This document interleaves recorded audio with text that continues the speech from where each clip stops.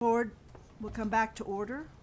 Before we begin, I'd like to thank you for your patience as Denver and Colorado experienced a large-scale blizzard yesterday. We had to cancel day one of our meetings, and we've done our best to rearrange the agenda and schedule to accommodate as many agenda items as possible. We thank all of the presenters for their flexibility. We need to make efficient use of our time today to get through everything. Ms. Van Pelt, would you please call the roll? Board Member Durham. Present. Board Member Flores. Here. Board Member Goff. Here. Board Member McClellan. Here. Board Member Rankin. Here. Board Member Shuffle. She's, oh, there she is, oh, good. Board Member Schroeder. Here. All present. Thank you. Mr. Durham, would you all please join us in the Pledge of Allegiance? Lead us, please. Pledge allegiance to the flag of the United States of America and to the republic for which it stands, one nation, under God, indivisible, with liberty and justice for all. Thank you. Do I have a motion, please, to approve our revised agenda?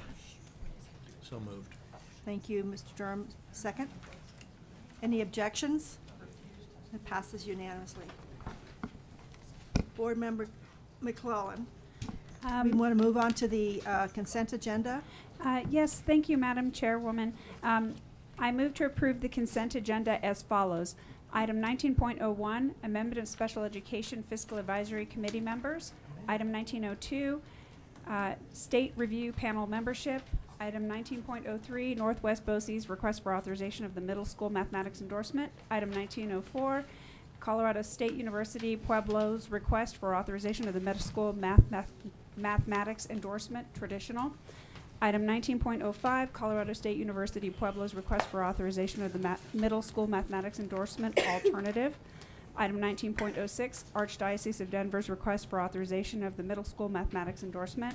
Item 19.07, Pinnacle Charter School's request for authorization of the middle school mathematics endorsement. Item 19.08, University of Colorado Denver's request for authorization of the middle school mathematics endorsement. Item 19.09, University of Colorado's Boulder's request for authorization of the middle school mathematics endorsement. Item 19.10, Colorado State University's request for authorization of the middle school mathematics endorsement. Item 19.11, Southeastern BOCES request for authorization of the middle school mathematics endorsement.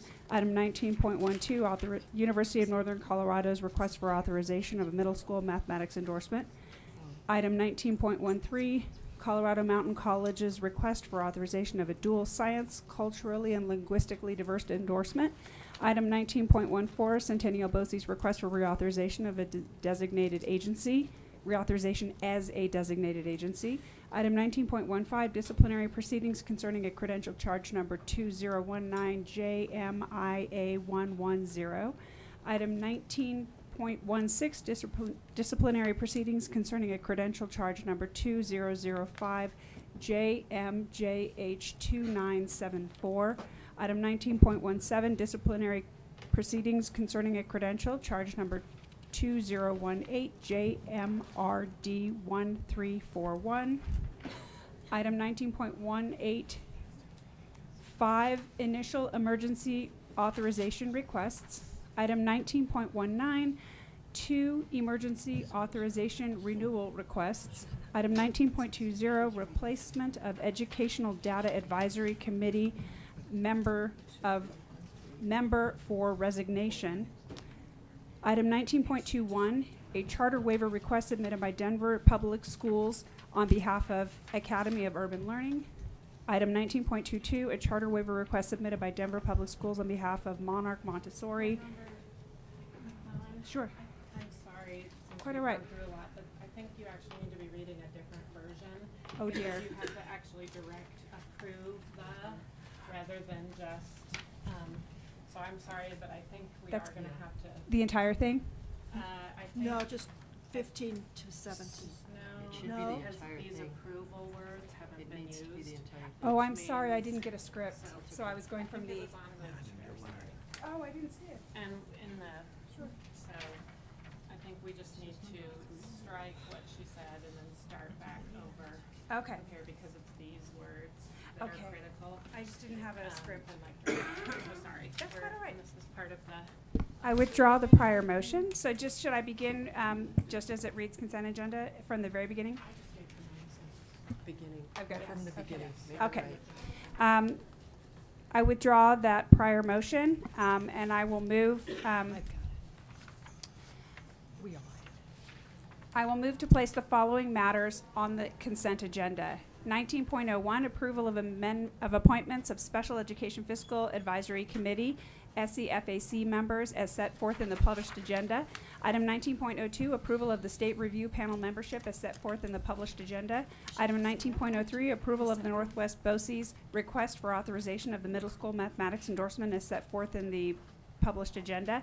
Item 19.04, approval of Colorado State University Pueblo's request for authorization of the traditional middle school mathematics endorsement as set forth in the published agenda.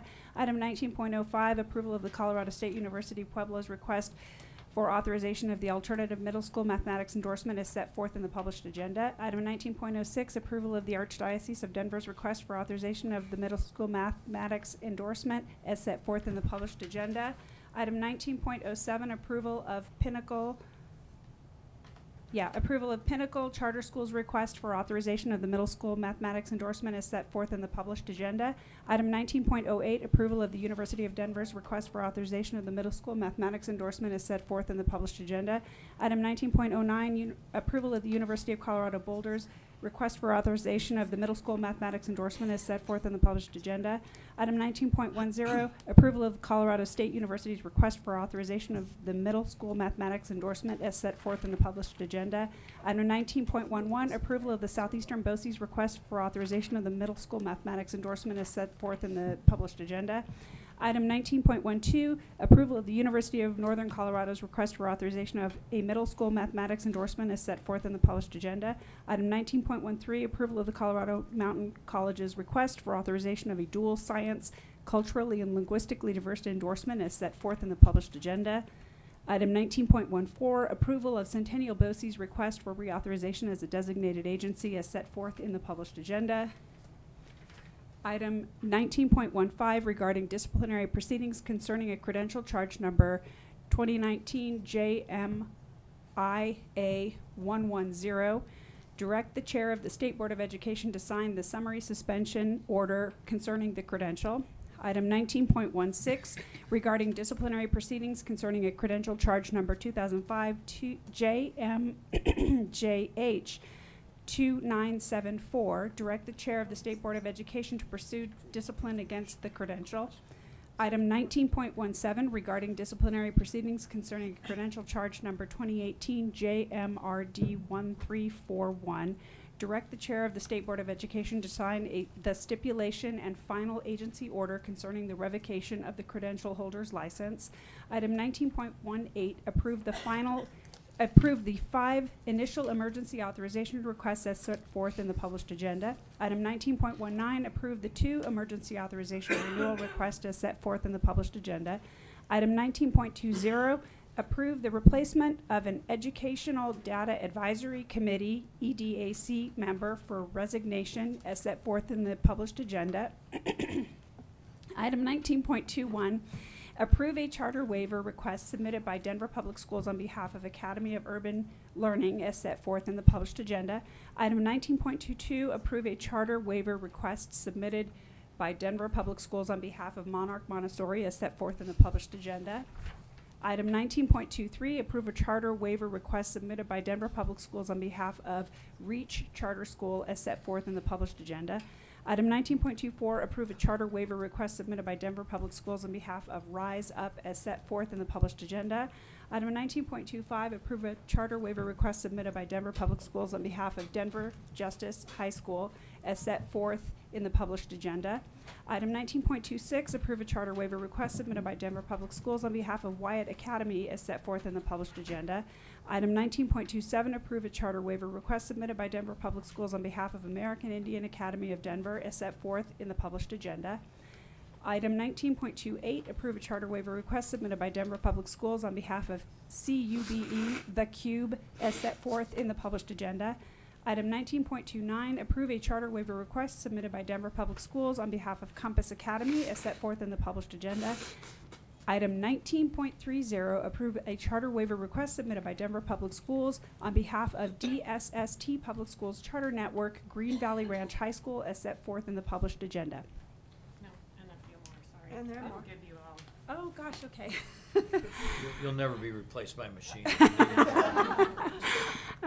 Item 19.31, approve a charter waiver request submitted by Denver Public Schools on behalf of DSST Public Schools Charter Network, College View High School as set forth in the published agenda. Item 19.32, approve a charter waiver request submitted by Denver Public Schools on behalf of KIPP Colorado Schools Charter Network, Northeast Denver Leadership Academy as set forth in the published agenda. Item 19.33, approve a charter waiver request submitted by Denver Public Schools on behalf of KIPP Colorado Schools Charter Network, Northeast Elementary School as set forth in the published agenda. Item 19.34, approve a charter waiver request submitted by Denver Public Schools on behalf of KIPP Colorado Schools Charter Network, Northeast Middle School as set forth in the published agenda.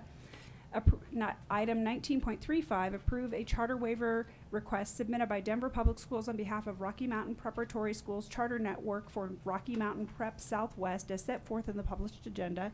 Item 19.36, approve a charter waiver request submitted by Denver Public Schools on behalf of Rocky Mountain Preparatory School Charter Network for Rocky Mountain Prep Creekside as set forth in the published agenda. Do you reverse as well? Okay. Item 19.37, approve a charter waiver request submitted by Denver Public Schools on behalf of Strive Preparatory Schools Charter Network for Strive Prep Federal as set forth in the published agenda.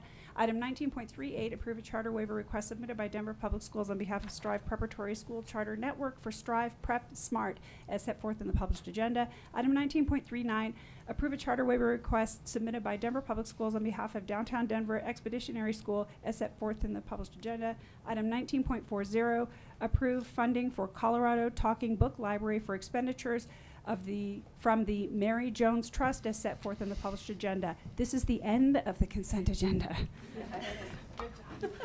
Thank you, thank Sorry you. for the confusion. I deeply hope that I'm going to get a second on this. Second.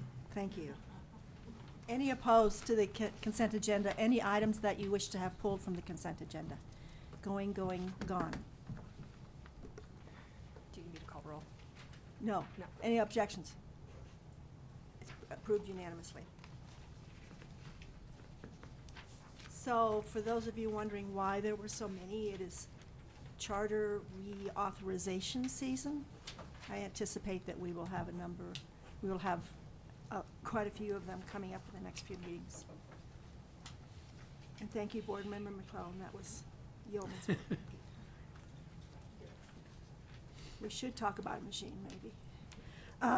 The next item on the agenda is a report from the Office of State Board Relations. Ms. Van Pelt, what do you have for us today, please? Good morning, Madam Chair, members of the board, and Commissioner Anthus. To start, I'd like to give a friendly reminder to please speak directly into your microphones. For those of you needing to connect to CDE's guest wireless, locate CDE Hotspot, and the current password is banana with a capital B. In your board packets, you have the following: quick glance expense report and an events calendar. There are a number of events coming up that I'd like to remind you of. The NASB Legislative Conference is April 7th through 9th in Washington, D.C.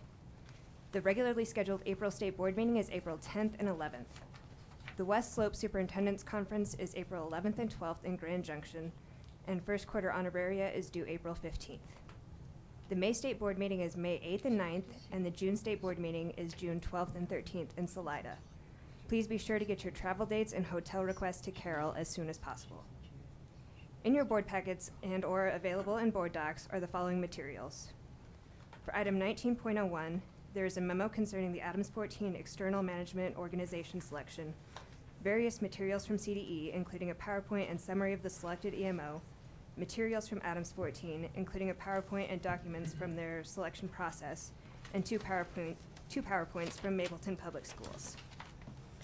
For item 11.01, there is a memo concerning the approval of an elementary computer science grant approval recommendations, an accompanying PowerPoint, and a list of recommended grantees. For item 12.01, there is a memo concerning the rulemaking hearing on the rules for administration of the Advanced Placement Exam fee grant program, 1 CCR 301-103, a clean version of the rules, and a crosswalk of rule to statute. For item 13.01, there are documents related to the Pueblo School of Arts and Science versus Pueblo School District Number 60 Charter School Appeal. Included is the notice of appeal, the school district's stipulation regarding jurisdiction, the school district's resolution of denial, the record on appeal, opening brief, answer brief, and reply brief.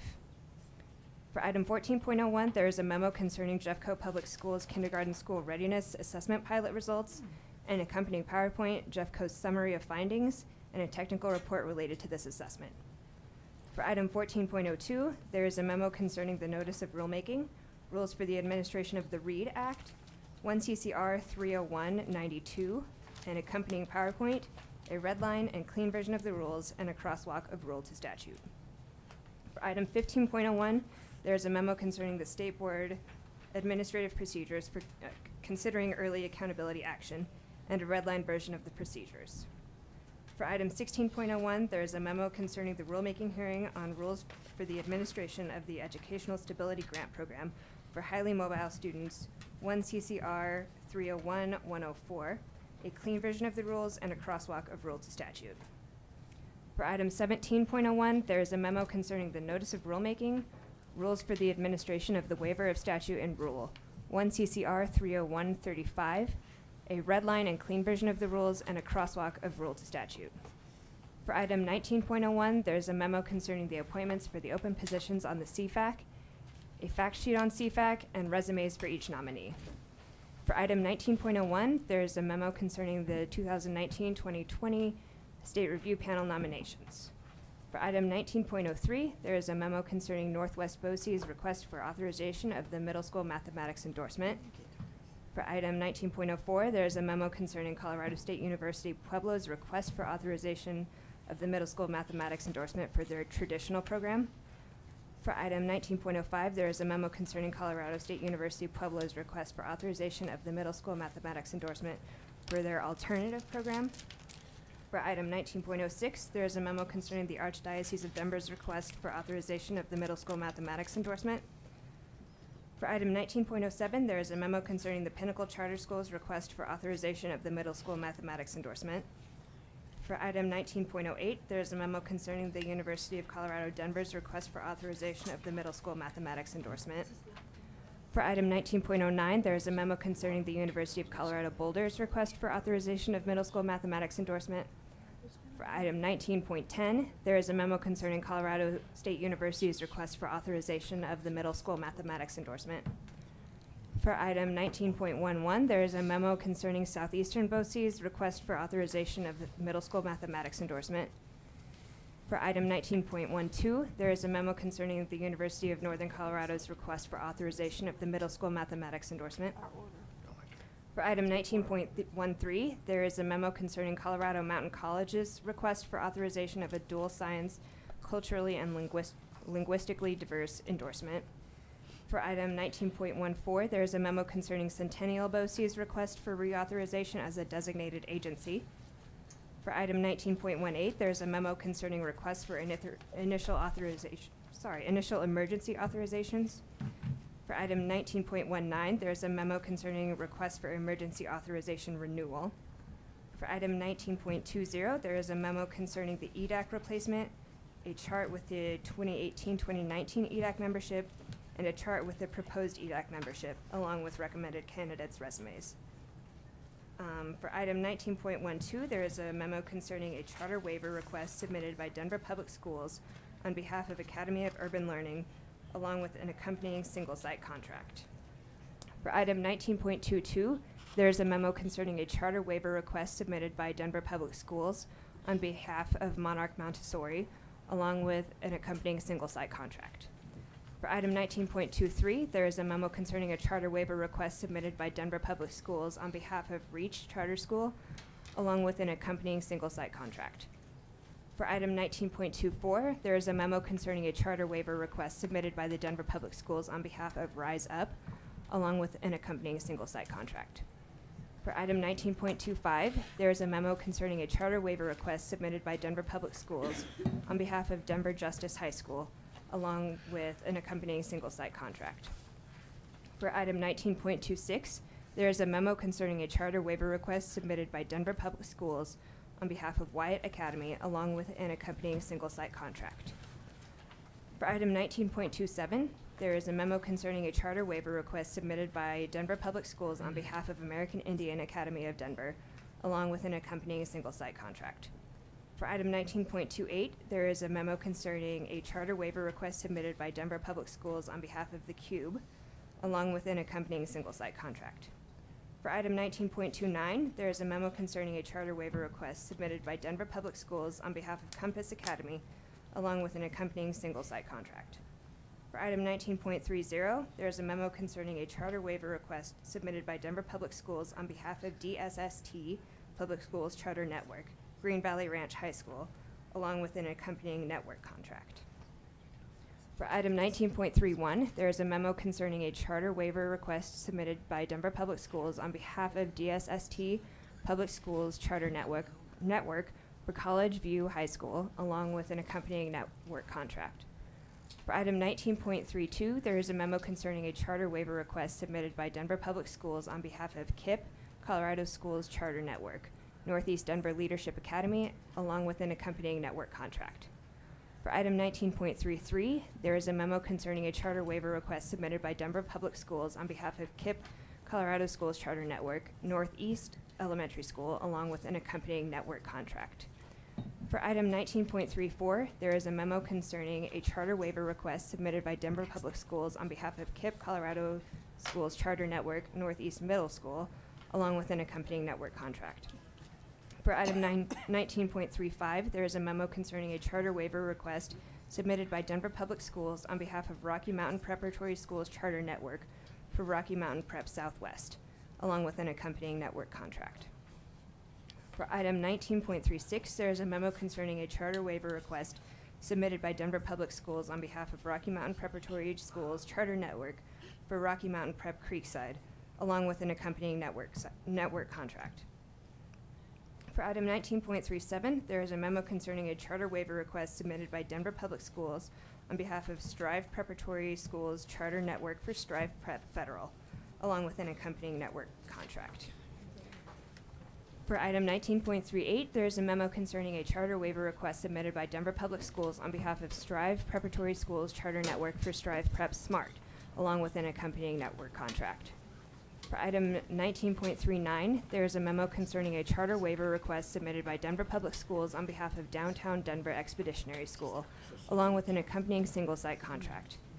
Lastly, for item 19.40, there is a memo concerning a request from the Colorado Talking Book Library for expenditures from the Mary Jones Trust.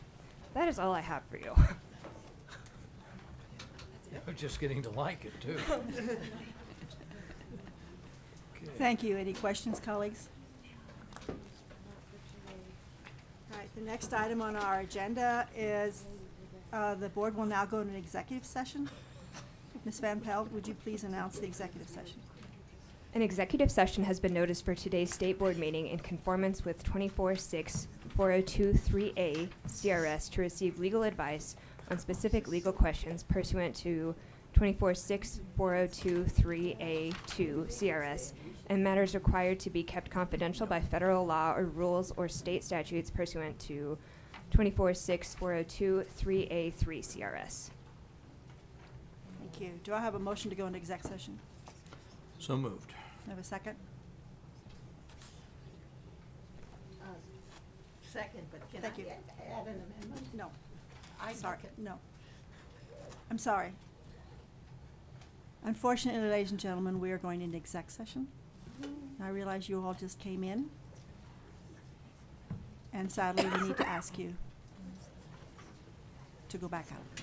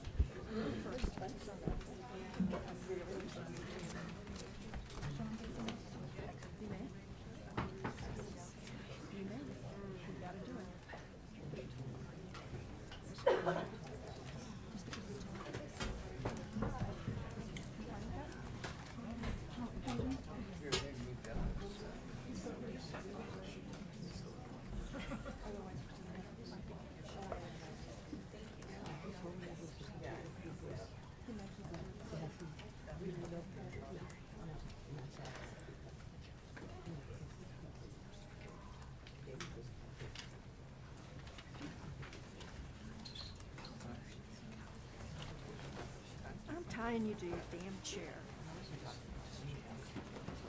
Huh?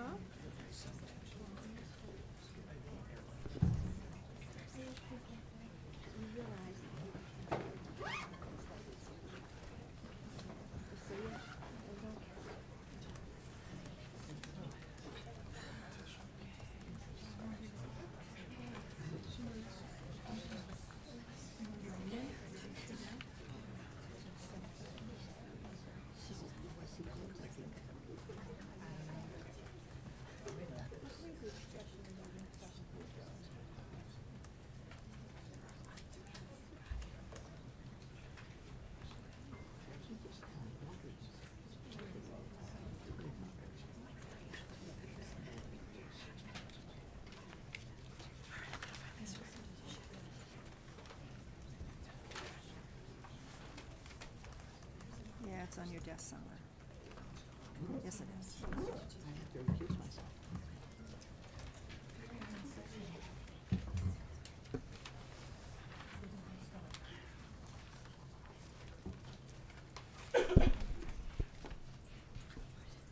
The board will now hold public comment. Each individual is limited to 3 minutes, and Ms. Van Pelt will let you know when your time is up. Before we begin, as a reminder for the board and the public, State Board of Education has a very narrow authority in charter school disputes, and the board handles such cases differently than other matters. On most issues that come before the board, public input is a significant factor in the board's decisions. However, in disputes between charter schools and districts are considered formal legal appeals, and State Board members must serve as an impartial judges in those proceedings. The board is required to consider only the material submitted by the charter and the district and decide whether the law was followed. Because of the special status given to these proceedings under the law, the board cannot consider letters or outside materials sent in from the public and cannot entertain comments about appeal during public comment portion of this meeting. And I'm referring to the charter appeal that's to occur this afternoon, which actually may or may not occur this afternoon, given that there are still some road closures. And please note that that banners or signs will not be allowed in the boardroom.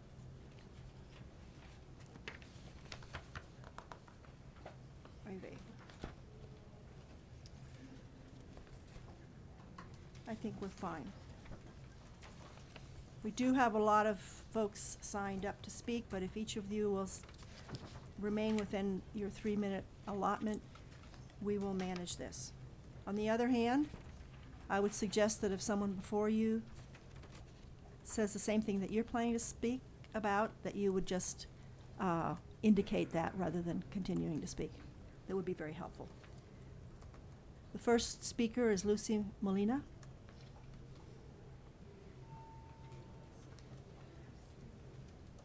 Buenos días. Is it on?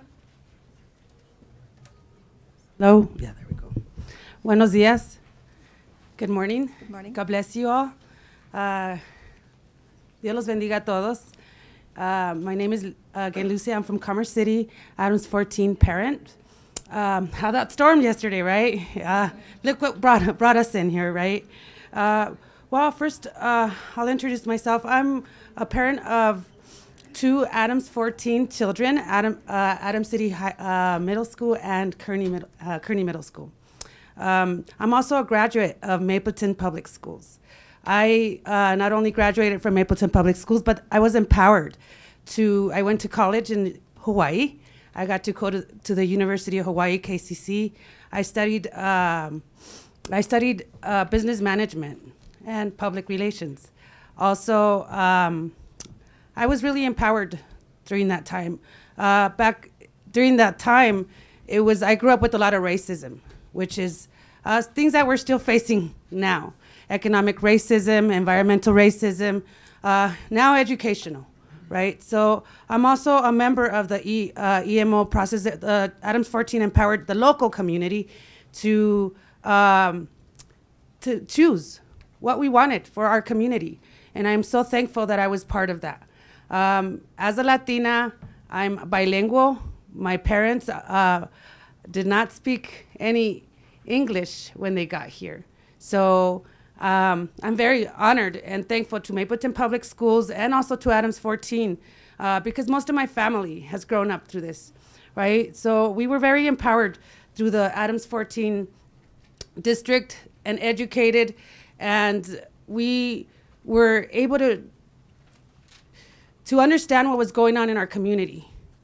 And as a parent, not only do I'm part of the DAC, here in Adams 14, I'm also part of the Cultural Council in Commerce City. I'm very involved in my community. I understand how important it is to be involved and know what's going on in our community. And this is something that I thank Adams 14 because I was empowered through Adams 14 to be part of the FLTI program, which is a family leadership training that empowered me as a parent for my community and understand the issues in my community. I'm also part of many focus groups in the city of Commerce City, understanding about oil and gas, education, and understanding how our poor little city, because of our demographics, we're being attacked left and right by special interest corporate stuff, right?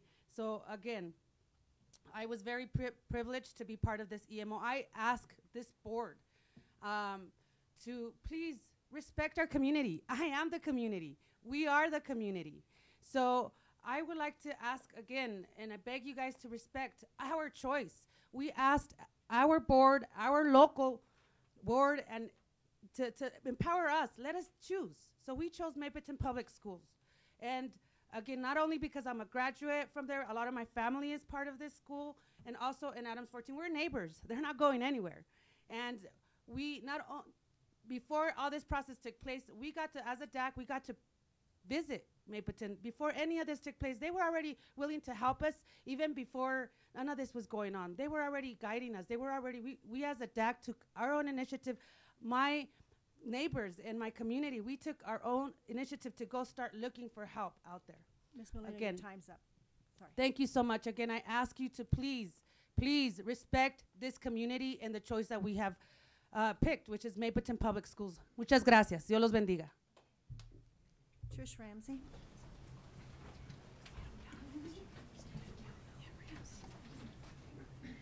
Good morning. Morning. Thank you, members of the Board of Education. My name is Tricia Ramsey, and I've been teaching in Adams 14 for my entire teaching career, 25 years. I'm here today to witness this state board voting yes and accepting Mapleton Public Schools as the EMO for our district. Today is the day.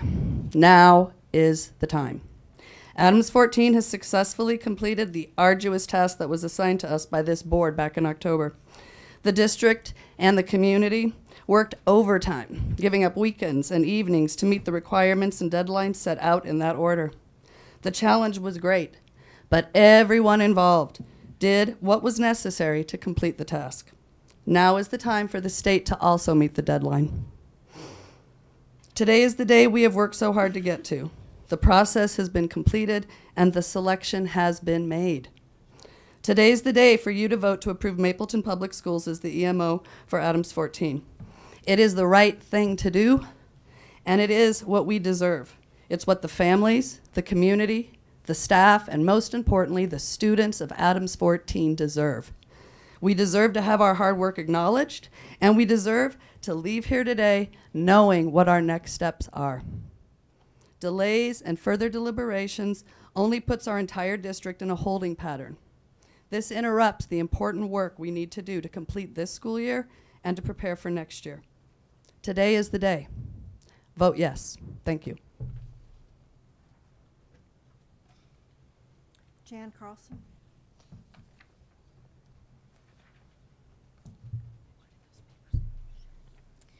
Good morning, State Board of Education members. My name is Jan Carson.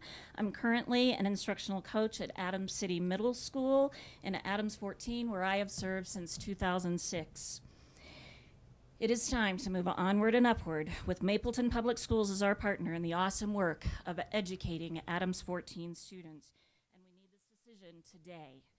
Right now, we are trying to plan for 2019-20, but there's this blanket of the unknown, a blanket of what if that suffocates every decision we're trying to make.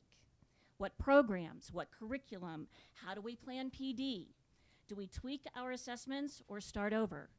Will every one of our high school students have a schedule in advance of the first day of school. We cannot continue to treat them like second-class citizens by entering yet another school year without the very basics of high school systems in place. It is time to move. The community has done its research thoroughly, and they have spoken. Let's get on with this. Adams 14, Mapleton, today. Barbara McDowell.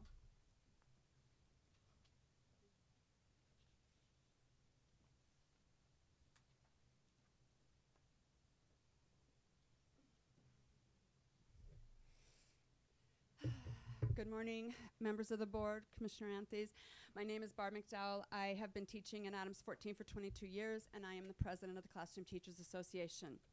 I have been working in the district for most of that time. I have been fighting for and with the community to make the district our students deserve. For the first time in I don't know how many years, the community was finally given a voice through your order. And they utilized it. If your order was genuine, then you need to prove that by voting in favor of the choice that they made and share that decision immediately. Thank you. Thank you. Wayne Scott.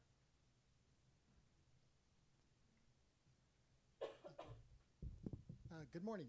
I'm Wayne Scott. I'm the Executive Director for the Colorado Classified School Employees Association and a past school bus driver.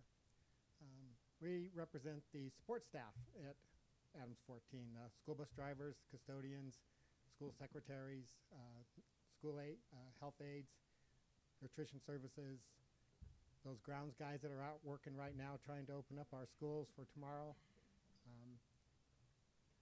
You know, I also was a part of the EMO selection process. My family has lived in this area forever and have many family members that have graduated from Adams City and Mapleton.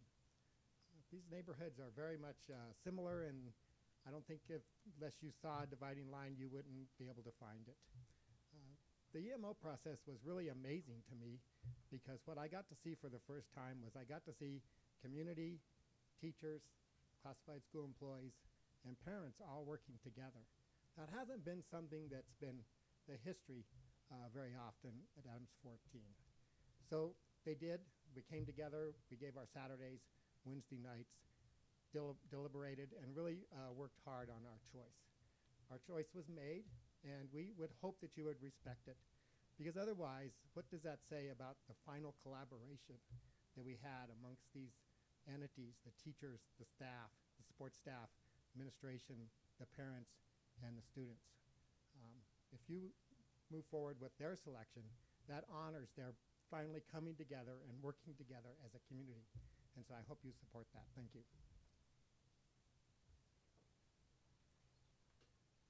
I hope I had this correct. Kevin Clark? Let me just see if the mic's on. I think we're having a sound issue. Sure.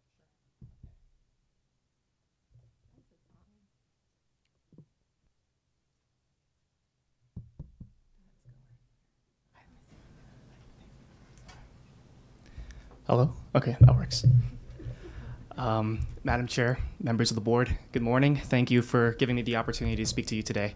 My name is Kevin Clark, and I am the senior class president at Adams City High School. Last October, I shared with the board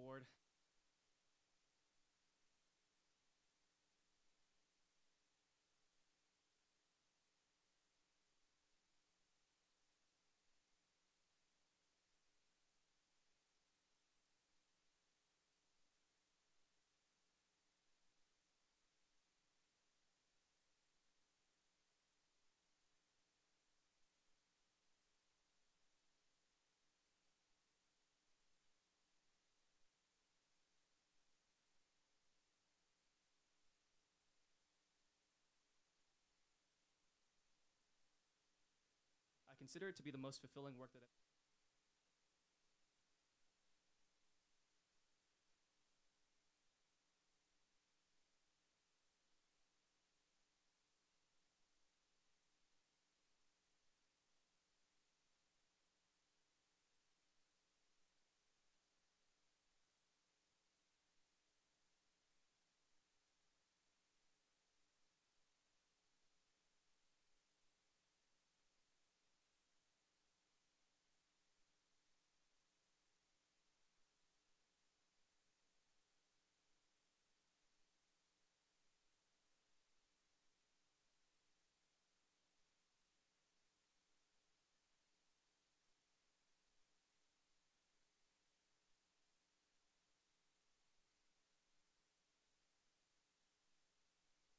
parents, staff, and students who will be impacted by this decision.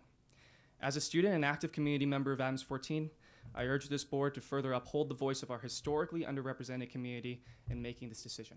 Thank you. Thank you. Lauren Martinez. Hi, good morning, members of the State Board. 3 minutes, Lauren. 3 minutes? Yes. Okay.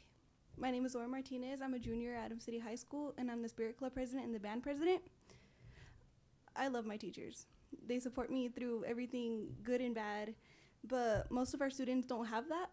Most of the students at the school are stereotyped, and they don't have that teacher to go to when they are experiencing something.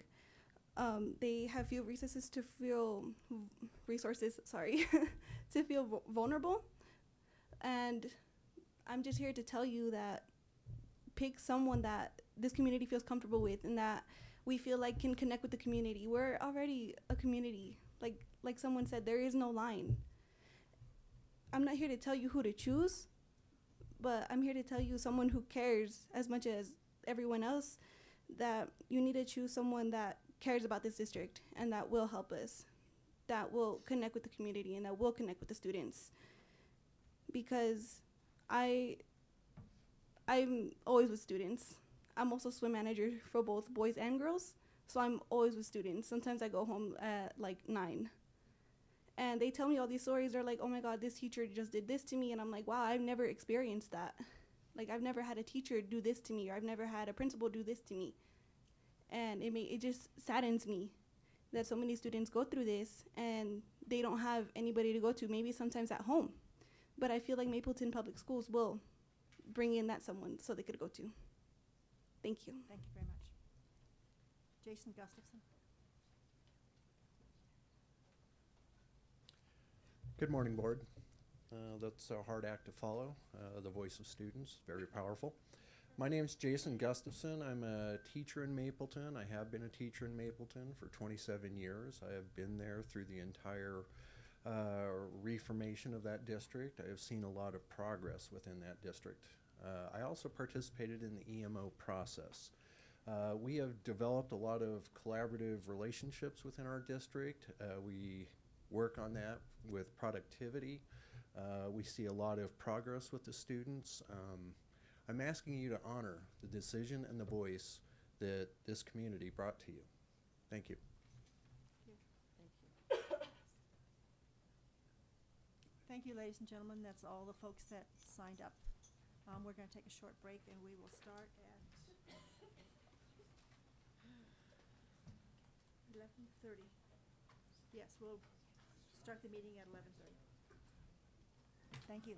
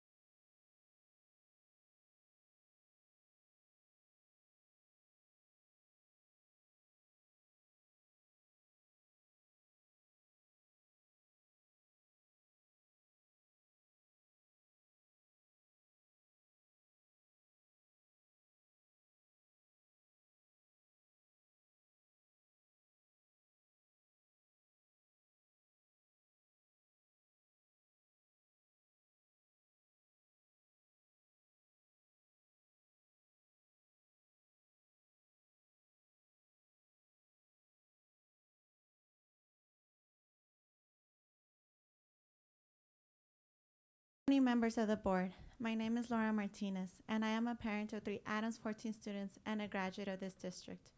I am here today to thank you for honoring our choice to not charter our district or any of our schools. I am also here to ask you to please honor our community's choice for EMO. By doing so, you will restore trust, open communication, transparency, and most importantly, hope in our educational system. Our community has lost trust in the district and its leadership. As a result, many parents refrain from participating in most important decision-making meetings. When I heard that the district would allow parents and community members to participate in the EMO selection process, I felt things would begin to improve and our trust would slowly start to return. We trusted the process and made a recommendation of who we as a community wanted as our EMO.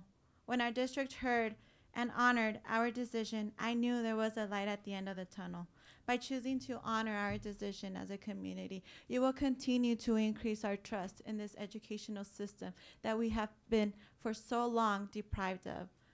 Another thing is, as a community, we have also lost hope. I have, along the process, lost hope in the education that my children could receive at this district. When our district chose to honor our community's decision, I knew that Mapleton was right and our district was starting to change. By choosing to honor us, not only would you continue to increase our hope, but you will also show that our voices, our thoughts, and most importantly, our students do matter. That we are not just a number, that just because we don't have the economic privileges, that doesn't mean that we don't matter, that we don't count. Please honor, I'm begging you as a parent, honor our decision to have Mapleton as our EMO, not just for us, not for public and political interest, but for our students to show that their financial situation, that their circumstances at home, that none of that matters when someone trusts them. That as long as they open their mouths, that they voice their opinions, that they support our community, that they have a community to back them up, that we will succeed. Please, and I ask you again, if you listen to us once, please do it again. Thank you. Thank you, folks. See you in 10 minutes.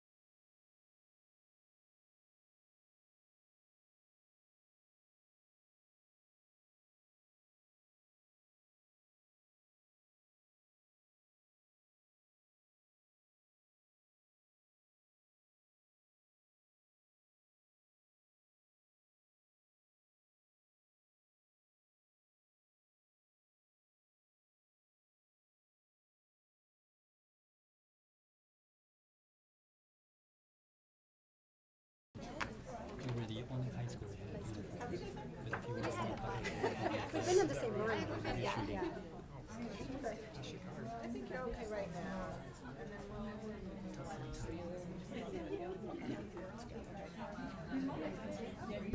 I feel like the mom, like getting all the food before you eat down yourself. You're like, put it down. That's it. I'm not getting up. I can't. I got too many scraps.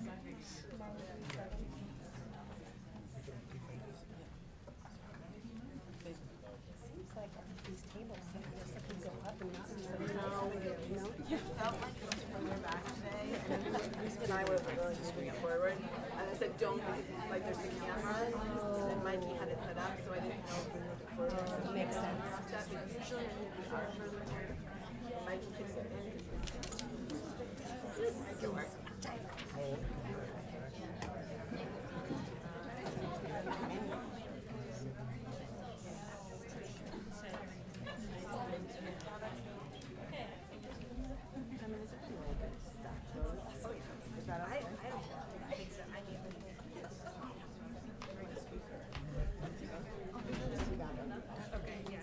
Oh.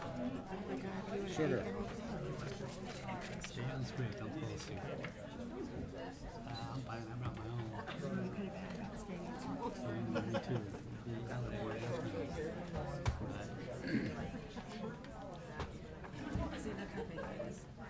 I love it.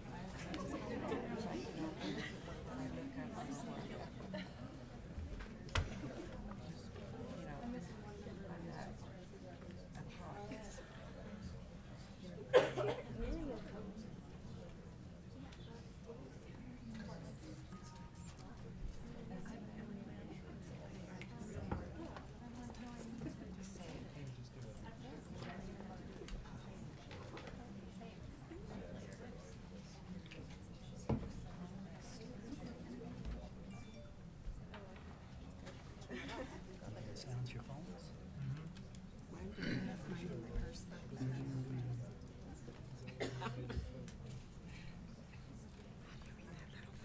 I struggle too. Yeah. I struggle. Yeah.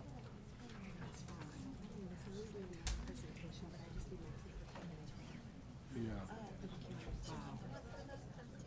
Shuffle, Schroeder, Goff, Hampus, Rankin, McCollum. And then we'll figure out then we're happy. Yeah, that's correct. That's right. It's nice and warm here now. So we can't move hearings. I looked at that yesterday and I had this like sinking feeling. I'm like, what if the charter? What if?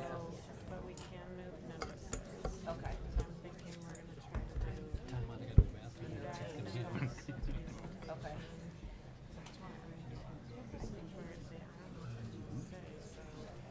I can, that one I think is not as crucial as. Well, we can't move them anyway, so even if, so basically those two hearings are gonna get moved. Which two? The AP one, or is the AP before? I think AP was earlier. Okay, as long as we can get AP, I think we'll be, okay. And Katie, maybe we can just have them, if they have any questions, give them enough. If we're allowed to do that, just so that we're ready for next month. So we could get unanimous next month.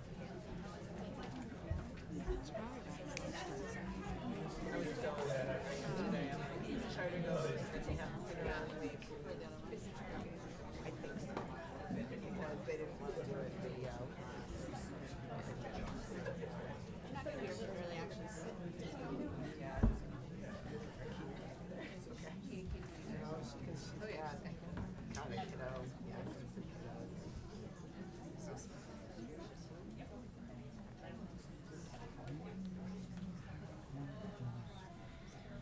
Hey,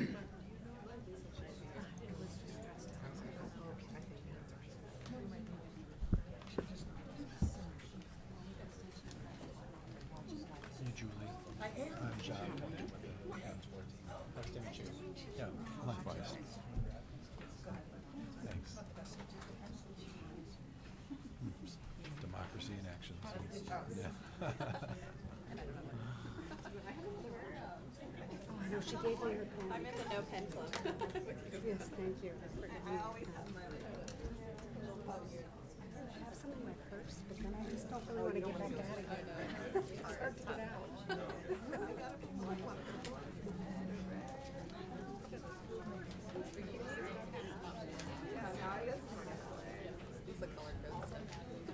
Is that purple one actually red purple?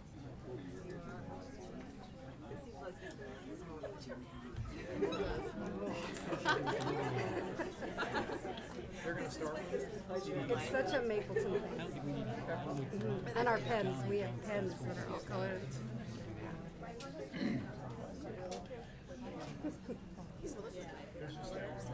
So see there, Adams 14. Oh, it is. I'm really glad they didn't do red for him. I'm still kind of mad you guys don't go red. It's not like that. It's stupid. Yeah.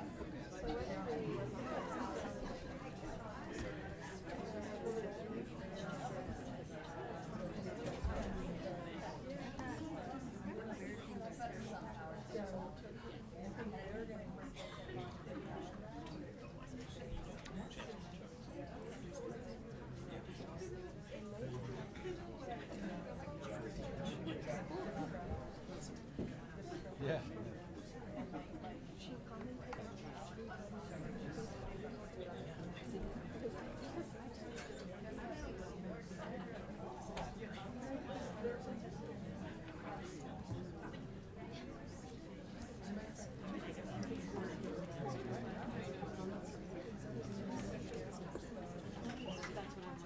Oh, Larry Cuban.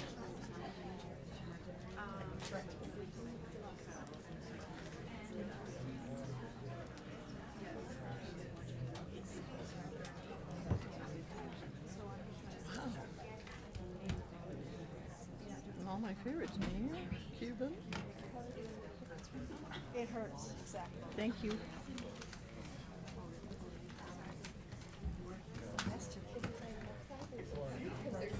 Aren't we glad we have a free book? I can't believe it.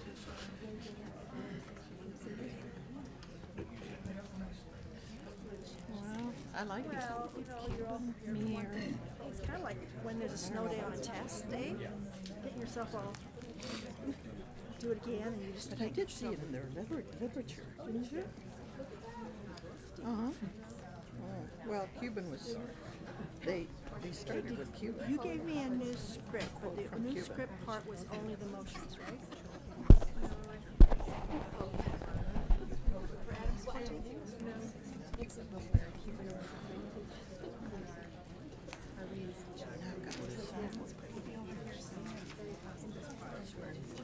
So, but it's the same, right, other than that page?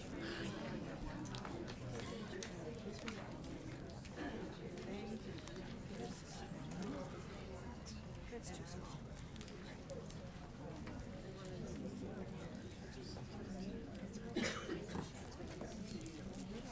I'll go to the old one then, because it's the same thing.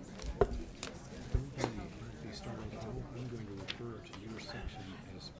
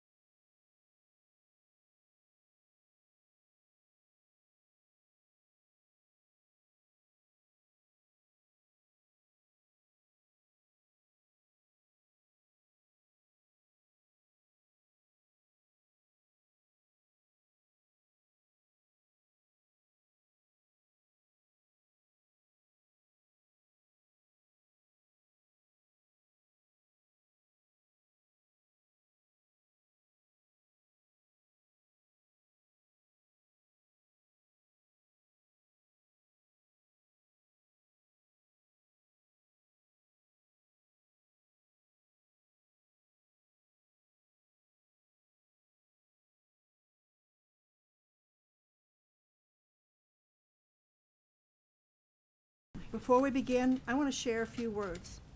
First of all, we know this is a very important decision for the Adams 14 and Mapleton communities, as evidenced by all of you who are in the audience today. We're deeply committed to the students in these districts, and we want to ensure that any decision we make puts students at front and center. I also want to ask those of you in the audience to please refrain from standing and to please refrain from any further demonstrations. We allowed you to express yourself earlier, but now is the time for us to hear from members of the two organizations. And we would be grateful if you did not do that, and we would ask you to leave if you insist on having any kind of demonstration. I hope you can respect that, please. I believe the presentations today will help us come to a deeper understanding of what's being proposed and where the parties are with respect to this partnership.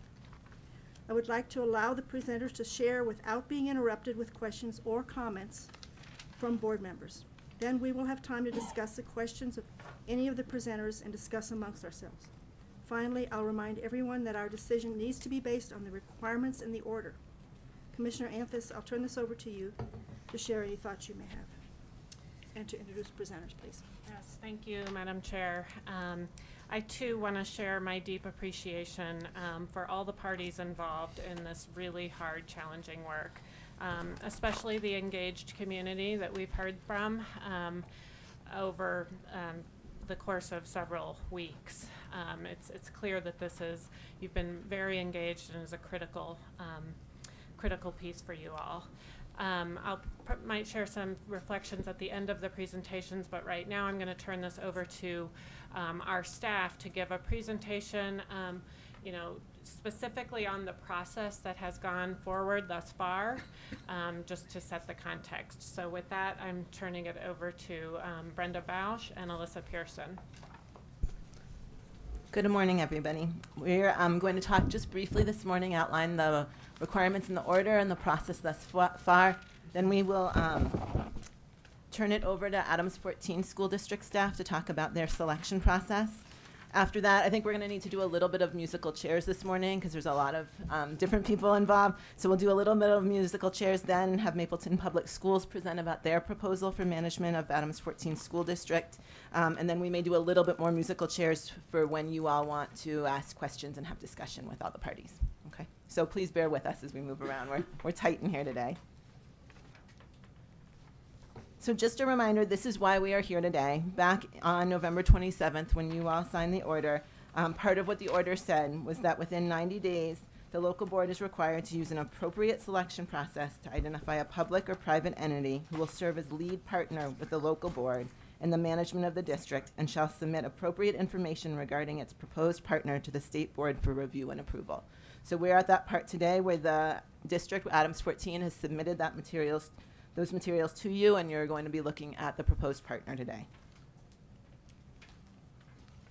I think you all are probably getting close to having this memorized. These are the main components of the state board order, so I'll just talk about them briefly. But you need a scope of work for the proposals or align with what's in the state board order. We're looking for the selected entity to use research-based strategies and have a proven track record of success working with school districts and schools in systemic improvement and turnaround work. You require that the process includes steps reflecting the engagement of community stakeholders. The order also required that the selected entity is qualified and willing to fulfill the duties and powers identified in the scope of work, and that the selected entity is qualified and willing to fulfill the duties imposed by the U.S. Department of Education's Office for Civil Rights. This slide shows a little bit more specifically what was in the scope of work in the order. It included everything from implementing an instructional program, recruiting and retaining personnel, hiring and recommending management operators for individual schools, recommending changes to the collective bargaining agreement, evaluating district policies and recommending change, ensuring organizational excellence, coordinating community engagement efforts, supporting local governance training, and ultimately driving substantive school and district improvement, determining whether to continue provisions of the revised pathway proposal from 2017, and finally, such other and further authority reasonably needed to create systemic improvement in teaching and learning in Adams 14 School District. Let me just show you a little bit where we are. The timeline as it was laid out in the order said no later than February 25th, 2019 that the local school board would select a management organization. The local board in Adams 14 did that on February 12th. So we're here today on this next step where the state board must vote to approve the selected manager based on the factors outlined in the state board's order. After the state board approves, then there's 30 days for the local board for Adams 14 to execute a contract with the approved manager and submit that to CDE. And then after that, CDE's role is really to advise on whether or not that contract, well, just whether that contract does not satisfy the terms of the local order. If it doesn't, then we alert you to that. No later than July 1st, the approved manager will begin working on the contract, under the contract, for a term of not less than 4 years. And then no later than September 1st, 2019, the selected manager will submit a report to the local board and state board about Adams City High School. During the contract, CDE will monitor the implementation of the order, making regular and unannounced site visits as you all directed. CDE will also provide a report on the district and school's progress to the local board in Adams 14 on a quarterly basis.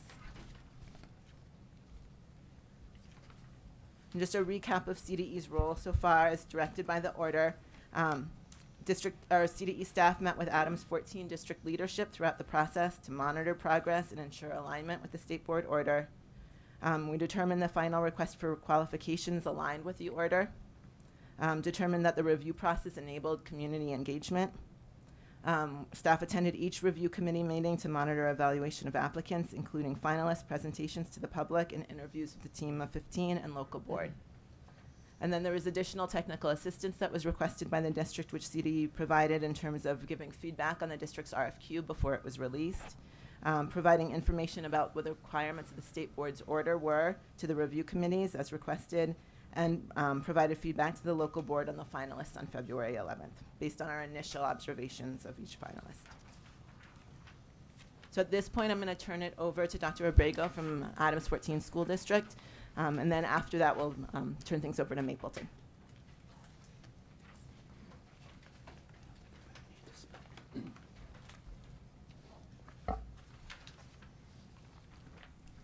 Madam Chair, members of the board, Commissioner Anthus, and colleagues from the Colorado Department of Education, I want to thank you for giving us the opportunity to be with you today. At this time, I would like to introduce the Adams 14 members who will address you today. I am Javier Abrego, the superintendent. We also have our governing board president, Ms. Connie Quintana, our district attorney, Mr. John Farrell, and our communications manager, Mr. John Poynton, who will start our presentation. John? Thank you, Dr. Abrego. Madam Chair, members of the board, Commissioner Anthus, my name is John Poynton. I serve as the engagement and communications manager for Adams 14. We're here today to summarize the process that we designed to carry out directives identified in State Board Order 17 AR 10, calling for a public process to inform the decision-making process around the EMO. By we, I refer to the Adams 14 leadership team, Mr. Robert Tipton of Team Tipton, Dr. Martine Carcason with the Center for Public Deliberation at Colorado State University, and all the community members who participated in the process. It really was a community effort.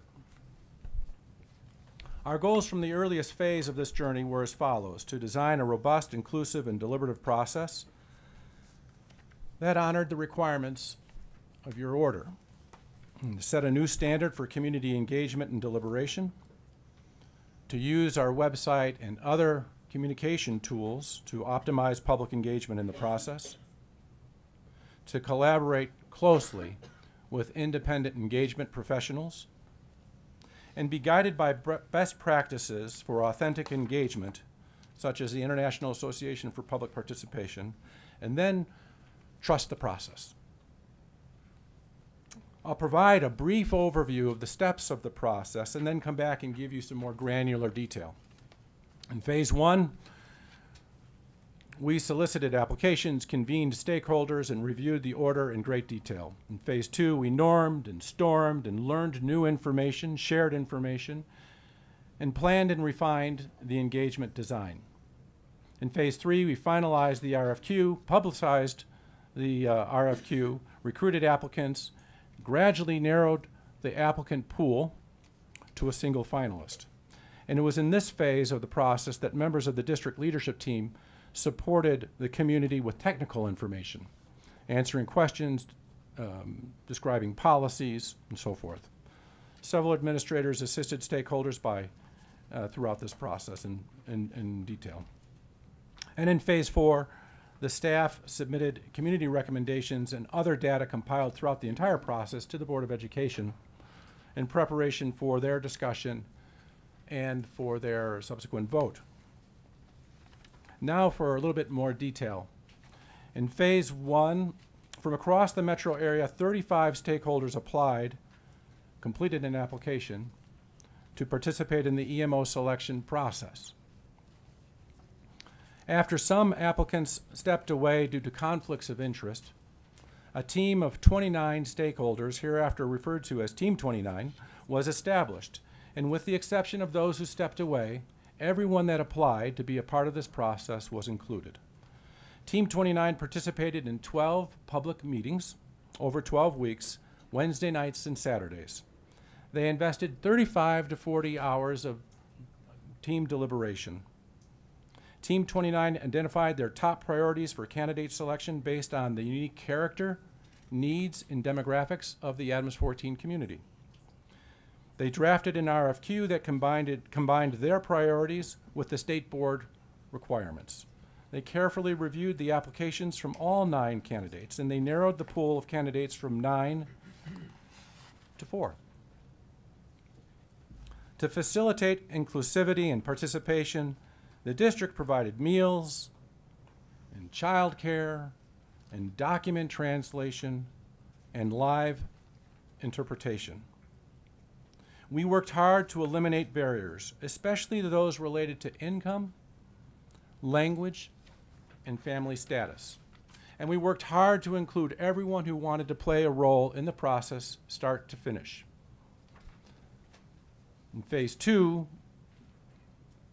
the 15 members of Team 29 who resided within the boundaries of Adams 14 were tasked with selecting a finalist from the 4 remaining candidates. Team 15 refined their questions. They conducted detailed candidate interviews and group deliberations and consulted with CDE. CDE participated throughout the entire process, and Team 15 elected to consult directly with its representatives before making its final decision. Phase 2 also included candidate presentations to the community, a community vote using electronic clickers, and we had 80 members of the community participate in that vote. Board of Education candidate interviews, extensive follow-up questions for the candidates by members of the community, and final candidate selection by Team 15. Slide 3. In this phase, members of Team 29 and 15 presented their findings to the Board of Education. Staff also provided the board all meeting notes and votes, results of the community's electronic voting, all the candidate responses to the community's follow-up questions, Team 15's ranked finalist recommendations, and the superintendent's summary of the pros and cons of each candidate. Now, at this stage of the process and with the encouragement of CDE, Adams 14 staff provided Dr. Abrego information about each of the 4 finalists from the lens of educators, and Dr. Abrego reported this summary to the Board of Education. All of these activities were conducted in 2 languages, and several members of Team 15 were monolingual Spanish language speakers. Phase 4 will be summarized by our board president, Mrs. Connie Quintana, but before we hear from Mrs. Quintana, I will yield to Superintendent Abrego to add some of his comments about the process. Thank you, John. The last time we stood before the State Board, Adams 14 was about to embark on a new journey. The process of engaging our community in selecting an EMO for the purpose of speeding up progress on student achievement.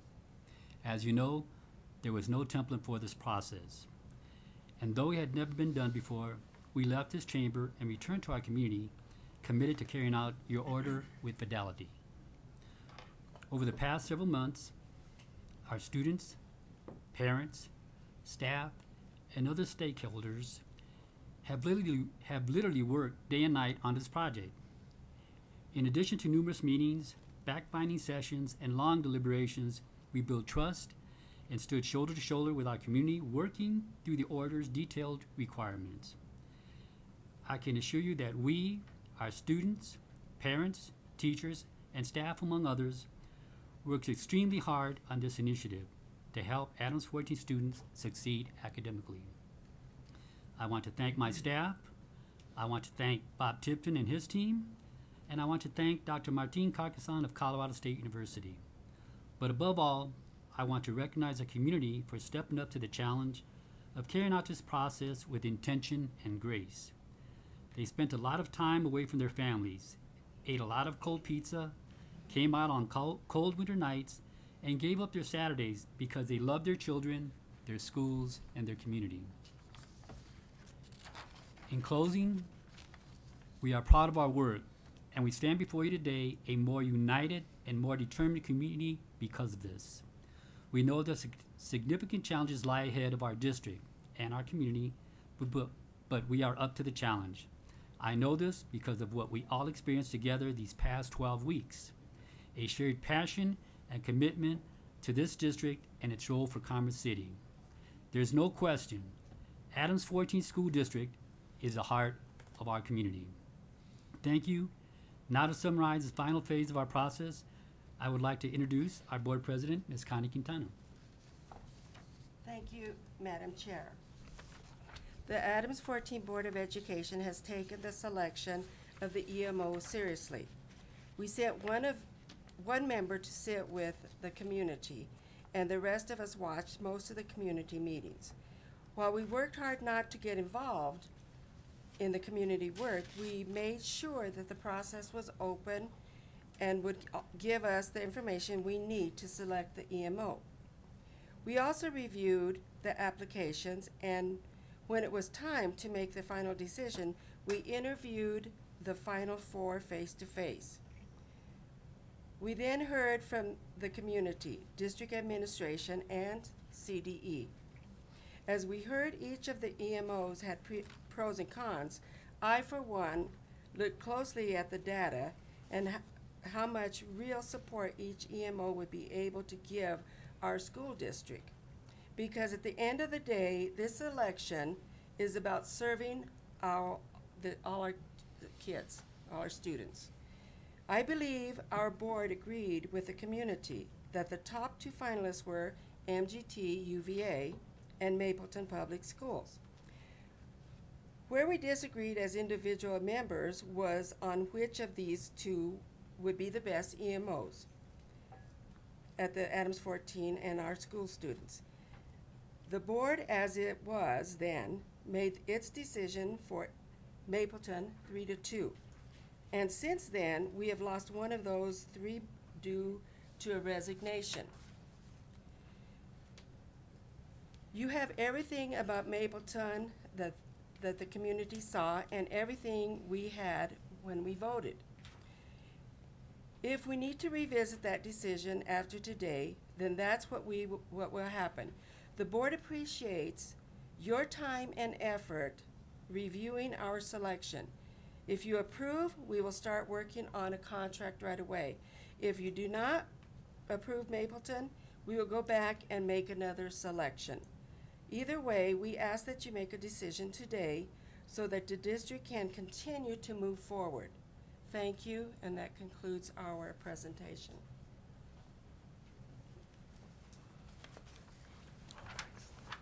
Thank you. Janko?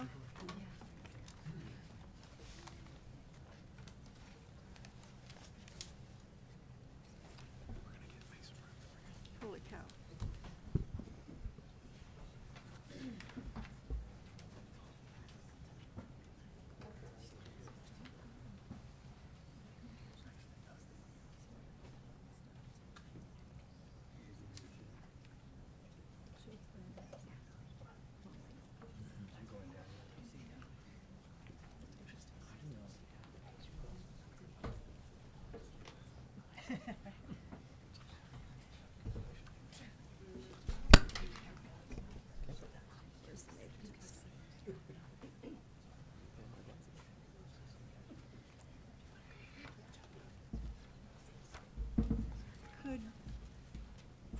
Brenda, could you work on the name tags, please? You know, we don't have name tags for everybody else. Okay, okay, that's fine then, that's fine.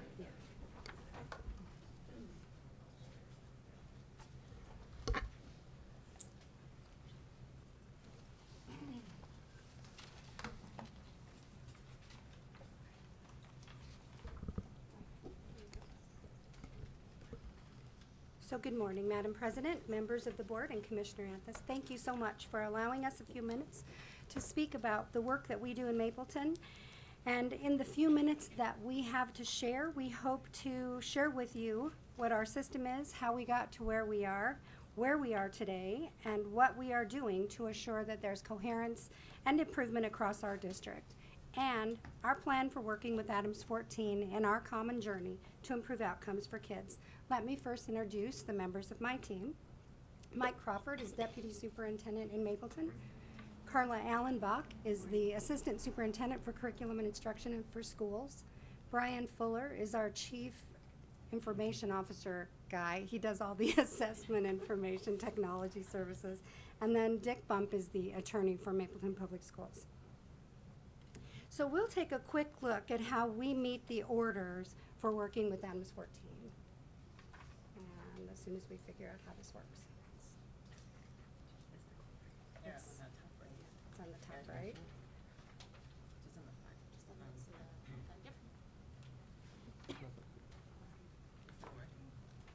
Where should I point it?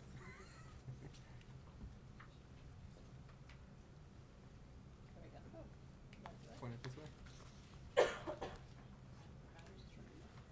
Needs a battery, huh?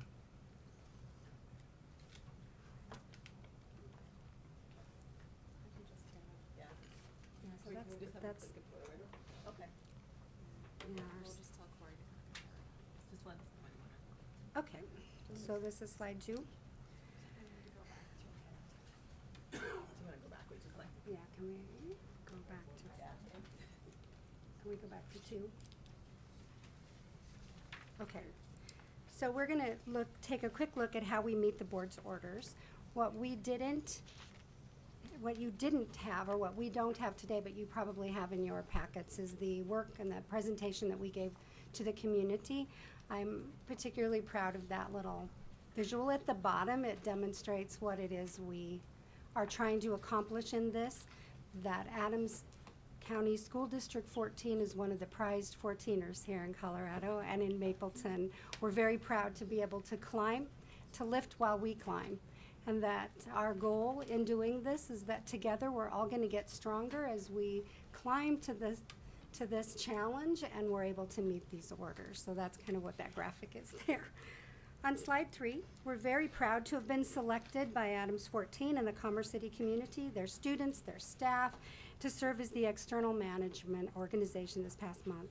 Slide 4, we have experience working with the fringe, urban, highly impacted schools in comprehensive systemic reform and turnaround. While this work is specific to the context of Mapleton Public Schools, it has really been transformational work for us. It's involved everything needed to run a school system, from school staffing and licensing, early childhood programs, working with negotiated agreements, federal grants and programs, transportation systems, property and liability risk management structures, partnering with the Office for Civil Rights, Title IX, working within the complex system of security programs and structures, budgeting within the context of Colorado Public Schools. Student achievement not only requires attention to teaching and learning, but a parallel focus on those learning environments and support systems needed to create a foundation for learning. We've been engaged in using these research-based strategies since 2002. Slide 5.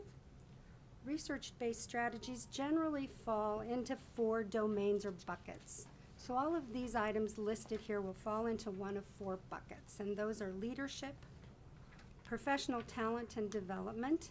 I'm going to focus on that one for a moment. The research suggests that among school-related factors, teachers matter most. When it comes to student performance on reading and math tests, a teacher is estimated to have 2 or 3 times the impact of any other school factor, including services, facilities, and even leadership. We also know that when you mix good people with bad processes, that the bad processes often win. Teachers need structures and supports that allow them to teach and lead instruction. The third bucket is instructional transformation, and inside this bucket is the assurance that teachers have the ability to make decisions, that they have ownership of the results, and that they demonstrate the urgency to improve outcomes for our kids. The fourth bucket is the cultural shift, assuring a professional culture where teachers trust one another and work collaboratively to improve the instructions that anchors that work. Slide 6. Mapleton's journey began in 2001. At the time, I had an interesting and savvy school board that agreed with the lyrics from George Harrison, that if you don't know where you're going, any road will get you there. And so they directed us to pursue a very inclusive and solid strategic planning process. And that strategic plan has freed us to lead the work, empowered by an engaged and committed community. Those 5 phases that launched the work several years ago also provided that very firm foundation on which we continue to build. Slide 7. Mapleton's priorities and strategic plan called for a focus that goes well beyond the results of state assessment. Clearly, the priority in all of our schools is an unyielding commitment to academic success and personal growth. But Mapleton's definition of success is all-encompassing. Mapleton's definition includes choice and expanded opportunities and enticing learning opportunities that empower our students to develop their talents and pursue their interests. Mapleton's definition includes highly skilled and compassionate staff who believe that they make a difference in each student's life. Mapleton's definition includes small, safe, family-like environments of unwavering support where relationships ensure personal achievement. And Mapleton's definition includes the resourceful and responsive community working together to ensure that no obstacle shall impede a student's success. On slide 8, Mapleton has a proven track record of success in not just dealing with our employees. Rather, we have learned to collaborate with one another, squarely focused on what's in the best interest of our students. Mapleton's negotiated agreement is built around that commitment. Each school in Mapleton has a designated leadership team that determines student schedules, plan times, lunch times, all within the lens of what's best for kids. Mapleton has a long and proud tradition of board excellence. Our Board of Education has been recognized as the CASB's All-State Board for excellence in governance. And since that time, the board has developed a detailed handbook that establishes the role of the board and the expectations for individuals who are serving on the board. Additionally, they adopted its standards for governance and an evaluation rubric for the board in 2018. The Mapleton Board recently asked its voters to approve new districts within the Mapleton community, and because as our community changes significantly, they wanted to assure that every community's voice is at the governance table. Mapleton knows that it takes work with tax-sensitive voters, and it took us several tries, but we did have our community pass a $150 million bond question and mill levy override in 2016 that has allowed us to significantly improve our facilities. Slide 9. When putting our students at the center of every decision, we have been willing to make hard choices that are sometimes difficult for the adults. We have done whatever it takes to assure that students have the opportunities that they need for future success, and that has included closing schools that haven't met expectations, as well as moving or exiting school directors or principals that we've needed to move.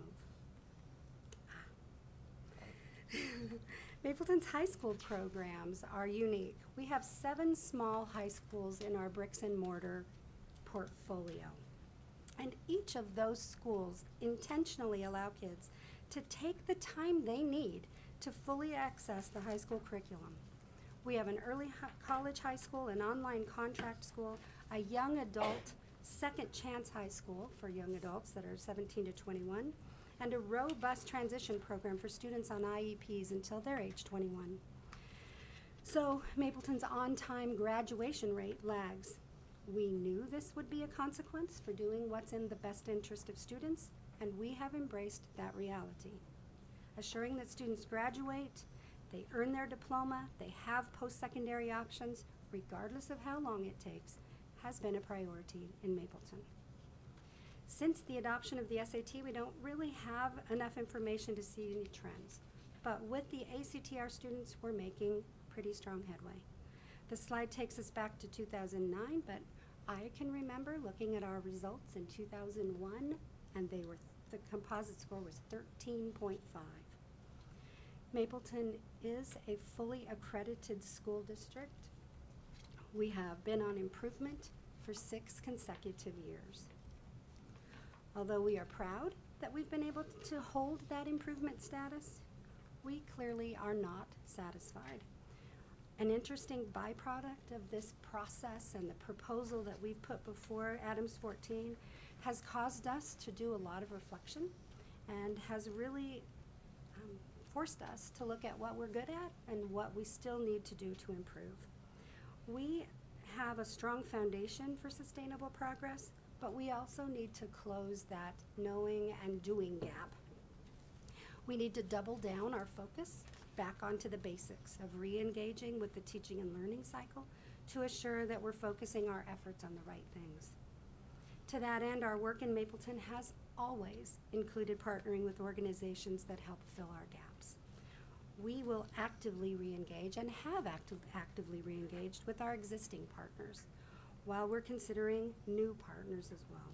In fact, some of the organizations who are part of this process bring different skills to the table and have the potential for supporting our work in the future.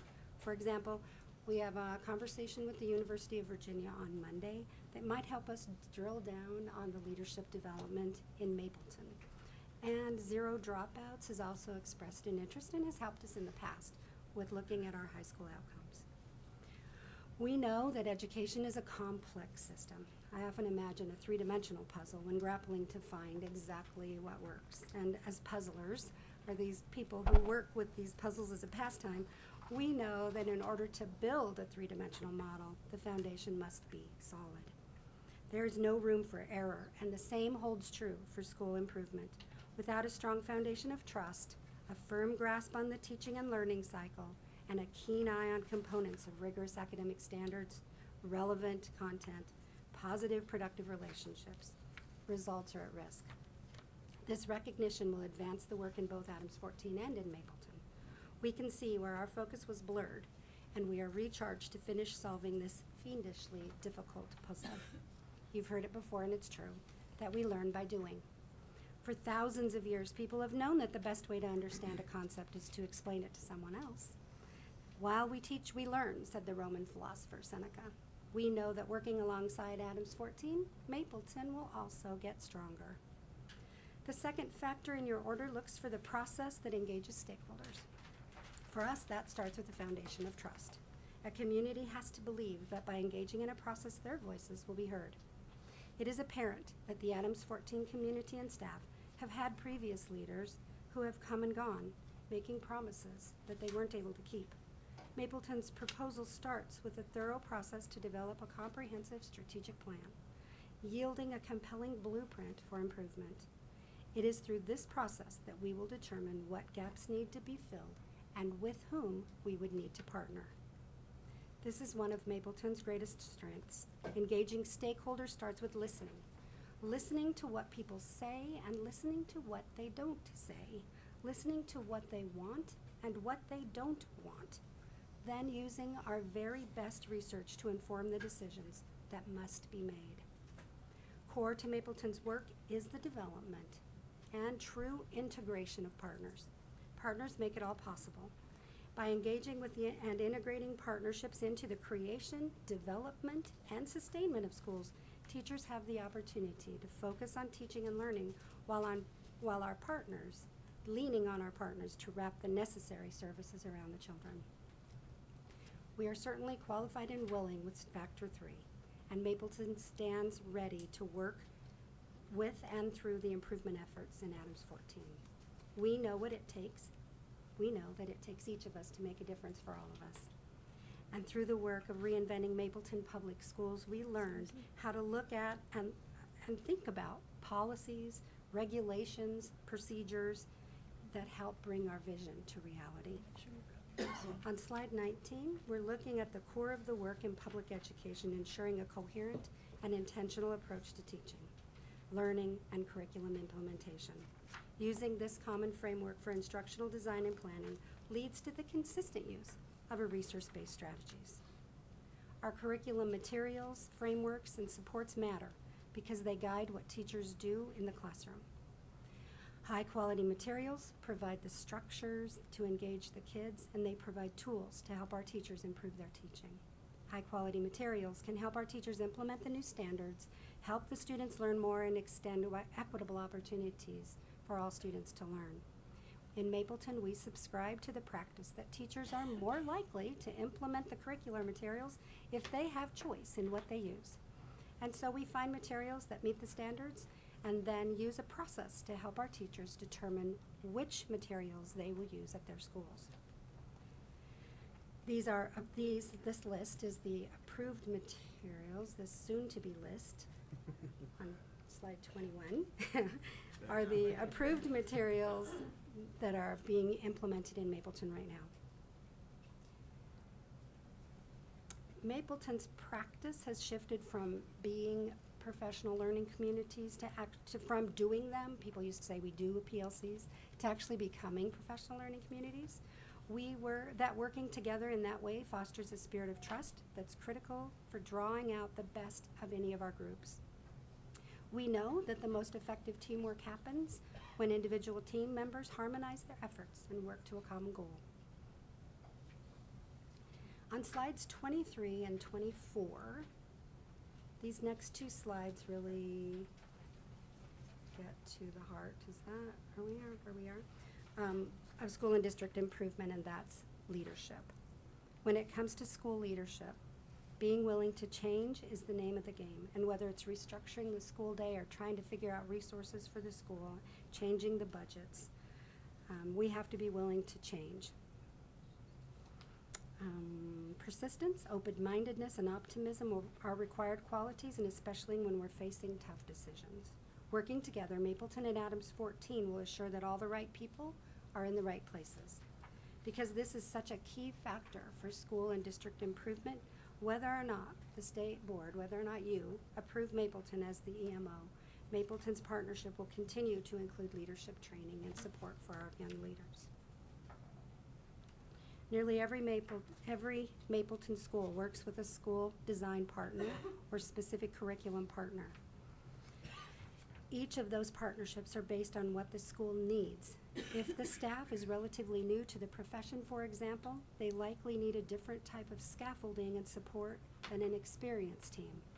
The recommended partners will be determined based on the goals identified first by the strategic plan and then by the community stakeholders, and utilizing the information and data that we have from the school.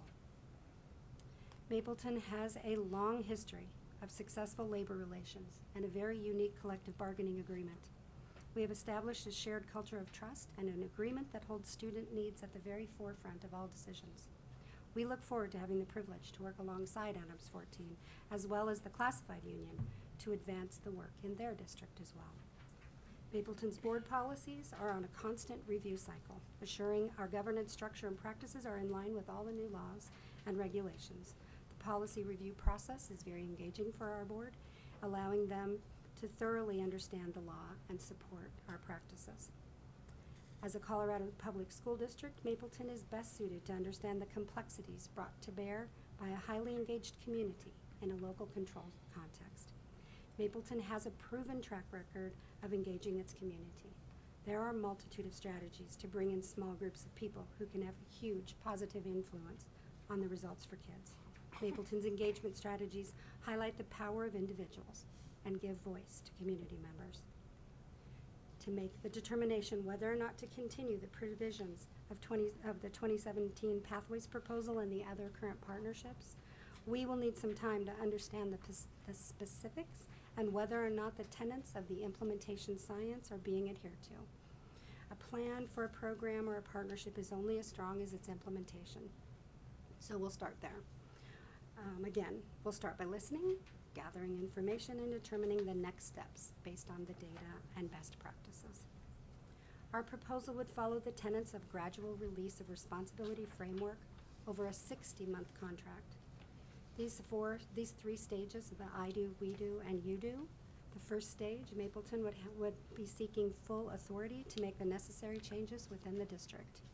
In the next phase, it's more of a collaborative process, and Mapleton will demonstrate how to make decisions and give district leadership the opportunity to practice as we work alongside.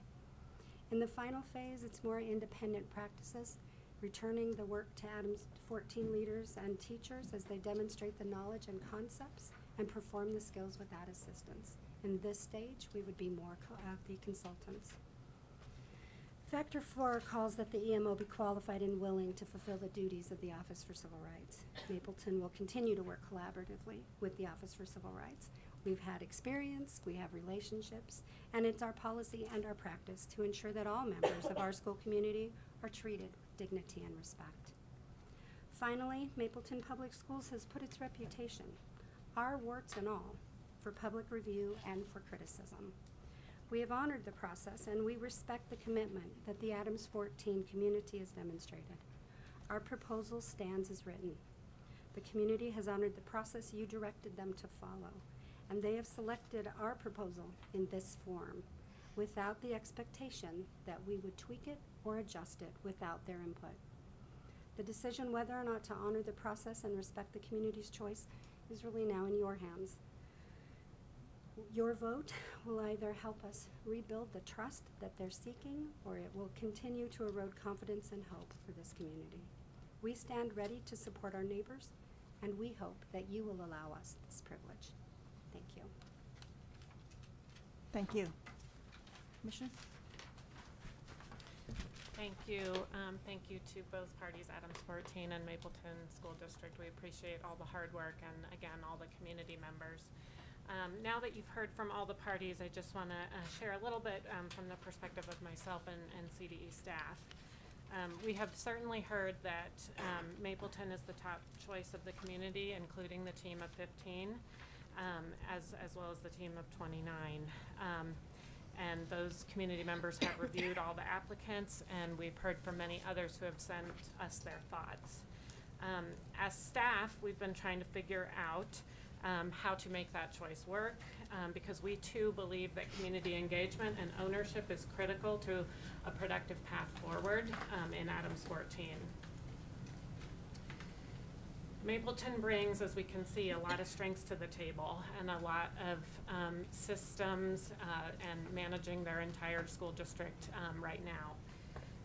As staff to the board, we have been trying to serve as honest brokers between questions that our board may have, as well as our hopes for encouraging this partnership.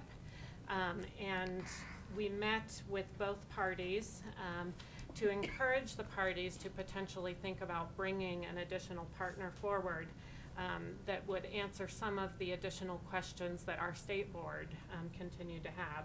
And I realize that the superintendent talked today about some of the partners that she's considering and already working with. And our board may have some additional questions about those partners.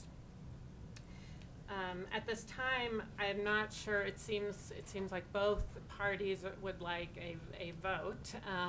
And we were sort of discussing whether there would be the option to explore options, continue to explore options.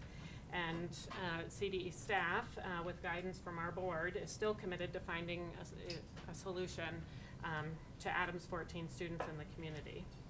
I would just say that no matter who is selected to be the partner with Adams 14, from my perspective, the actions needed to positively impact students will require a close partnership with the local board, district staff, administrators, educators, community members, families, and students, and the external management organization working tightly together. So no matter the decision, I hope that we can foster that type of tight partnership. And no matter what the decision is today, CDE will continue to work tirelessly to find and to work on the path forward for Adams 14 students and families. With that. Thank you. So thanks so much for your presentations. I'll open this up now to questions from our board member.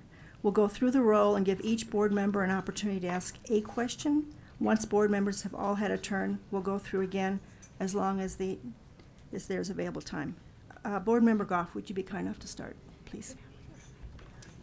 Should we make sure that there's members of both parties up here? At the So desk, we'll probably yes. need to Smush. decide who needs to step back and who will be the main answerers for questions.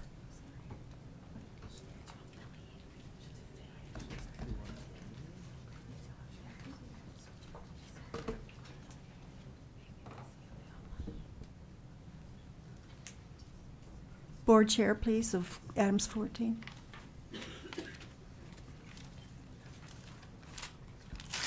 Sure, here, Connie, can you come up?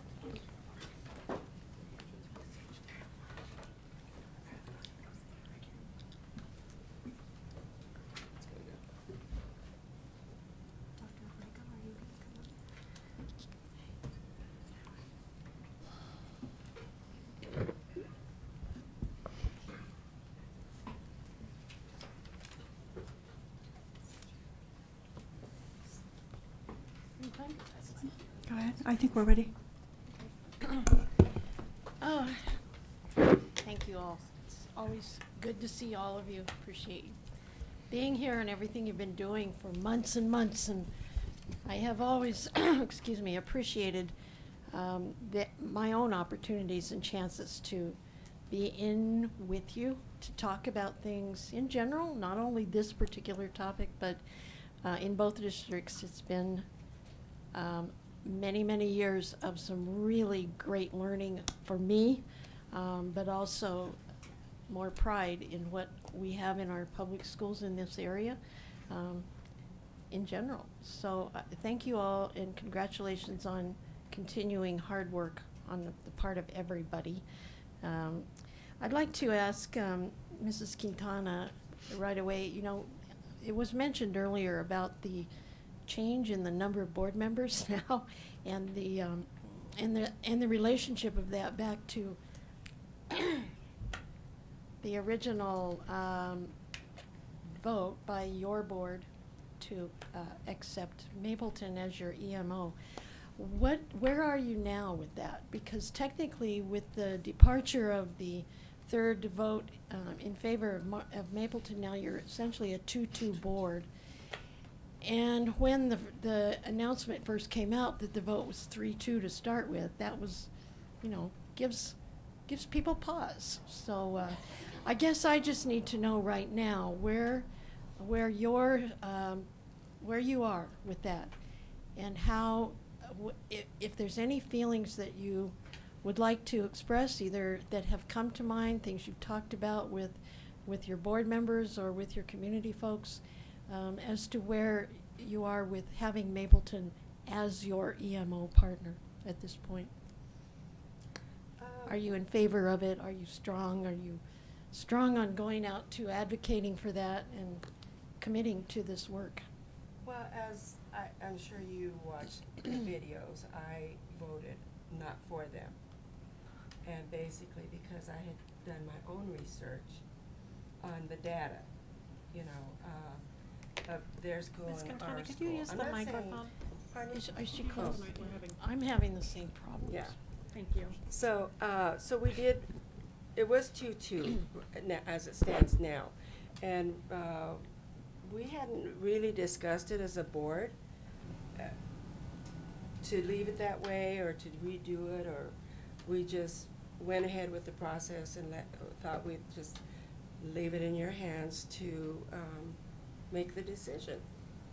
And Madam Chair? Sure.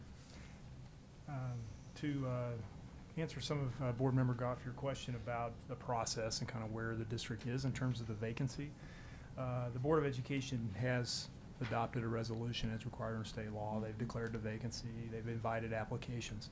So that vacancy is set to ideally be filled at a meeting, at the regular meeting set for April 23rd. That still leaves a little bit of time if there needed to be another meeting under, you know, the deadline that the law allows, but all indications are that the vacancy will be filled. Now, of course, the board continues to operate with 4 members. You know, there was a meeting just on Tuesday night. So at this point, there's no indication that the board will have any difficulty If, as a result of today, it needs to go back and make another selection, there's no indication that it won't be able to do that. That doesn't mean that couldn't happen, but there's no indication that there will be a problem reaching a majority. But otherwise, you know, as Board President Quintana has stated, the vote was the vote. That's the selection that's before the State Board today, and the district's request is simply that the State Board follow the order and either approve or disapprove it. Did you say April 21st? 23rd. Did I hear that correctly? 23rd. Thank you. Do you want part two of a question, or do you want to pass? Well, I think a lot of what I would ask right at this point has been answered by the presentations, either between both districts, so I appreciate that, and I'll happy to pass on and come back if we have time. Dr. Scheffel, you're next.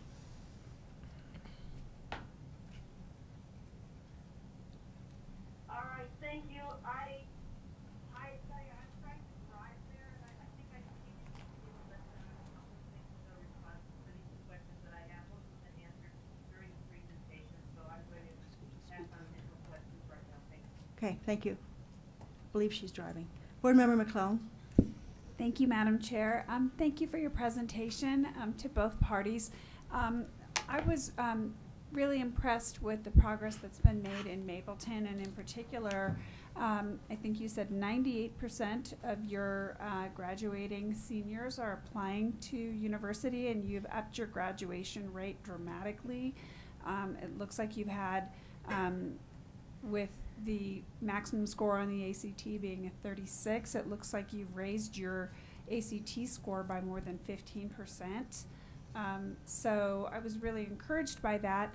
I know that in the document that looks kind of like this one, on page 11, you mention or you make reference to the web of partners who are willing to provide services that wrap around the needs of the community. And that some of the neighbors have already expressed their excitement and their willingness to pitch in and help to support this effort. Can you touch on that a little bit for me, and touch on why those wraparound partners are so important, and why Mapleton is best positioned to provide that going forward? Certainly, thank you. And I'd like to reserve a follow-up. Part two. Okay. So in our proposal, you're referring to the actual proposal that we submitted, there have been several groups, including the Mental Health Support Services, several of the Chamber of Commerce, all the groups that surround the district, the business owners, who have said, if you guys go into 14, we're right here, we're going to help you. I hesitate to give specific names because they didn't really give me permission to do that in a public meeting, but it's a broad group, a broad coalition of people who are really wanting to see the South Central Adams County community rise up, and I think we're well positioned to support that continued climb that we're all on. Okay, the reason that I brought that up is I know that it's really vital to have community buy-in and public support to be able to move forward, and I just want to commend you on both parties on the extensive public outreach process, including vetting for conflicts of interest, that you're really to be commended for that. And I wanted to touch on those wraparound service providers, because I think that we've heard in your presentation that there is no line, and that it's one community, and that these are neighbors who understand one another's community, one another's challenges and life experiences. And so I just wanted to give you kind of one more chance to talk about the level of community buy-in. I know we've touched on a split decision, but what I'm hearing from other parts of the presentation and materials that we've reviewed, that there has been some unanimity with respect to members of the community weighing in, and I hope you can touch on that for us. I know that there are probably people in Adams 14 who wouldn't be thrilled about us going, so I can't say it's a 100% desire that we be there. I think it is a majority, however, and we have certainly heard from the teaching staff, we've certainly heard from the business owners and some of the developers that are eager to get into that Adams 14 environment, and waiting for some additional supports. So again, I'm hesitant to name people, but I can tell you that there is a strong interest in supporting both of us, not just Adams 14 as a standalone. I mean, again, together, Mapleton needs to get better too. And so it's the together we're gonna get better, and these groups have come in to say, we want to help. This is a large group of kids, we're talking 16,000 kids. So how can we help and support this effort? Well, I appreciate that we heard from students, from educators, and from the parent community. And I also appreciate that we did not hear a dissenting voice from the community today. We didn't have somebody in public comment that came in and said, please stop, don't do this. So I appreciate the extensive public outreach, and I look forward to hearing more. Thanks. Thank you. Board Member Durham. Thank you, Madam. Excuse me. Wow.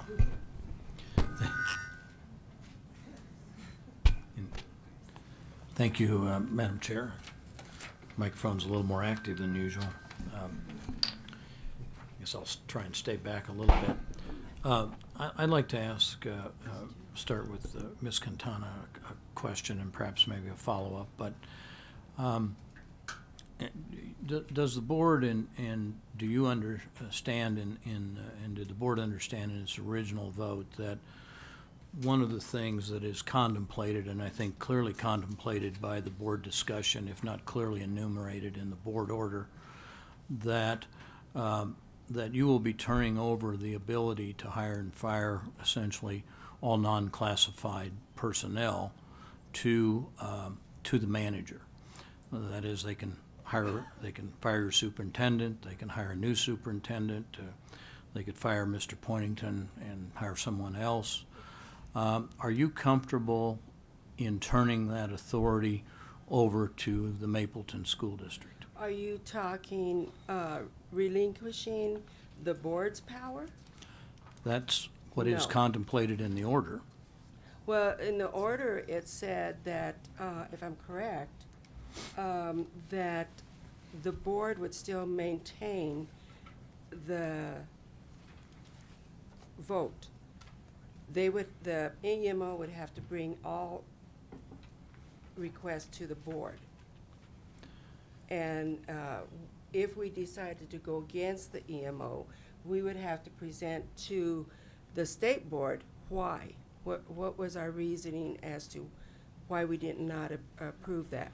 And then you would get back with us, and then we would talk about it. It did not state relinquishing. Madam Chair. So just Mr. Farrow, so then it's fair to say that you're not comfortable in turning over what I would consider to be basic management authority, which is, and the most basic of all management authorities, which is the ability to hire and fire personnel, that you're not comfortable in turning that over. You may be willing to listen to recommendations, but you may not. Madam Chair, that's not what Board President Quintana testified just now. That's not what she stated. I can assure the State Board of Education that the Adams 14 Board is well aware of the very specific language in the State Board's order. That order, which thankfully has some input involved in and some discussions about the specific terms. So the Board of Education is well aware of that, and they all understand it, and they're all accept it. So the language in the order of what needs to be delegated specifically, there are specific classes of employees referenced in the order, right? Some of them require a recommendation, and some of them not necessarily. So the board understands that, and I don't think you're going to have any issues with the implementation consistent with this order. Well, Mr. Farrow, perhaps you could tell us what your interpretation of the order is and who's in which class. Which class of employees requires the board of Adams 14 to agree, and which class does it not? Well, for example, under state law, certified teaching staff, the final decision on those actions has to be made by the Board of Education. Correct. So the EMO would make a recommendation, and then the board would need to either accept it or not accept it. If, as Correct. Board President stated, if they didn't accept it, they'd have to have a really good reason. They'd have to have a written resolution and present that to you for your review. The superintendent, it's stated in the order that it would be recommending action on the superintendent's contract. That's the phrase that's used for the superintendent's contract. I think that makes sense. It's consistent with the way that the board has employed superintendents in the past. Again, it's just a recommendation. The decision the board made, if they didn't follow it, they'd have to come and explain that to you. So that'd be the process that would follow there. There are other types of employees where actions, such as for classified staff, the authority for hiring and firing has already been delegated by this board to the superintendent. And so the EMO, I believe, would step into the shoe of the superintendent in that. That's what's contemplated by the order, I believe. I don't think there's a disagreement on that in that instance. Does that include principals? Principals currently go to the board. The order doesn't say principals, so I guess we'll have to talk about that further. I mean, I'm not going to take a legal position on that today. But I'm looking at paragraph 2 on page 13 of the order. Thank you. Yeah. Then with regard to the community input, Ms. Quintana, the group of 29 and the group of 15 were self-selected. Is that, you didn't appoint them, so they, and so they were self-selected, and so from any attempt to extrapolate whether this group is representative of community sentiment because it's self-selected would be, and this is probably a statement more than a question, just from a matter of assessing public opinion, you can't extrapolate when people participate, and the only people who are participating are those who have self-selected. So I think it's fair to say they may represent the community, they may not represent the community. That's likely, and there's certainly no way to determine one way or the other whether they in fact are representative. The only thing you can say is that the self-selected group came to a unanimous decision, but there's no way to know whether the people who self-selected themselves represent a broad spectrum of community interest. So that's all the questions I have at this time, Madam Chair. I'll take my turn this time.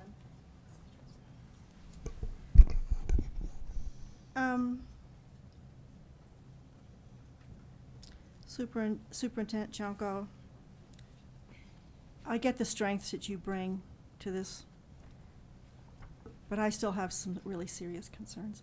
I think of the situation that we find in Adams 14 is what I would call critical condition in a medical sense. I would say getting off the clock but just kind of hanging around it is serious condition. I can't quite figure out how that makes you qualified, or that, I don't know, we didn't actually clarify what we meant by success, but I'm having trouble calling that success. I would like to see all districts, all schools be on performance, just all districts be fully accredited. And that's not where I'm finding you. And I don't know whether our order should have been more specific. I don't think we even contemplated the notion of another district doing this. We contemplated the kind of groups of education experts who have been supporting our turnaround districts in the past, and I think that's what we were thinking about. There aren't too many that have done district-wide, and therefore the choices were not that great.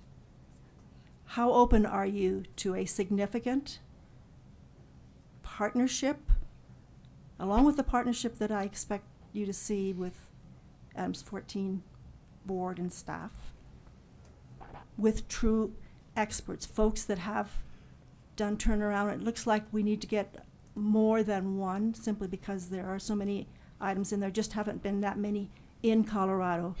And if there's anything we heard loud and clear, is that the Adams 14 community does not trust anyone from outside of Colorado. Be that as it may, if that's how it is, then that's their value system. But we're gonna have to figure out a way to put something together that goes beyond Mapleton. How open are you to that, and how prepared are you? What capacity do you believe you have to bring that together? Thank you. So I think, as we said in our presentation even today and the proposal to the community, that all of our work is grounded in and founded in the work with partners.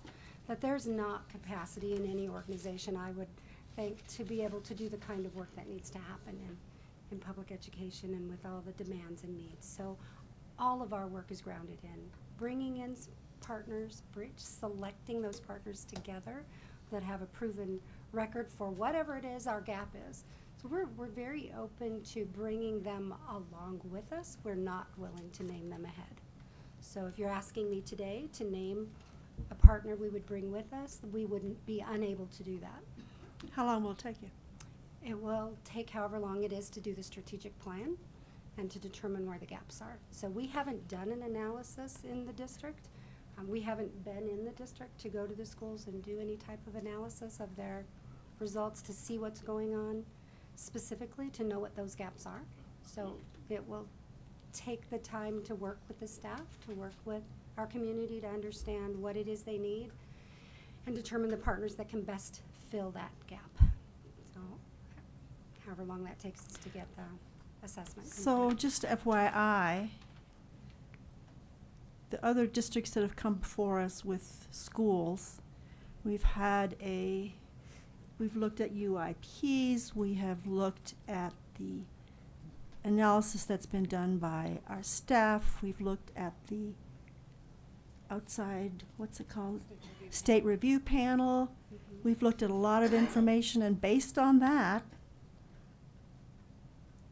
district staff have come forward to us to identify the needs. So I'm a little flummoxed why it's so hard to identify the needs to the point where you really can't find anybody. Do you know what I'm saying? There's a lot of information out there.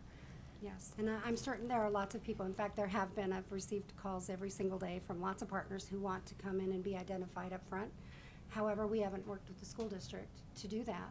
So that's not something Mapleton would impose on Adams 14. That's a conversation with the staff in Adams 14 to find out what they need. We don't do that as a district in our own community. We certainly would not do that in our neighboring community. What don't you do in your district? We don't impose other results on them. You know, the thing that's the most at risk of any type of achievement or getting any growth is going to be resistance. And whenever you bring something in that people don't want and there's resistance, you go nowhere. So we could bring in the top performing school in the state of, in the whole nation. And if there's resistance, it won't work. We know that. All the research points to that. And so we're not willing to go in with resistance into a community. We, like I said, we don't do that we don't impose that in our own community. We work with our families, we work with our staff to determine what they need. And then when there's buy-in and ownership, you can go wherever you need to go. Where's the role of leadership in that? The role of leadership is to provide the opportunity and to provide the conversation and to assure that there's research base in that decision making. There are brilliant people who work in Adams 14. They will come to the same conclusions when they have the same information. Board Member Flores. Thank you. I am not in agreement with the chair. I think that only teachers and another district that has similar students could probably do the work. I'm glad that Superintendent Ciancio, am I murdering your name? It's close, Chancho. Chancho. I'm glad that your district stepped up. And just because another district has stepped up, and just because this board or people on this board, some people may not have thought that another district who has challenging opportunities with students is not able to do the work. Well, I question that, because I really do believe that that you have a lot going for you. And one of the things I think that you have going for you, Superintendent or Board Member President Quintana, I think you do too. You have the community behind you, and I think you also have teachers behind you that are willing to work with Mapleton. And this has been loud and clear in the communications that we have received from both communities. So I think that attention should be paid to what the community is feeling and thinking, especially the community of teachers. I am very impressed that you have a 0% individuals, teachers who train teachers who leave your system. 0%, where everybody else has upwards of 17, 20-something%, and you have 0. So you have leaders in your community that have confidence in what the school is doing. So, I mean, that tells a lot. I think that is outreach for support of school, especially from building service providers. I mean, that's amazing if you have that kind of support from a system. That graduation rate from 2012 to 2018, from 48.9% to 74.3% is so impressive. I just want to congratulate you and your staff for that kind of work. I also am glad that you have music, that you have art, that you have all the extracurricular activities that, you know, kids come to school for. Not that they don't come for to get an education, but I know that as a violinist, I welcome the end of the day and just kind of decompressing and being with fellow team members. It's like a sport, you know. Your art team, your music, it's a team that works together, and so kids like to be in teams like that. And I'm glad that you have that kind of things going on. Leadership. You mentioned that you have change in leadership, and sometimes it's warranted. I'm glad that you're always working to upgrade skills in leadership. That's important, very important. Also, let's see, I noticed that you have mentorship programs for students, and I think that's one of the greatest things that a student can do is have a mentor. I also think that I mention again the stakeholders that support this union, and they come from both sides. I even heard letters from teachers that said, I graduated from Adams 14, and I want Adams 14 to succeed. And I heard, I read a lot of those letters. You have business support, and that's great that you have business supporting this merger. And I see it as a merger between two districts working together. I also read that the DAC supports this, and that's the District Accountability Community. That's wonderful. So you meet all the requirements. I see all the support that you have, and I will be voting a positive for this. The question is, I am glad that, I liked your, what you presented, and so I will be voting for this merger. And I call it a merger because it is. Thank you. I'm glad you listened. Thank you. Thank you both for your presentations. I have to disagree with my board member to my right here. I just wish that Mapleton scores in every area were higher, as I'm sure you do too. But to be the person that takes over a very struggling school district, that's a concern of mine. I heard a lot of words that sound great here today, but I think it was you that said, it's not in the learning, it's in the doing. And if I go back to Adams 14 and Mr. Abierco, who convinced us that Beyond Textbooks was the program that was going to change Adams 14. We heard a lot of good speeches then too, and it just didn't happen. I think the process the process that Adams 14 has done in getting parents and community involved is the biggest strength of this proposal. But I'm looking more into the curriculum, the choices that teachers have, and it bothers me that I understand if teachers choose, they'll buy into it. That I understand that totally. But if there's not scope and sequence, if different teachers are choosing different programs, they're emphasizing different things, and they're in different grade levels, and we're really looking at K-3 reading because that's where it happens for the future, it's very troubling to me that it's so general on all the other points except community involvement. I think there needs some work on that, but having the community involvement is a huge step.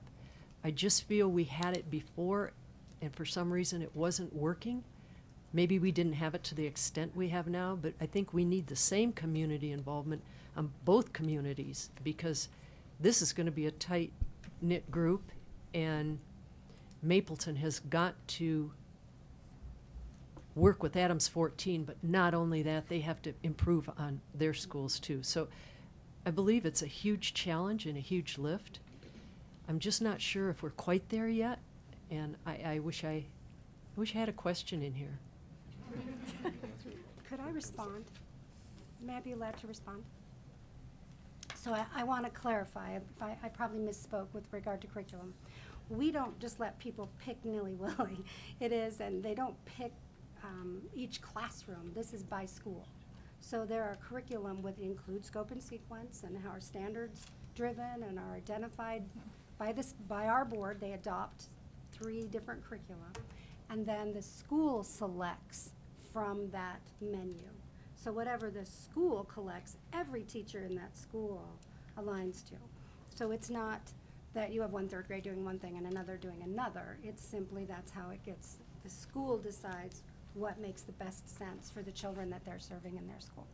And how long have you been doing that? So we just recently, probably in the last 3 years, went to more of a menu of curriculum. Prior to that, we were imposing a curriculum that wasn't getting adopted, wasn't getting implemented. So this menu is per school, correct? It's a school district menu. The district provides the menu, and the school selects the menu that makes the most, selects the curriculum from the menu of adopted 2 or 3 curriculum for their individual school. Thank you for that clarification. She's gonna come back.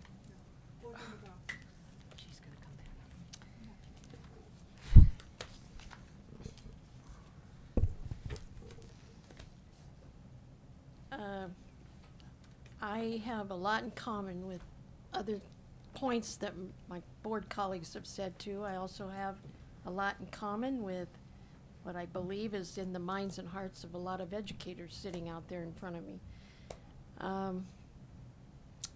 I guess I would ask, I'm going to go back to Mrs. Quintana again. And I don't want to belabor this to the point where it sounds like this is the only thing that matters right this second. It's very important, but I'm going to phrase it another way. When there is a board vote taken and the community is getting a message, whatever the numbers of that turn out to be, they're getting a message of support, or where are we still exploring and working. In light of the fact that there will be a new Adams 14 board member coming on before too long, you know, I would be curious as to how your board, how your district has thought ahead to what kind of messaging will come out of that in the middle of this huge project that you're all about to undertake, continuing hopefully to communicate on a good high level with everyone, and and bring a new board member into this, which could involve a little bit of pre-conversation. Maybe that's part of what your appointment interviewing time will involve. I'm not sure. I'm just concerned about I'm not getting a real clear support message from your board. right now. I know that there's been a willingness expressed that we will abide by and honor and respect the decision that this board makes today. But I guess I'm finding it hard to avoid thinking about being a board member right now. And when a board takes a vote, how committed any of us is in that situation to really speaking on behalf of the board's vote when you are looking to engage with especially with another entity. I don't know if that's clear enough for you. I just want to, I guess I need some assurance that your board has really gotten behind this. If we were to approve Mapleton today, and I do respect and honor the need for everybody to have an up or down today, I totally respect that, and want to oblige the best way we know how, but maybe the best way we know how is something that we need a little help in the impetus factor here. I just don't want either of your districts to feel like we're going in here with a little too much unknown enthusiasm or dedication or commitment to this decision, and an understanding too of what this order says, purely from what we all have to think about is the literal order and the obligations that puts everybody under. I have hope, because I guess that's what comes from being a teacher all your life. I have total hope and faith in the teachers of Adams 14 and the teachers in Mapleton to be able to get together and really talk about what are some of the creative, innovative, necessary, hard work ways to get about improving the scores of our kids. I also appreciate the fact that you've got the foundation right now of this community spirit and willingness to talk together, and I'm hoping and I think you are getting familiar with each other, spending time, just talking through the work, the profession, the life. I want that to continue. On the other hand, I have a great deal of appreciation for the concerns about how kids are doing with reading and math. I think we all agree that that's incredibly important to get a great handle on, because time's passing, and these students need some help. I'd also, just one last comment, I would encourage and really almost say that I'm going to be watching. I want more student involvement. I want to feel confident that the young people are having a regular chance to get this going, and that you are also taking up the charge to fulfill your end of that obligation by contributing how best you can to this. Whatever happens today, as the work goes forth, I'm just such a proponent and I'm a fan of student voice, and we need more of that everywhere. I think this would be a great community for that to take up with the banner in hand and go forth and make sure that kind of thing happens. So I will vote today. I'm not sure how I'm going to vote quite yet. We'll see how the message or the motion comes forward and how that's constructed. I hope you understand where my concerns are. I hope you understand where my excitement is for you as well. But there is a very big decision that's about to be made, and appreciate it. Thank you.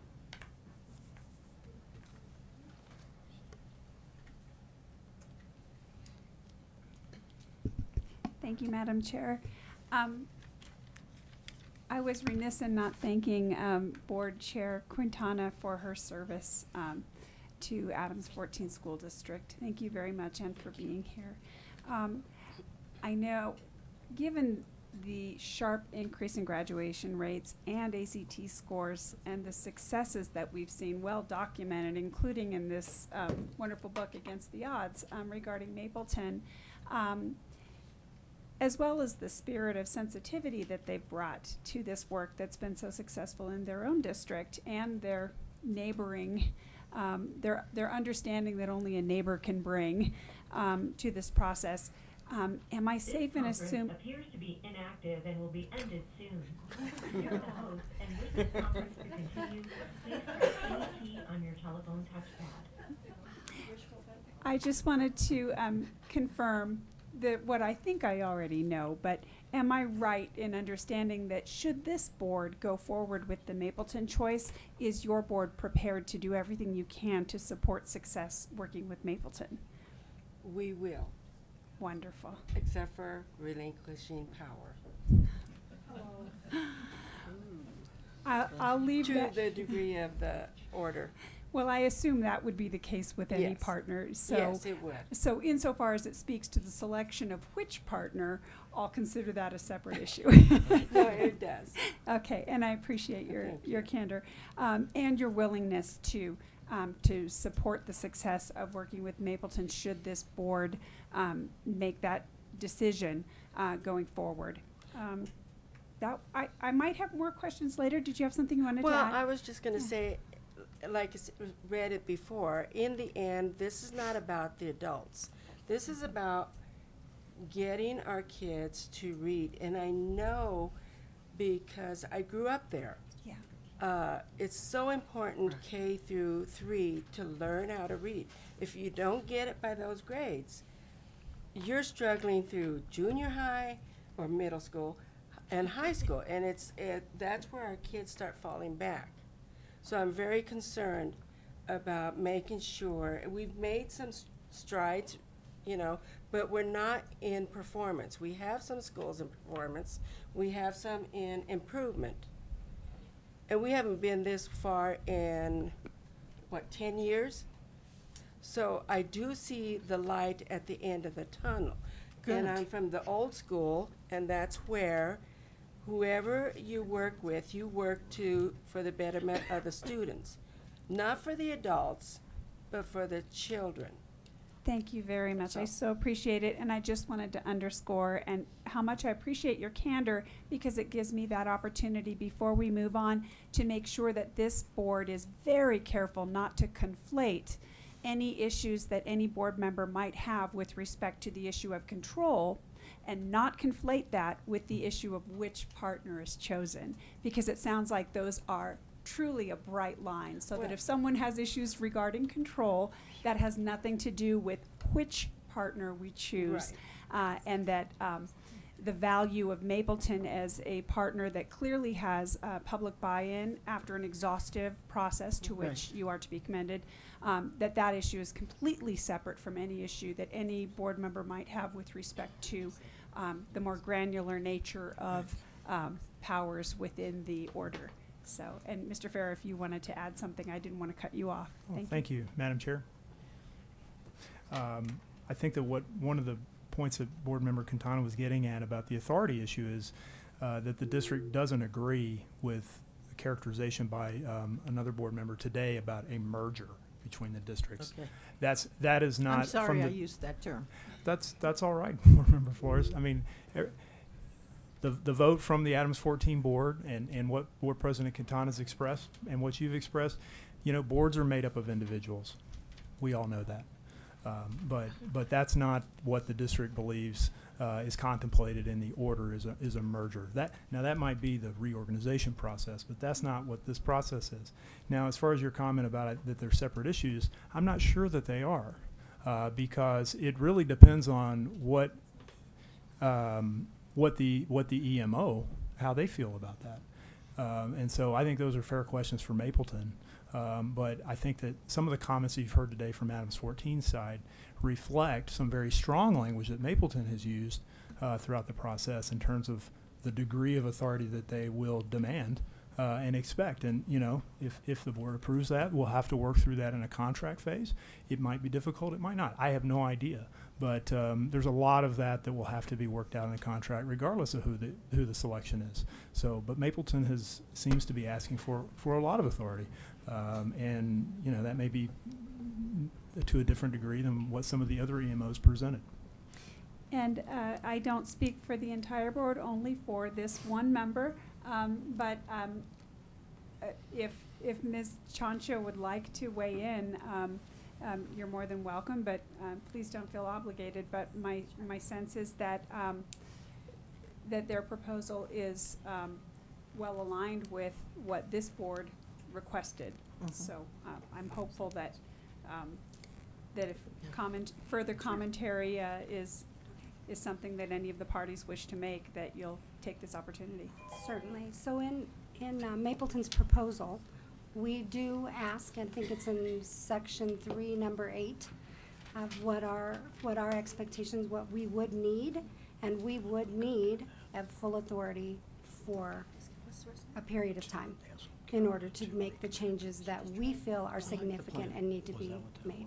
Now, we also understand that those would be part of the negotiation and part of the conversation that would come with a contract between 14 and Mapleton. But that is our proposal, that it is full authority. It's an I do, we do, you do. It is a full authority for a period of time and then phases back out to having their full authority back. So yes. And before moving on, one last comment, if I may, Madam Chair. I would imagine that regardless of which partner we're sitting before us, that this, if I may use the word, I'm from California, this gnarly issue of control is something we'd be getting granular about regardless of who was in your seat, Ms. Chancho. So I want to make sure that when we're talking about which partner we choose, that we keep in our minds we probably would be getting granular and really nitty-gritty about that issue of control regardless. So, and thank you both for your candor. Just a minute, Dick. Did you want to make a comment? Well, I was just saying if we're going to be accepting responsibility, then we would also need to have the authority to do the work. I'm sorry. Dick, Madam Chair, members of the board and Commissioner, I'm Dick Bump, the attorney for Mapleton. I think the board has a unique opportunity here. As the board knows, the statute speaks in terms of a public or private entity as a manager, and we have a unique opportunity to deal with a public entity here. The statute, the order also says that the delegation of all formal decision-making authority shall be made, and I'm quoting now, subject only to the limitations mandated by the Colorado Constitution and statute.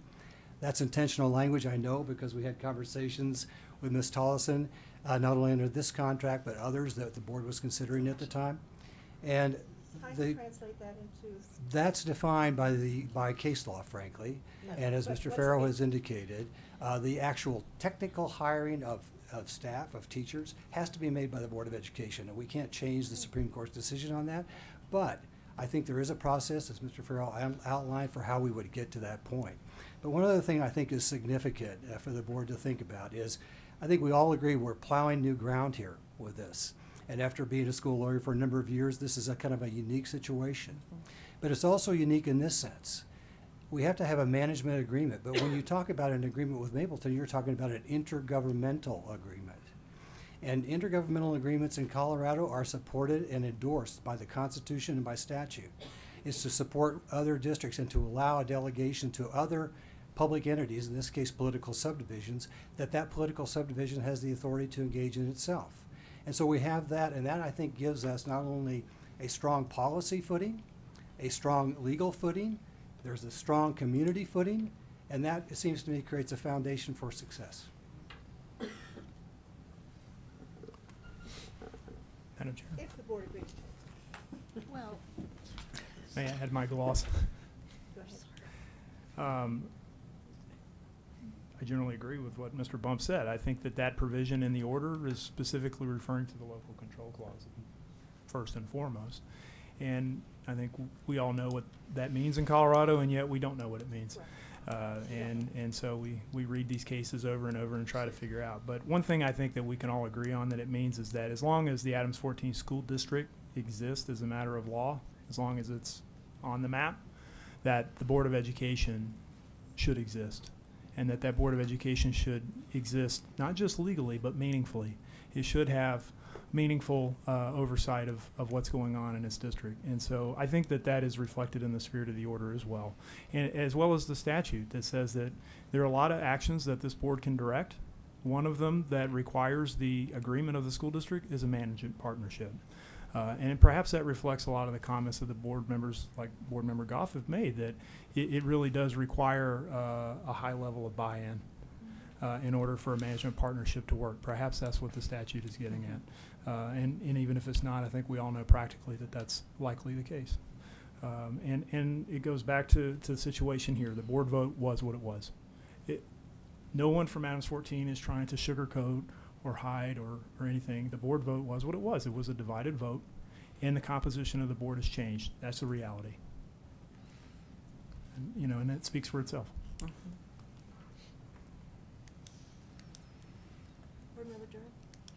Thank you, Madam Chair. So perhaps I finally, Ms. Johnson, you finally said something with which I agreed, which is it's inappropriate. In fact, it's a prescription for failure to separate authority from accountability. And if I were you, I wouldn't take the job if I didn't have essentially carte blanche authority, as I think it's a mistake and it will probably lead to failure, because you're going to need a lot of authority, because we're here because what we've done in the past hasn't worked. And so we're asking for change in its most basic form. We're asking for change, and we're hopeful that that change will yield a better result than we've had in the past. But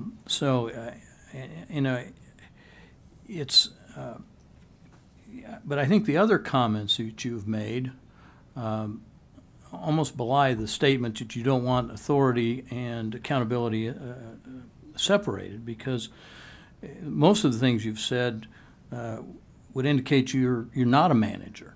That you find out what people want and don't want, and so you give them what they want, if I can paraphrase, and you don't make them do what they don't want. You somehow convince them. Well, I think if it were that easy, we wouldn't be here today.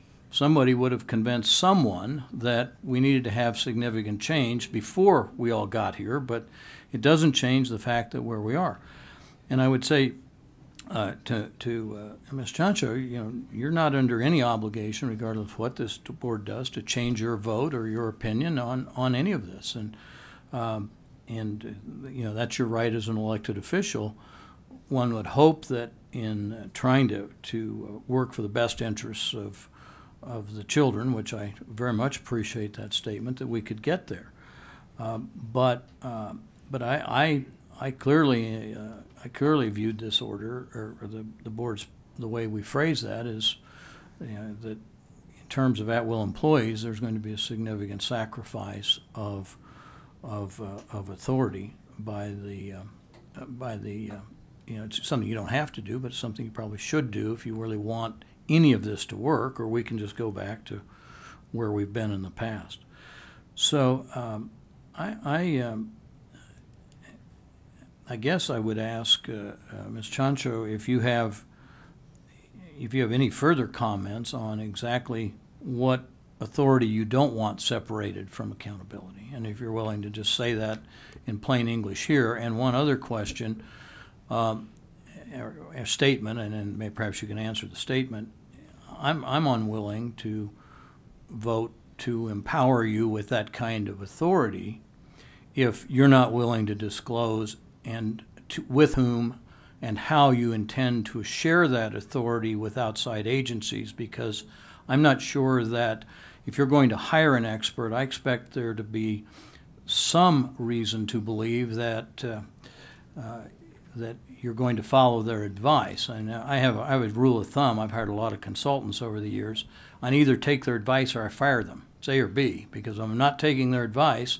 They're not doing me any good, and I'm wasting a lot of money. So if you're going to bring people on board, I'm going to presume that you're going to give them some measure of control. So would you like to respond to that? I would, because actually I would like to, anyone who's ever worked with me would not think that I'm mushy or wishy-washy or in any way give people what they want. I don't think that's the reputation I have as a superintendent for 18 years in Mapleton I'm Public just Schools. taking your words at face I'm value. just telling you there's a difference between being a dictator and being a collaborator. And I am a collaborator. I am not a dictator. I get results. I get what I need. I'm not afraid to make hard decisions. I have closed schools. I've fired people. I do what I need to do. I have brought lots of partners on staff in Mapleton Public Schools who have not worked with us long because we don't put up with the kind of things they wanted to do in our system. We also have partners that have been with us the entire 18 years we've been doing this work. So when we enter into a partnership, we enter deeply, and we enter with full engagement with one another. I think there's a significant difference between ownership and buy-in, and I think communities have to own their own schools, and they have to have ownership in getting to the result. So the partners would be who they are willing to engage with long-term. We intend to leave over 5 years. We intend to still be the neighbor, but we don't intend to be managing Adams 14. And therefore, they have to own their results. They have to own their partners, not me. We'll hire partners in Mapleton. Again, we have some, but we're looking into both the University of Virginia, as well as we spoke with Advanced Ed yesterday, or the day before the snow day, to look at work in Mapleton. I can't commit to the work in 14 until Adams 14 is willing to commit to the work in 14. So I think that's what you're hearing. This is a style difference, Mr. Durham. This is, Well, Madam Chair, I don't think it has anything to do with style. I mean, you contradict yourself in the same sentence. We're not going to manage, but I want authority. And my authority is somehow make people understand that I'm right? Is that the authority you want? So I think there's also a difference between management and leadership. And I'm a leader. I'm not a manager. I have led Mapleton Public Schools for a long time. So maybe that's where the difference is. I don't intend to be a manager. I intend to lead. Let me, just one last, Whoever's raising your hand, please leave. I've asked for no demonstration. I would really appreciate that kind of respect.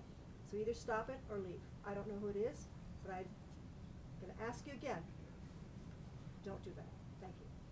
Madam Chair, one last area of, and the order, the board order says that essentially that the public or private entity selected has a proven track record of success.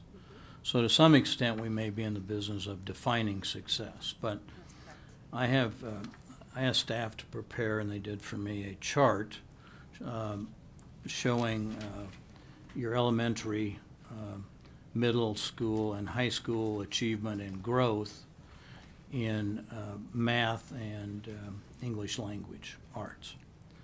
And absent, you do not have a single category in elementary, middle school, or high school where you meet expectations.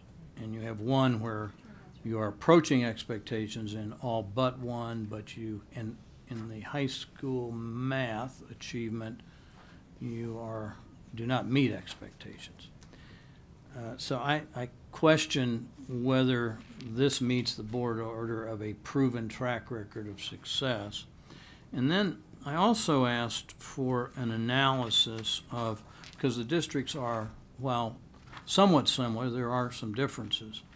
And so I did ask for an analysis and from staff, and that analysis that I requested is presume that we're dealing with only that all the kids in the district were free and reduced lunch, which they're not.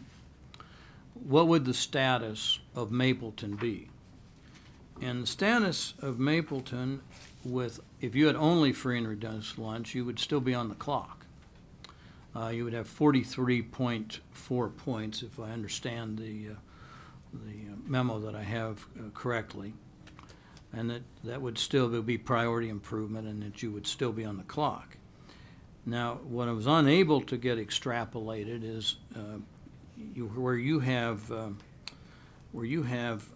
see if I can get the percentages right, you have 18% of your students designated as non-English proficient, and 55, and of that 55% are designated as limited English proficient, whereas in in Adams 14, 30% are not English proficient, and 43% of those are designated as limited English proficient. I was unable really to get those numbers projected so that if you had exactly the same percentage of free and reduced lunch, of English language learners and so on, I was unable to determine, but it would appear that if you had that same demographic, you might not be above priority improvement today. And if that's the case, and in fact if that's even close to the case, then I don't think you meet the provision of the board order that says you have to have a proven track record of success. The board order goes on to say working with school districts, well, you have your own, but that's not quite working with it. So it's clearly a very different task, and it's not impossible that my math is wrong on some of these, but I think the information I have is accurate. So I think there is a serious question about whether you meet the criteria of proven track record of success. I think it depends. While you've had improvement, I wouldn't call it success. That's success, I guess, is in the eye of the beholder. Appreciate your opinion. Thank you. What is your comment? My comment is that the facts that you just laid out are true with the information that you asked for. You received the same information I did, so that's probably true. Brian, did you have anything you wanted to add on that? I'm sorry, I see him. No, I appreciate looking into the data and the details, looking into the data. There's a lot of data to look at. And one of the things is you're looking at two districts, but we didn't look at any other districts, or what would the state look like if you looked at free reduced lunch? So what would that look like for all districts in the state or other districts, and how many would fall into priority improvement or anything? Yeah. I think I did look into that. We're taking actually. turns. Can you take turns?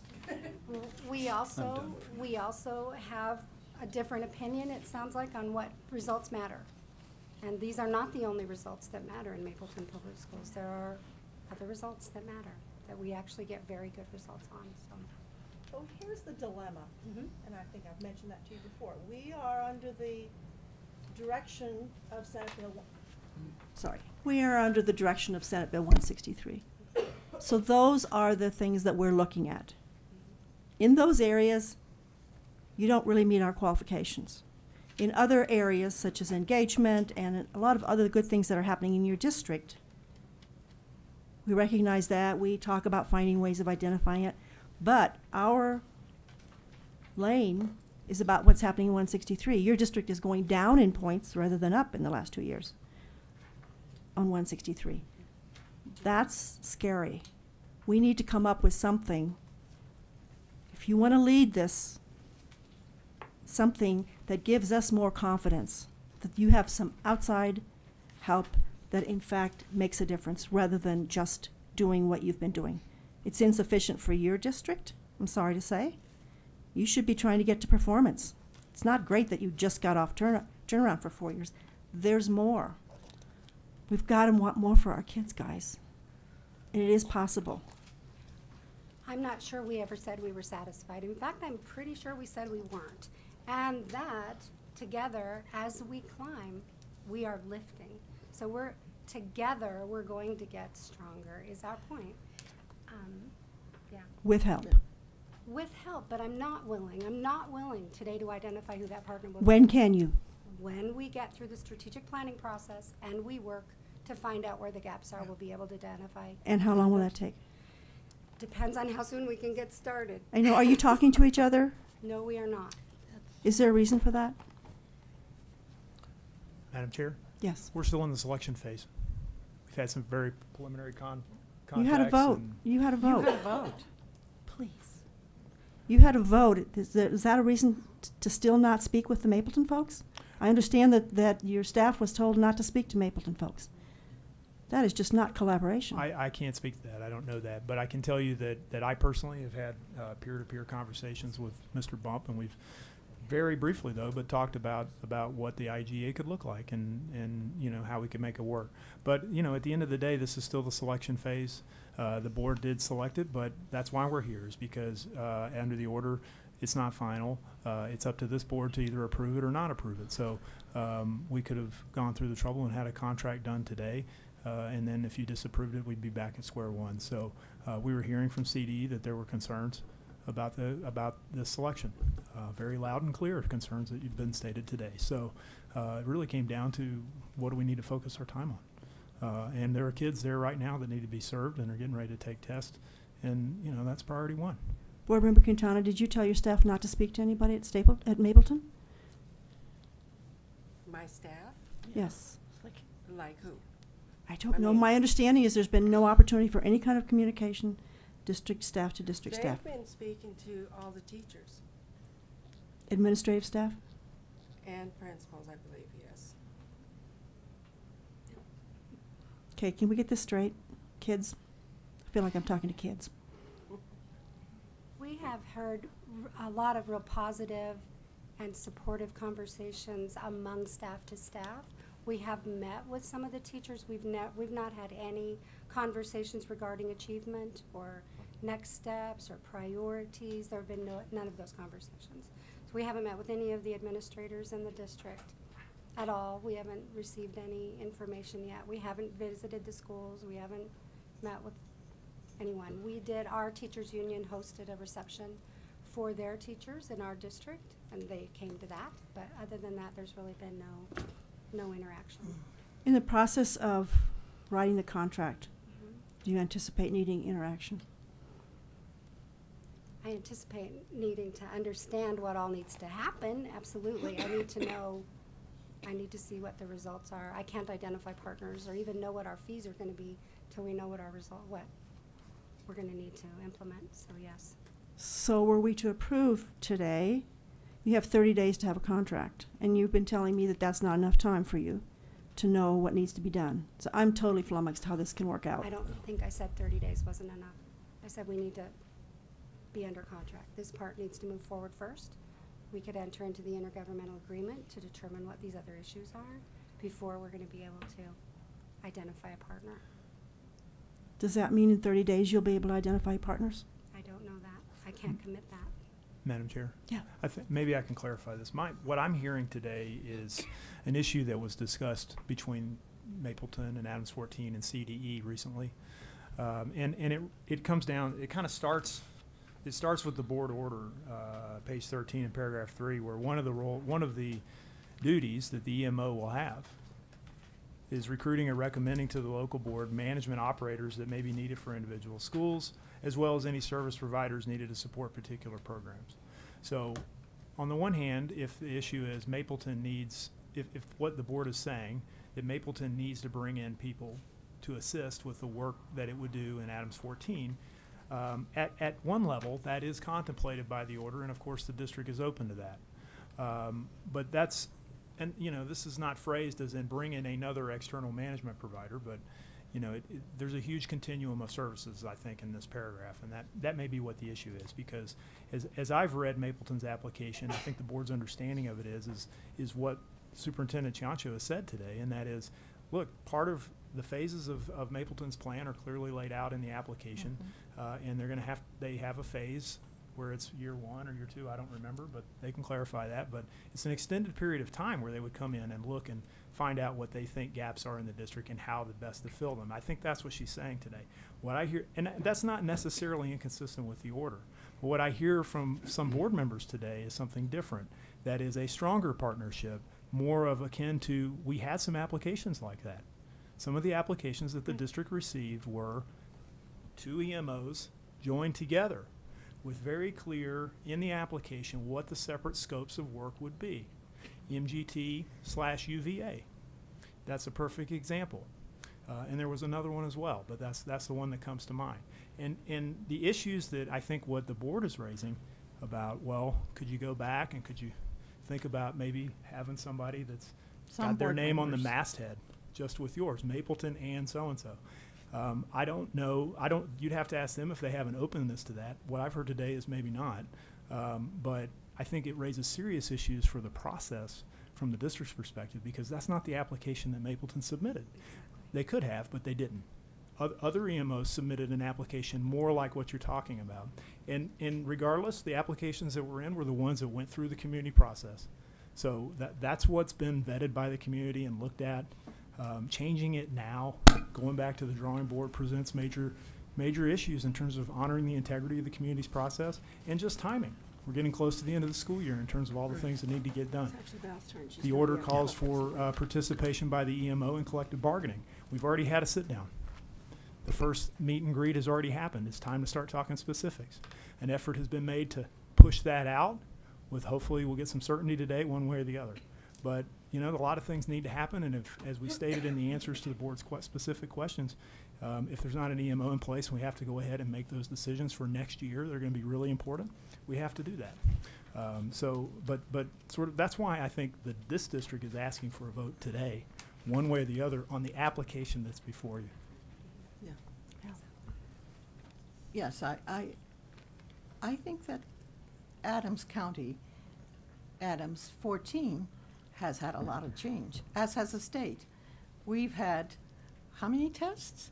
We've had CCAP, we've had TCAP, we've had PARC, and I mean, I wouldn't base any kind of success on test scores. I think that's going into the weeds, frankly. And we need, I mean, the only, I guess, number that I can rely on is the number that, excuse me, the number of graduation, and that's success. Success by a leader is 18 years. That, is it Dr. Chiancho? No, Mrs. Chocho. Mrs. Chiancho has had, is amazing, 18 years. And then losing 0 teacher trainers is a long time. Furthermore, I think experience is very important. And I must say that I have experience with friends, teachers in Denver Public Schools, with teachers in your district. And I know some of your board members, or at least before, I don't know if they're still there. And I just remember talking about with teachers, and teachers matter. And if teachers are willing to be the people that come together and make a success for Adams 14, I think go for it, because I think the answer is teachers. Teachers make success. They're the matter that make a school. Students and teachers equal school. And then on top of that, you have administrators that are able to lead this and corral and then give a path for success. So I'm sorry, Ms. Quintana, that I called it a merger. It was because of the phases that Mrs. Chiancho talked about. And it looked to me, I mean, I saw it as a merger at the beginning. Of course, at the end, you won't be together. You'll be separate. But that road, I think, possibly could lead to, and I think it will lead to success, given that you have the backing of the teachers and the backing of everybody in this system, and even your district. So you haven't had much success. You've had a lot of changes, lots of changes. And so maybe if you have a district that looks like yours and can come together, and I hope that your leadership, Ms. Quintana, is Ms. Quintana or Dr. Quintana? No, Miss. Ms. Quintana. I hope that working together, you guys can really have success with students, and I believe that you will. I believe in teachers and support staff, and people can come together, and especially given that you are neighbors can come together and work together and work towards success. and I hope that you can. Thank you. Board Member Rankin. I'd like to go back to what Mr. Durham said, and I do not believe I'm getting too far in the weeds. Adams 14 has some struggles, but I will not say that they're failing on everything, because their ELA scores went from 17% to 19% proficient. I know that's low, but it's going in the right direction. So I cannot criticize Adams for trying. Mapleton, As a system. on the other hand, has gone from 24% to 26%. Again, there's success there. You're going in the right direction. We still are not where we should be, and we know that. The question is it enough? Are you there enough to be able to share what you've done with another district? That's a question we have. The other one is Colorado Connections Academy. Whoever heard of them? But they are in Mapleton. They've gone from 33% to 38%. There's a shining beacon right there for ideas on what works. So even though I'm in the weeds, this paints a broad picture. This is where we are. This is where we stand right now. And if we're talking about the students, that's what we have to be concerned with. So here's my question. For Mapleton, Ms. Chancho, what is your biggest concern about this process and what you're doing right now? And you must have something in the back of your mind that says, yeah, we want to do this, but here's where my concern is. Could you answer that for me? Yes, I can. I do have those concerns, and it's interesting because it's different than the concerns I had when I started this work 18 years ago in Mapleton. The concerns at that time, one was that I didn't know what I was doing. The other was that I didn't know if the teachers would agree to move forward with this kind of direction. I know the teachers in Adams 14 will move forward. I know they will. I know the community will buy into what we're doing. I know the kids will be excited about it. I know the kids will be enthusiastic about the work. What I don't know is what the agreement with the Board of Education will look like. So that's my only honest, straight up concern. Thank you. Thank you for that honesty. I really appreciate that. Ms. Quintana, I'm going to ask you the same question. What's your biggest concern with this undertaking? As I've stated when we voted, my biggest concern is their data scores are similar to ours. And one of us are going to go up and one of us is going to go down because it's such a big, you're talking 16, like she said, 16,000 kids, you know, and it takes somebody that's going to be there all the time, not here a short time, there a little bit. Do we need to call you to come over here? Do we need, you know, that's my concern. And in the end, it's the children that get hurt. Thank you very much for that. I'm done. Board Member Sheffel, welcome. Thank you for high centering, braving the snow from where you live. Questions? You have as much time as you'd like. Thank you, and I apologize for being late. I was listening intently by phone. Going through the snow, I ended up getting stuck on my driveway, even though Parker was being plowed out. I in the middle of my car. I couldn't get out. So anyway, I'm glad to be here now. But I've been listening to all this conversation, very helpful. Appreciate all the preparation and work of everybody here. And we're all here for the same purpose, to figure out how to help the students in Adams. And so I really don't know that I have additional questions. I feel like my questions have been answered by listening to all the other board members. But I appreciate the intensive work that's been done on this to try to put forth a plan that could really help these students. And I look forward to further deliberation. Thank you. I apologize for being late. Glad you're here safe. Excuse me? I said glad you're here safe. Thank you. Me too.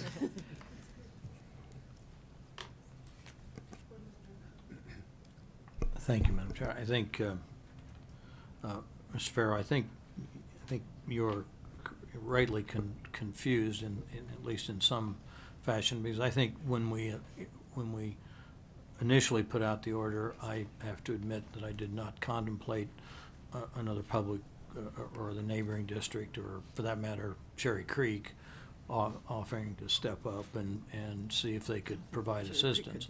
I think we all presumed that there would be someone with an identifiable record, at least in some of the areas.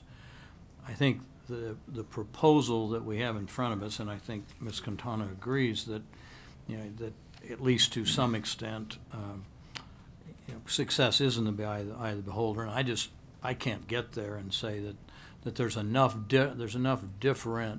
enough delta between these two districts to say that this is the path forward. The only thing that makes this remotely workable is that at least there are some elements of the community that want this and would be willing to cooperate with it.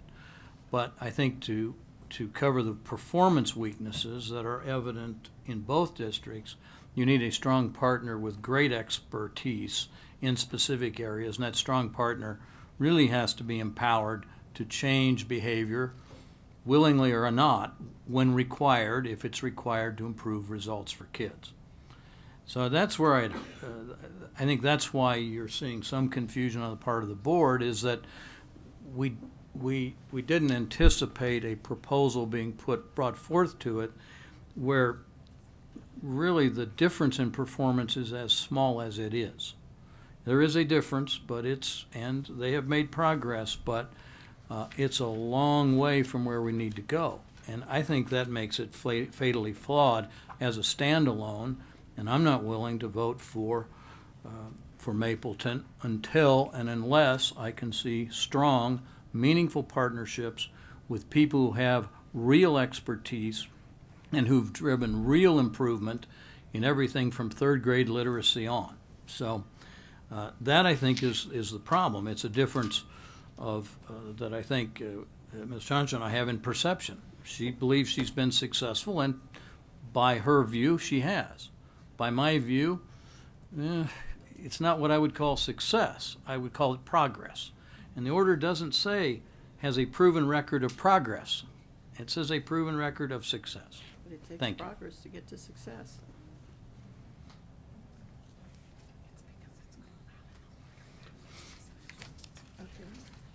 Board Member Reagan? Oh, you didn't have your hand up? I did. I think one of the biggest issues has been bringing a community together, Ms. Quintana, and I think that has been somewhat achieved. I'm sorry that you feel that it hasn't, and you may not. Do you like the plan, Ms. Quintana? Do you like the plan? I think the process we did with the community, it did build them, and it built it with us. We did not force ourselves on them because, as far as the board, I think I could speak for all four of us. The goal was to make sure the community had their part in this. That meant the adults that live in our community and the students. And I believe that's what happened. Good. So to say we didn't make it, we did make it. No, I didn't say you and didn't I make want to it. continue to make that goal. Okay. Because we But had it once. You did bring that community together. We did. And it was a that's- struggle, That's but a very positive step. some people wanted us to be in the midst of the teams, and I said, no, this is a community project. Right. They need to do it on their own. We set the plan. Right. But they did it. Right. So they did. They did. And we heard it loud and clear. Yes. And so I don't understand why some of the people on this board are not listening or maybe didn't read the documents, well, which were there loud and clear, that the community had come together and there was a plan. I mean, did you guys read the plan? I hope that you did. And there are concerns, and this is new. I think my colleagues who are Democrats for Education Reform, at least a member, doesn't believe that a public entity can actually help another public entity, that it must be some kind of an outside private entity that can do it. Let me tell you, folks, a community working together can do it. And I think some of the stories I've said about my growing up and growing up in a rural area where communities did come together and help each other. That's the only thing that's gonna, bring people together and bring success. And over the 4 years that I've sat here, I talked about what that has been like, or what was like. And I think you've achieved an incredible apex in bringing everybody together. And I think you have been very successful. And I think what this board has before us now is saying yay or no to this coming together, and saying yes to a community that has said this is what we want. And it's local control. This is what the community, which has the control, which we believe in, wants. And consequently, we should be saying yes to coming together, community coming together, and saying yes, this is what we want. And we should say yay, because we do believe in local control. And that's what's at stake here, local control. And we must let local control take its course. What was that George Harrison quote? May I have that quote again? I liked it.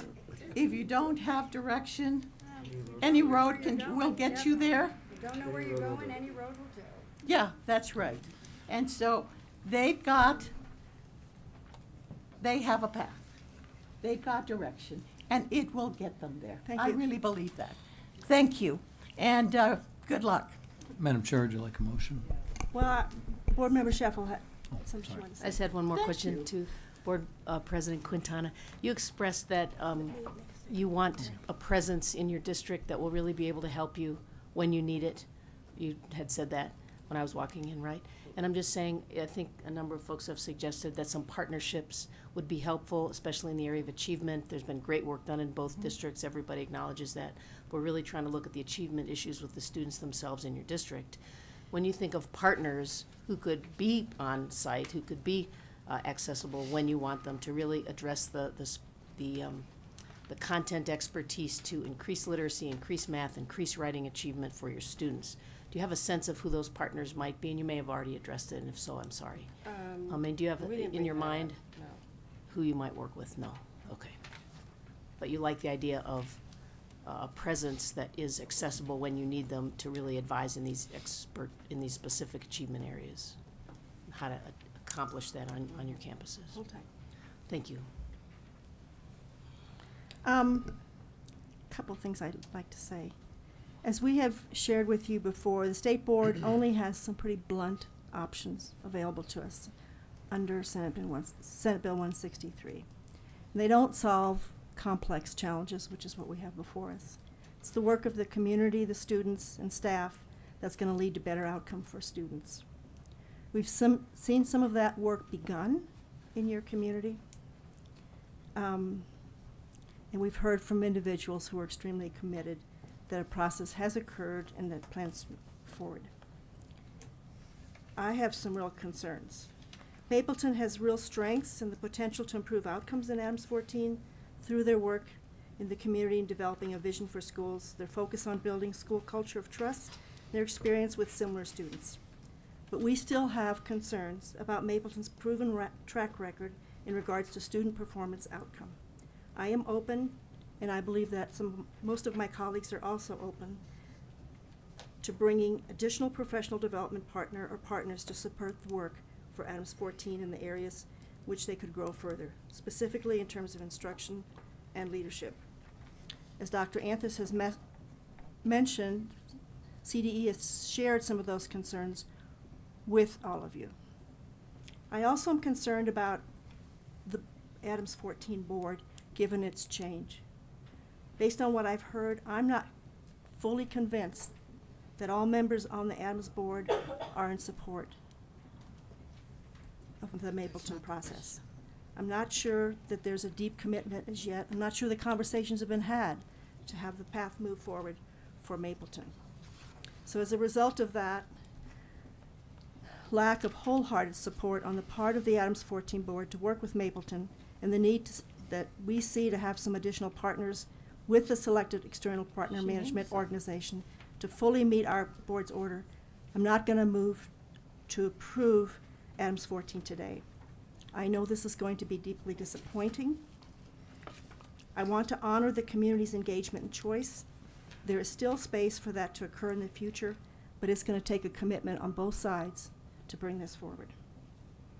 It's my great hope that the adults in Adams 14 School District, specifically the 4 plus new member, come together, talk with each other, reflect on what they have heard from the community, and then come to a consensus on a path forward, not a vote. I'll take a motion, Mr. Green. Thank you, Madam Chair. Before I make the motion, I just would simply observe that if it were Cherry Creek sitting there or Cheyenne Mountain, I wouldn't vote for that either. And the reason I wouldn't vote for it is the second half of the requirement is working with school districts that have had systematic improvement and turnaround work, which those districts wouldn't have either. So it is a package we're looking for. So therefore, I move to continue the board's consideration of this matter to a future meeting. During that time, I request that Adams County School District 14 work with Mapleton Public Schools and or others, if it's a little amendment from the printed motion, to strengthen its application by identifying additional partners with whom they will work. I'll second that. Yes. Thank you, Madam Chair. While this would not have been my first choice for a motion, given the strong public input in favor of the Mapleton option, this motion would be my second choice motion because it is not an outright rejection of Mapleton, and it invites the possibility of working forward to find that additional partner to make sure that the application does fully meet the expectations outlined in the order. So while I would have preferred a motion to go ahead and approve this plan today and let you all go forward with that, barring that, this option would be preferable to me than an outright rejection of the Mapleton plan. So I'll be chewing on this between now and the final vote, and I hope that some of my other board members will weigh in with their thoughts as well. Board Member Goff, do you have any comments? I'd like to counter it. I'd like to counter your motion. I think these people have worked, they named people, they named the University of Virginia. They have not. They've named them.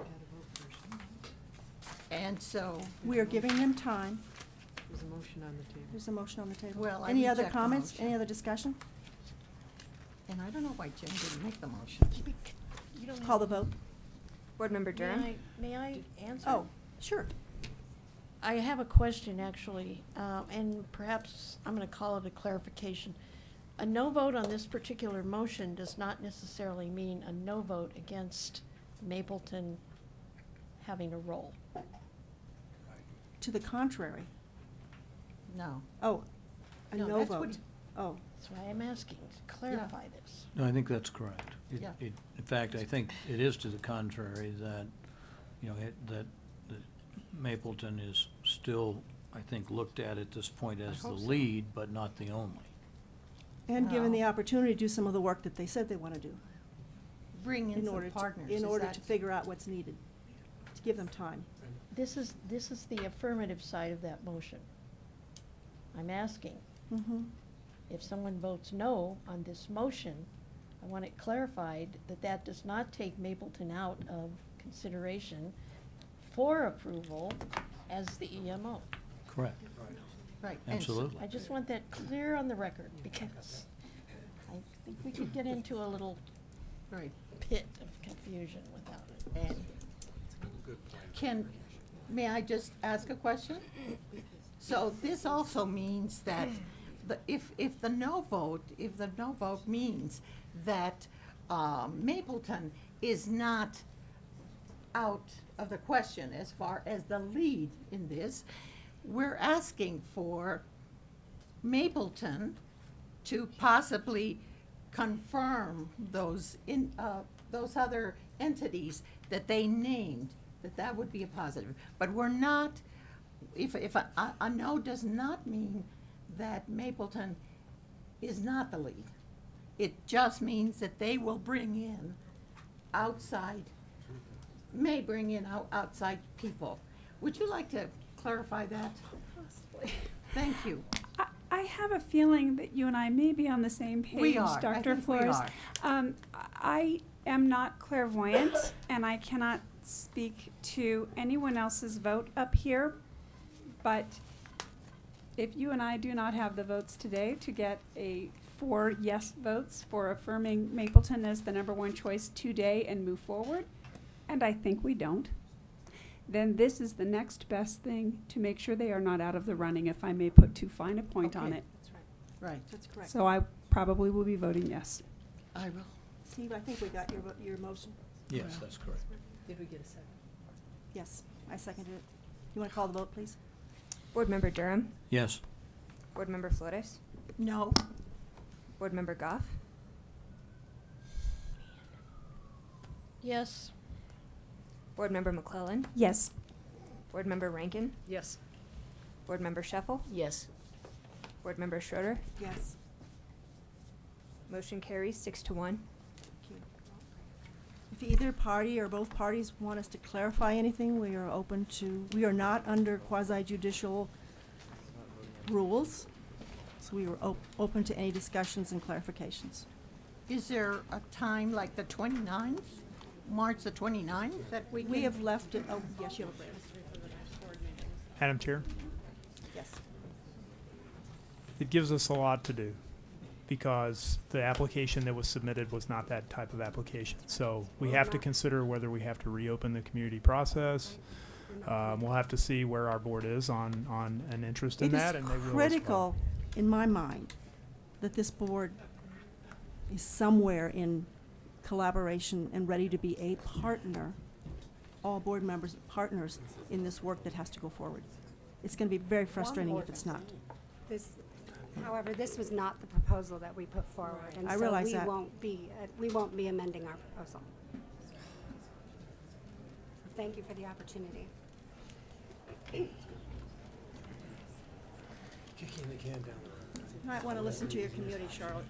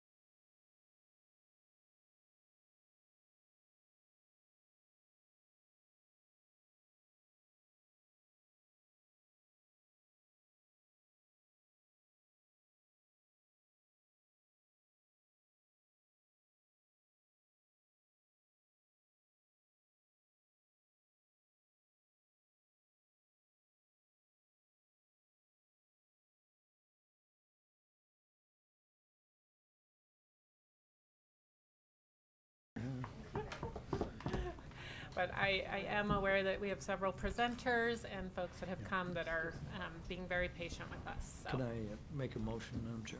Yeah, sorry, before that. Okay. Actually, I need to find out where we are. Okay. If you can tell us. We're lost. Can you tell us what we're on? You are on. No. 12.01. Elementary computer science? No, we're moving things around because of this. So you're actually on the rulemaking hearing. You're on 12.01.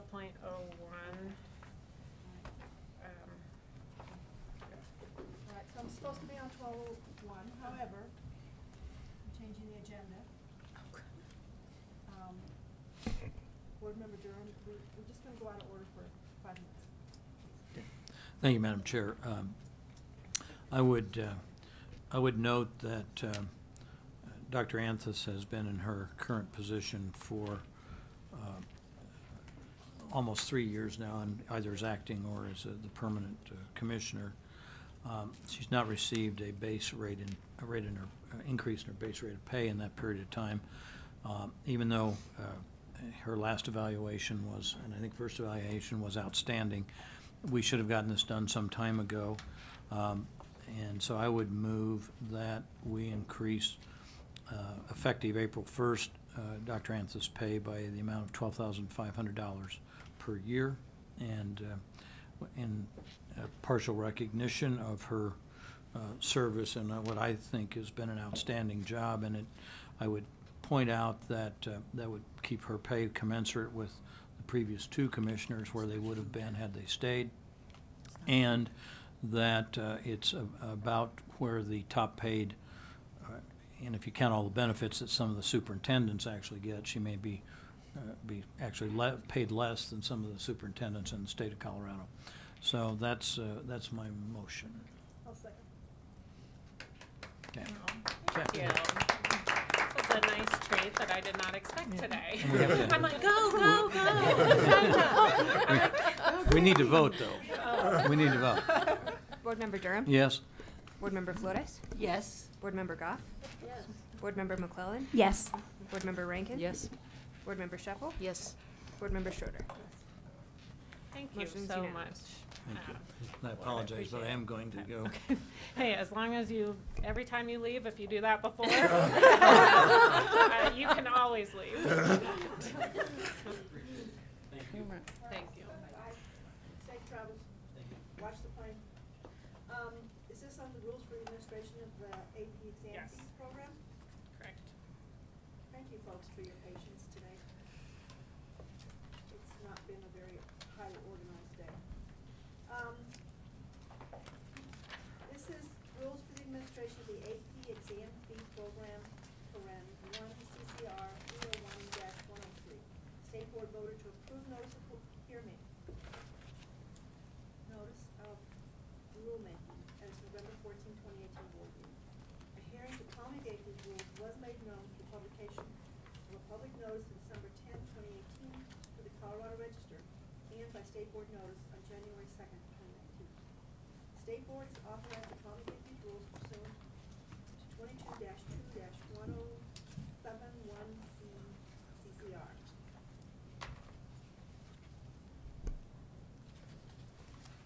CCR. Ms. Pearson, are you prepared to provide an overview? I'm going to pass it on over to Mr. Ruthven. Thank you. Thank you. Good afternoon, Madam Chair, Commissioner Anthus, members of the board. It's nice to see you. I'm here with Andy Tucker, who's our Director of Post-Secondary Readiness, who's here for questions if you have any. I'll just give a brief introduction.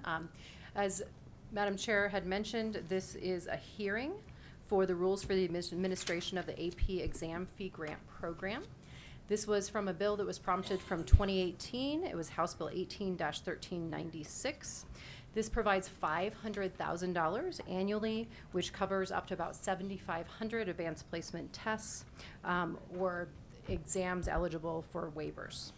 To date, we have not received any comments in response to our rulemaking. We did receive a few questions, and the questions that we responded to had already been addressed in statute.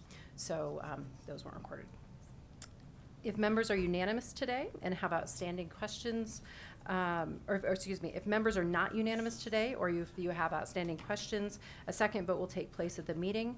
Just as a side note, we have received questions daily for the last few weeks from districts and schools who are very anxious to tap into these funds Give and us the money. resources. Okay. So, Thank with you. that, questions, Madam Chair. I didn't hear the. I want the money. Oh. Is there anyone here to testify? I believe Terry Whitney is here. Thank you very much for your patience.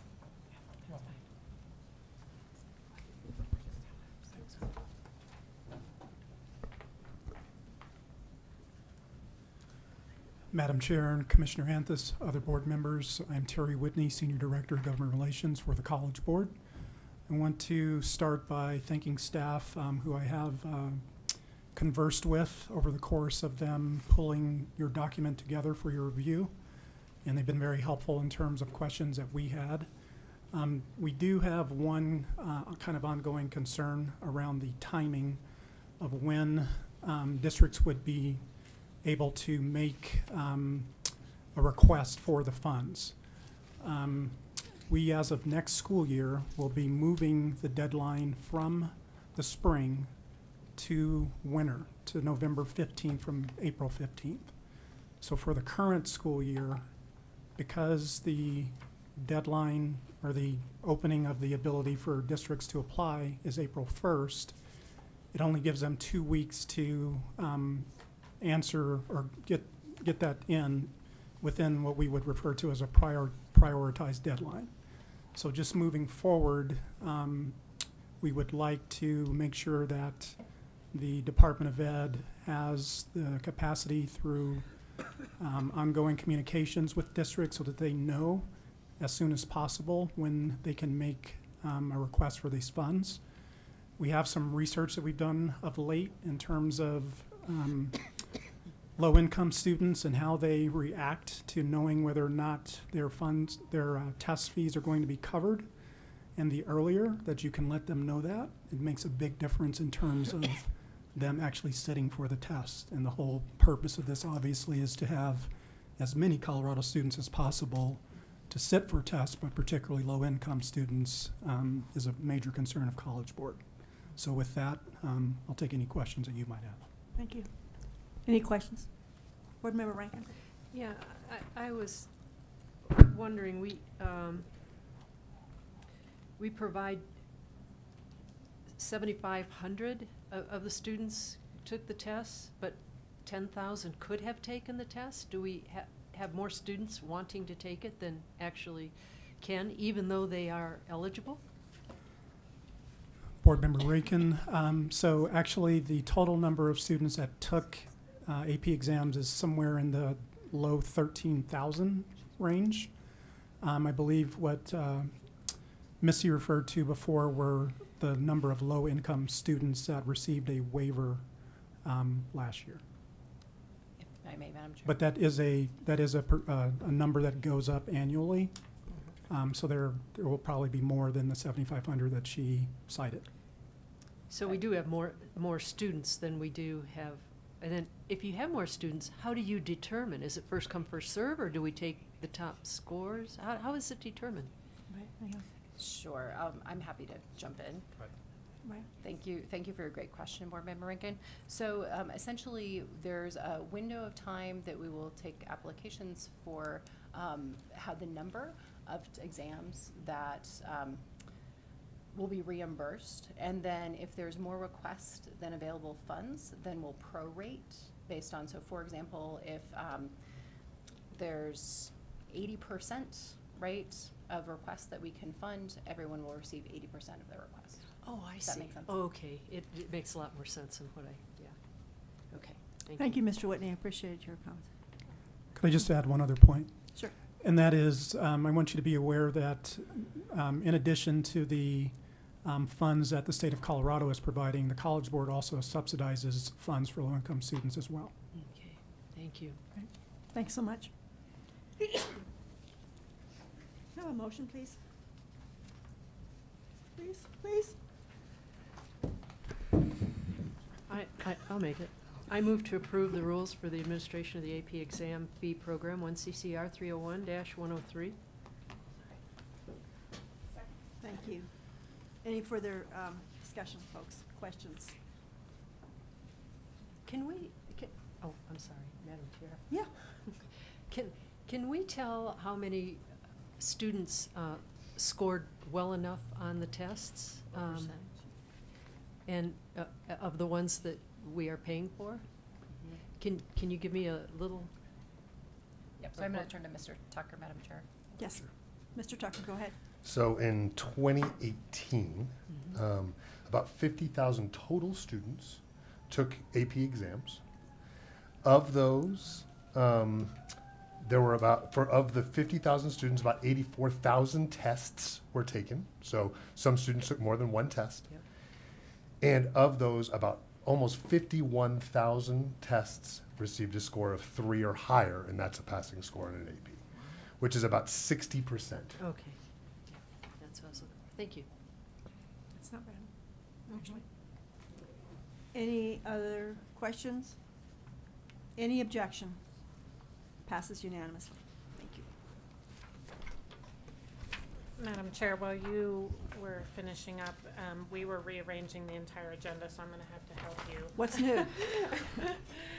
So we are now going to move to 14.01, which is the presentation on Jeffco Kindergarten School Readiness Assessment.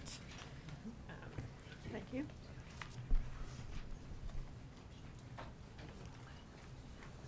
So that's actually action item 12 on the old agenda. 12? On the old one. Really old one, but not the one we got. It's just been hard for me to find my papers without going back to the old one.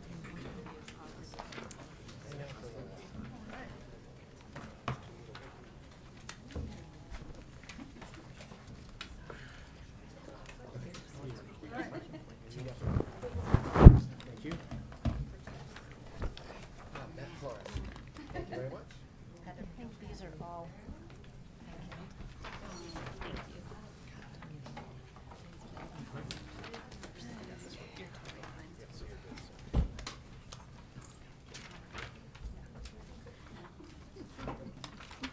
So the next item on our agenda is an update on a pilot of the North Carolina Kindergarten Entry Assessment by the Jefferson County School District. Jeffco is requesting to continue to use the tool beyond the pilot. Commissioner? Yes, thank you. First of all, let me thank our friends at Jeffco for being so flexible today. We called you and begged you to come early, and then early didn't work, and now you're being flexible again. So the flowers are on their way tomorrow, and maybe I'll add chocolates to that too. Excellent. But we appreciate your partnership, and I'm going to turn this over to Melissa Colsman, Associate Commissioner, and Floyd Cobb, Executive Director of Teaching and Learning. Not sure who, but one of those. Great, thank you. Madam Chair, members of the board. For this item in your materials, you should have, in addition to the memo, a copy of the PowerPoint presentation, an executive summary of the pilot outcomes, as well as a copy of the technical report on the North Carolina Kindergarten Entry Assessment. And if you would hand me that little remote there. By way of introduction, we thought it would be easier if people would just introduce themselves. So we'll start from at your left is. Hi, my name's Dawn O'Dean. I'm the Director of Early Learning. Hello, Dr. Heather McGilvery, Director of Research and Assessment Design at Jeffco. Good afternoon. My name is Matt Flores. I have the privilege of serving as Chief Academic Officer. And I'm Dr. Carol Eaton. I'm the Executive Director in Instructional Data Services in Jeffco Schools. So we recognize that we have a very full agenda today, so we will keep a good clip and make sure that if you have questions that we will obviously pause to slow down.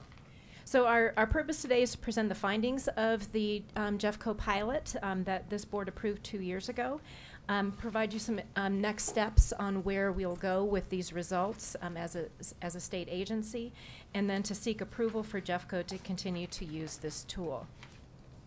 So just as a little context for this discussion, back in 2017, the department conducted its required review of kindergarten school readiness assessments pursuant to CAP for K.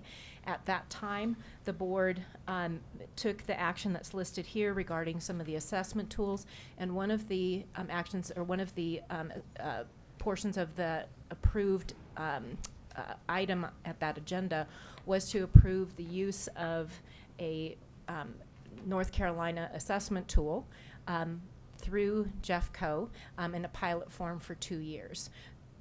At that time, Jeffco, along with North Carolina, submitted this tool to be considered.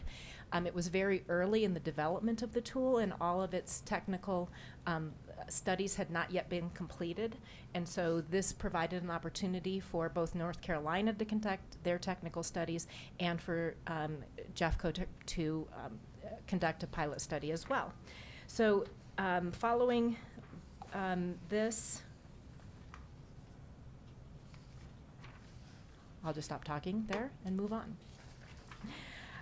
Just as a quick reminder, requirements of this system or around CAP for K is that the board does need to adopt a definition of school readiness, adopt one or more assessments approved for that, and every 6 years, beginning with 2017, review that list of assessments. And local education providers need to ensure that all children have an individual school readiness plan that's informed by those kindergarten readiness assessments. Also, those assessments are required to be research-based, nationally recognized as reliable, suitable for informing instruction support, and suitable for measuring increased knowledge and skills. These assessments should be able to be used to inform individual school readiness plans and should be used to guide teacher practice on a day-to-day basis. So this just gives you a quick background on this item. I'm going to turn it over to our colleagues from Jeffco to talk through their pilot and their results. So good afternoon. Thank you for the opportunity to be here. We are excited to be here to share the work that we have done to support kindergarten readiness in Jeffco Public Schools. I'd also like to thank our partners at the Colorado Department of Education for their willingness to learn alongside of Jeffco so we could find the right tool for our community. Thank you. Through a series of focus groups with teachers, parents, and school leaders, Jeffco identified several necessary characteristics for our kindergarten readiness assessment.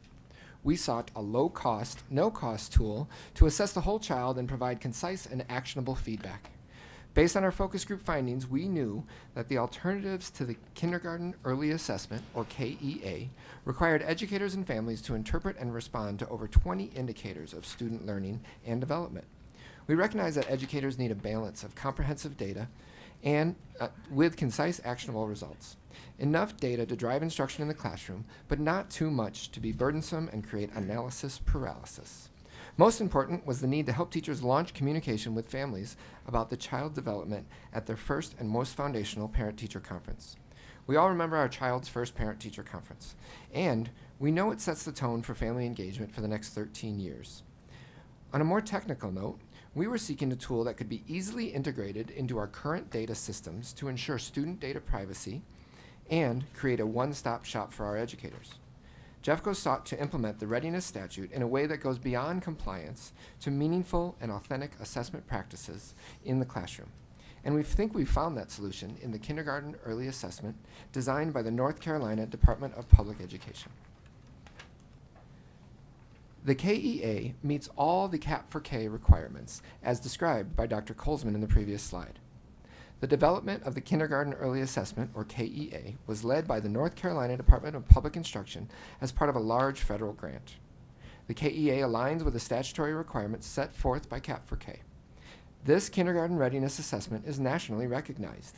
10 states have formed a consortium and committed funds to implement this assessment across our country. With North Carolina as the lead, the consortium includes Arizona, Delaware, District of Columbia, Iowa, Maine, North Dakota, Oregon, Rhode Island, and South Carolina. It is research-based and developed by leading experts in early childhood education. The KEA is aligned with the spirit and description of school readiness in both state statute and state board regulations. It aligns to the philosophy of Ready System, Ready Student. A key question for the state review and acceptance of the KEA is its technical quality. The Center for Educational Measurement and Evaluation at the University of North Carolina conducted an extensive validity study of the KEA using statewide data. Let's talk a bit more about those findings of that study now. The KEA is a formative assessment tool, and it uses evidences of learning to make trustworthy claims about the student's development to inform instruction and also to communicate to parents. Issues of validity rest on this purpose and are related to the progressions as designed, the raters, and the quality of the rater training, or a combination of those. So the psychometric qualities and properties of the KEA were examined by the Center for Educational Measurement and Evaluation using North Carolina's statewide data of over 200,000 students over 3 years. Using the construct progressions converted to an overall composite score, analyses included classical test theory approaches as well as Roche modeling. These analyses, coupled with the data from JEFCO's own 2-year pilot, provide confidence in the tool's suitability for determining the instruction and interventions students need to improve their readiness to succeed in school. The JEFCO research team conducted numerous focus groups with educators as well as with parents to gather feedback on the implementation of the KEA. Specifically, we wanted to understand if the KEA was instructionally useful for students and families. Teachers communicated that the KEA provides helpful next steps for students, is an accurate reflection of where students are performing, and aligns well to other district assessments. The KEA is a no-cost assessment for JEFCO. However, like any assessment, educators need professional learning about its implementation, administration, and use. Fortunately, the North Carolina Department of Public Instruction has provided extensive KEA information, resources, and professional learning supports online and for free. Using these open source tools, JEFCO's early learning team has provided high quality professional development opportunities for our kindergarten teachers.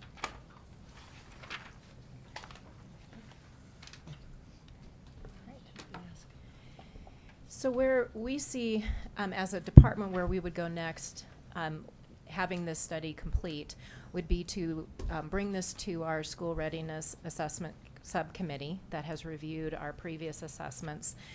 We feel very confident that this is a very strong tool, but we believe it's important to follow a similar process to bringing forward an assessment for you to add to the approved menu.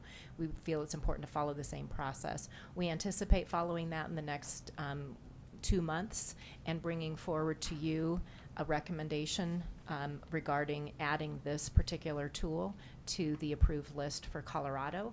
Again, I can't say that with certainty that the committee will approve it, but I will say that our staff has worked closely with JEFCO and feels very confident in the technical adequacy and with the alignment of the assessment with state requirements.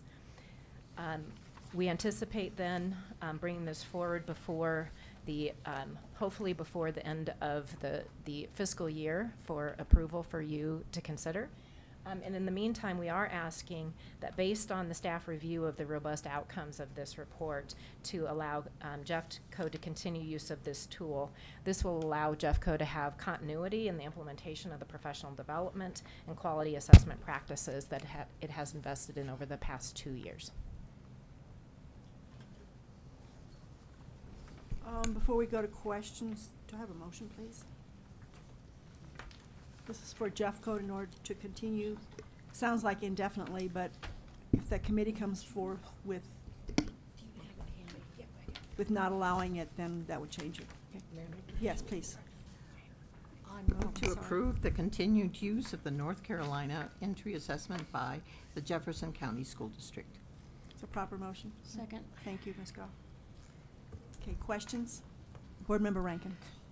You know, when you put a new program into use, sometimes it's successful for the first couple years. So I'm wondering, does it seem to be sustainable?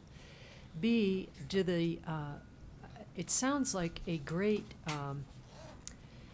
professional development tool just because a lot of this is online. I mean, that's a teacher can do it at their own pace and when they want to, and then put it into effect. And I'm sure you're checking to make sure it is in effect. So tell me a little bit about that. And the last part is, how is the scope and sequence of this operating for first, second, you know, and I know in a couple of years you'll even have more documentation on those kids and how they're doing. So those are kind of my questions. So the beauty of this instrument of the KEA is two things. One, it's so well supported by a consortium of people using it that we want to also build that network in Colorado would be wonderful. But it's supported by universities like University of North Carolina and CREST at UCLA, which are very prestigious measurement assessment folks. And it's been incorporated into their research agenda. So we feel like the sustainability of the instrument itself will last for decades. And so will that ongoing development and revisiting and looking at the data from across the country will be critical to its ongoing success. When it comes to beyond kindergarten, because really we're just talking about that first 60 days, and there's a lot more beyond those first 60 days, as we know. I'm going to turn over to Dawn because they do have a K3 that goes beyond the kindergarten early entry assessment. And that was also one of the requests of our teachers as we begin to work with them in our focus groups around readiness. And we're very excited about this component that North Carolina has built with their consortium, that there is ongoing whole child formative assessment, kindergarten through third grade. So we've begun to, through learning labs and pilot groups with our teachers, explore what that will look like together for our district so that we do have that continuity and that continued focus on whole child to help inform our work. Thank you. Other questions? Board Member Sheffel. Thank you for being here. I had a question about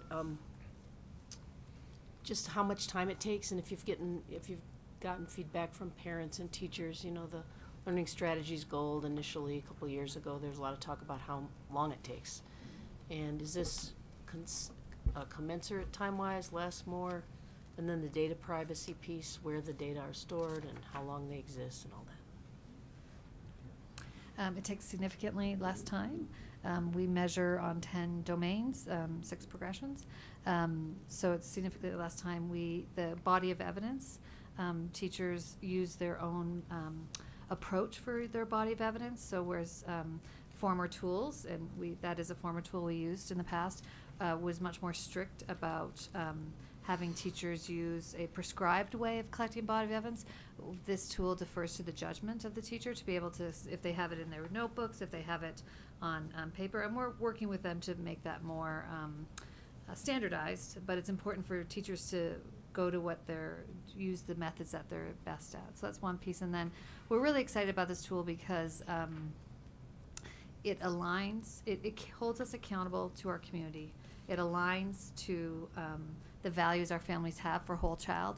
And most importantly, it protects the privacy of our children because all of the data systems and platforms are internally owned and operated on Jeffco servers, so it's all held in-house.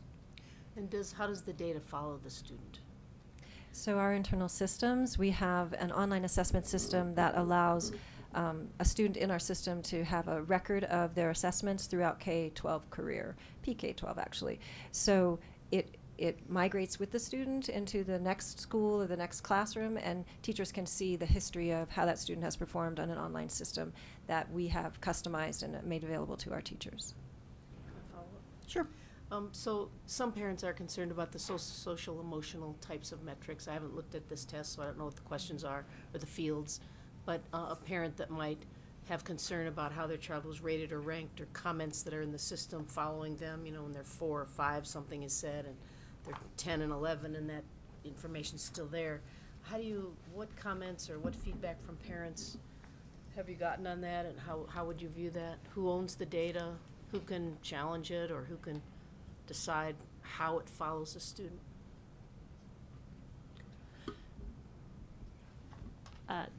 That would follow our district process for parent requests around data, and we take that very seriously.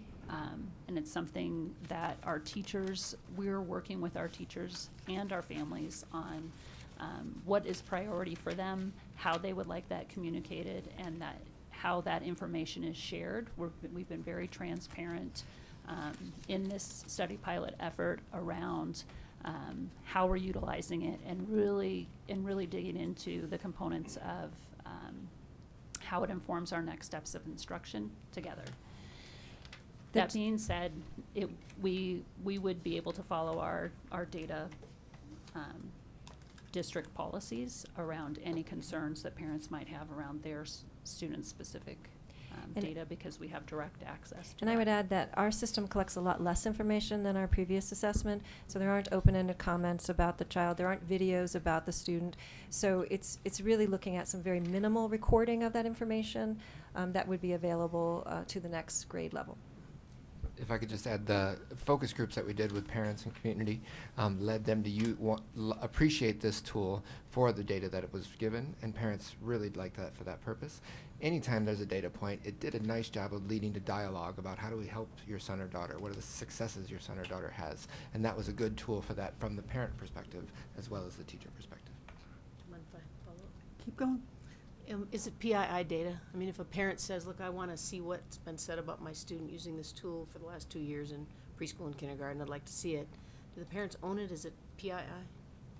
It is personally identifiable information, and it would be available to a parent upon request. The reports actually should be shared with parents at a parent-teacher conference so that they can see all of the information as soon as it's recorded, as soon as the teacher meets with them.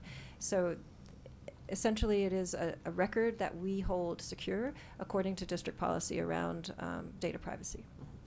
And I might add that in our Family School Partnership Survey, which we do every year with over 12,000 parents responding, one of the primary pieces of information parents want is, I want to know how my child is doing socially at school. They absolutely want to know that. And this tool helps to provide kindergarten teachers with a solid piece of information to talk at that first foundational parent-teacher conference about how that child is doing socially at school. It's not deep information like TS Gold had, but it's exactly the level that parents want. Thank you. So one more thing I might mention about the tool is separate from the actual assessment. The assessment comes from North Carolina Consortium. The assessment is true to what the consortium has come up with. We as Jeffco have developed a customized approach to recording that, so the data is within our systems, within our firewall. So it's a separate piece from the North Carolina Consortium work. Board Member Rankin. Ms. Colesman, how many assessments do we have right now on that menu that this might be added to? So currently there are the desired results developmental profile. There's Teaching Strategies Gold, which has about 4 different versions that are available within it, and High Scope Core. So there are 3 tools right now. So if this is a tool that the committee believes is robust, there could be an additional tool available. And Ms. Colesman, do we ever consider, if not necessarily ranking them, but taking away one if there are others that come along that are better? Or are we just going to add to this list? That's a very good question. In fact, that actually applies with our READ Act work as well. Be thinking about so what is the process for determining whether or not a tool would come off? I think some of the considerations for that would fall under the purview of the board, because you as a board have the authority to approve these assessments. Each time we have conducted a review, we conduct a review of the existing assessments as well and bring forward to you as a board whether or not the versions that are currently available still meet statutory requirements. We provide you with information on how widely used they are, because that can also be a factor for you to consider as you determine whether or not a assessment should continue on the list. Okay, thank you very much. So shoot me if you want to, but don't we also assess kindergarten students in terms of reading deficiency? Yes, that is good. right. That's through Okay. a specific reading assessment. Right. So I would like to know, to what extent is there any relationship between these two? I'm glad I didn't stick my foot in my mouth. You did it. In our analyses with Jeffco data, we've found convergent validity, meaning that our DIBELS assessment aligns well with the literacy domain and progressions. So where they land on that progression and where they land on DIBELS is very similar for most students. And for those for whom it's not, what have you thought, how have you analyzed? So we've done basic correlational analyses to Mhm. see if they correlate with each other. We've done predictive analyses using the progressions and converting them to a composite scale score because that's the easiest way to do so. But we understand that literacy is only one progression Exactly. of many progressions, so Right. it's certainly not as deep.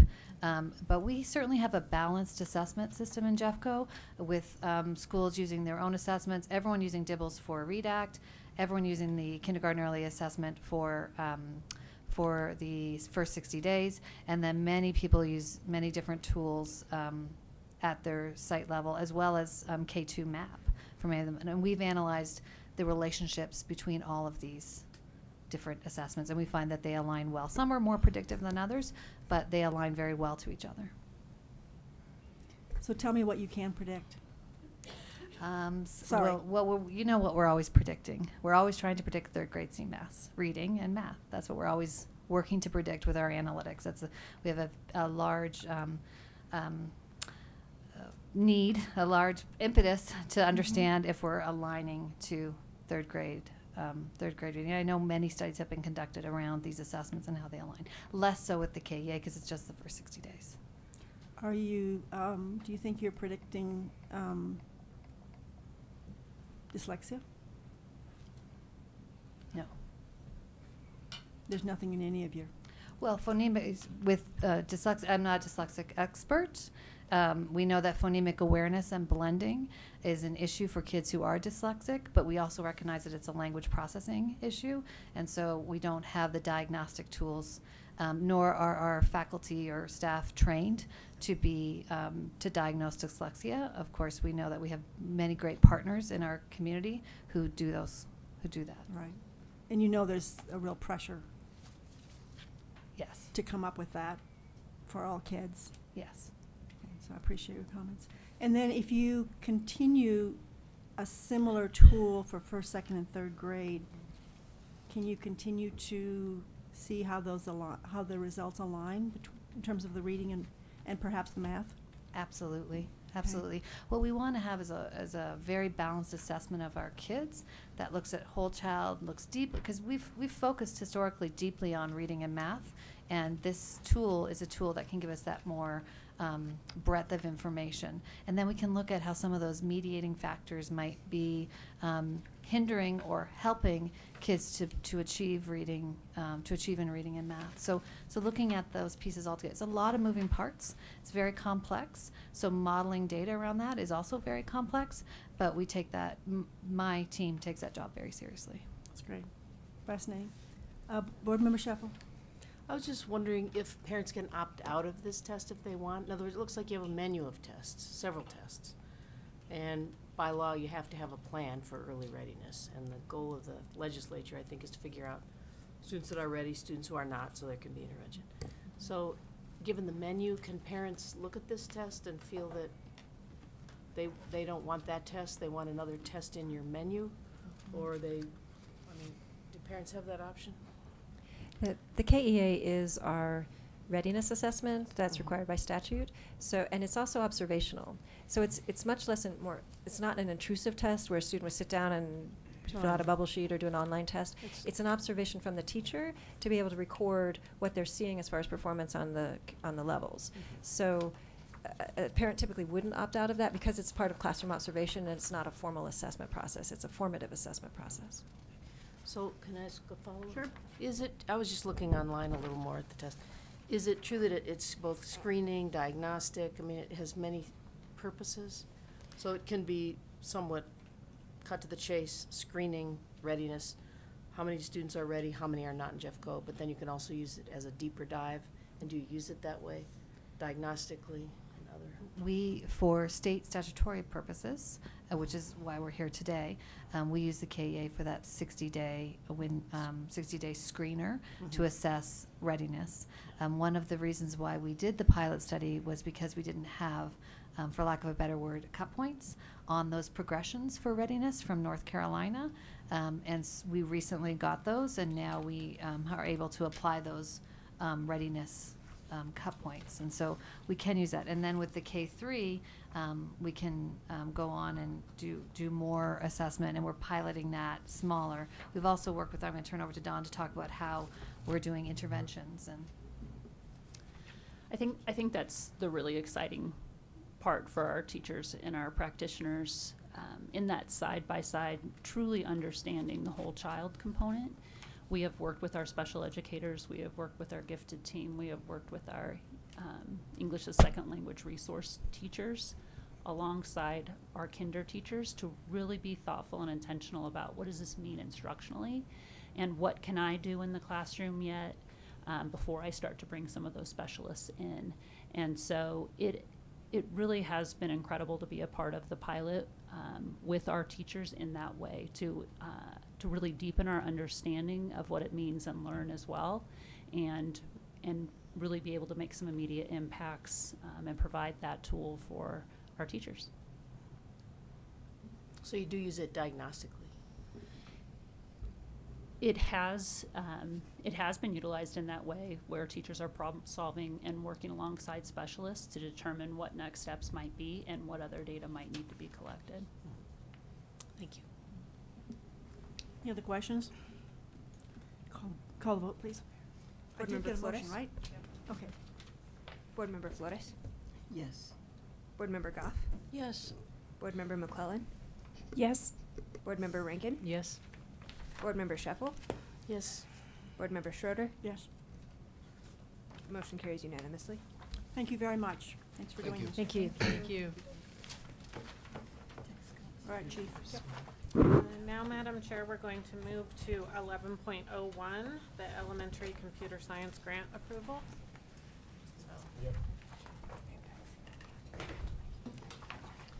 Thank you, Jeffco. Thank you for being patient. Thank you for being with so us. patient. We apologize.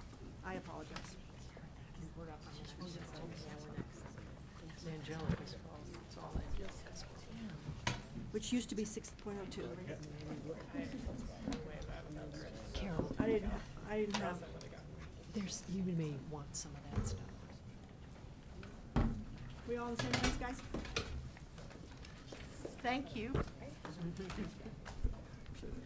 Next item on our agenda is a request to approve elementary computer science grant awards. I ask that staff give a brief presentation before I take a motion. Commissioner?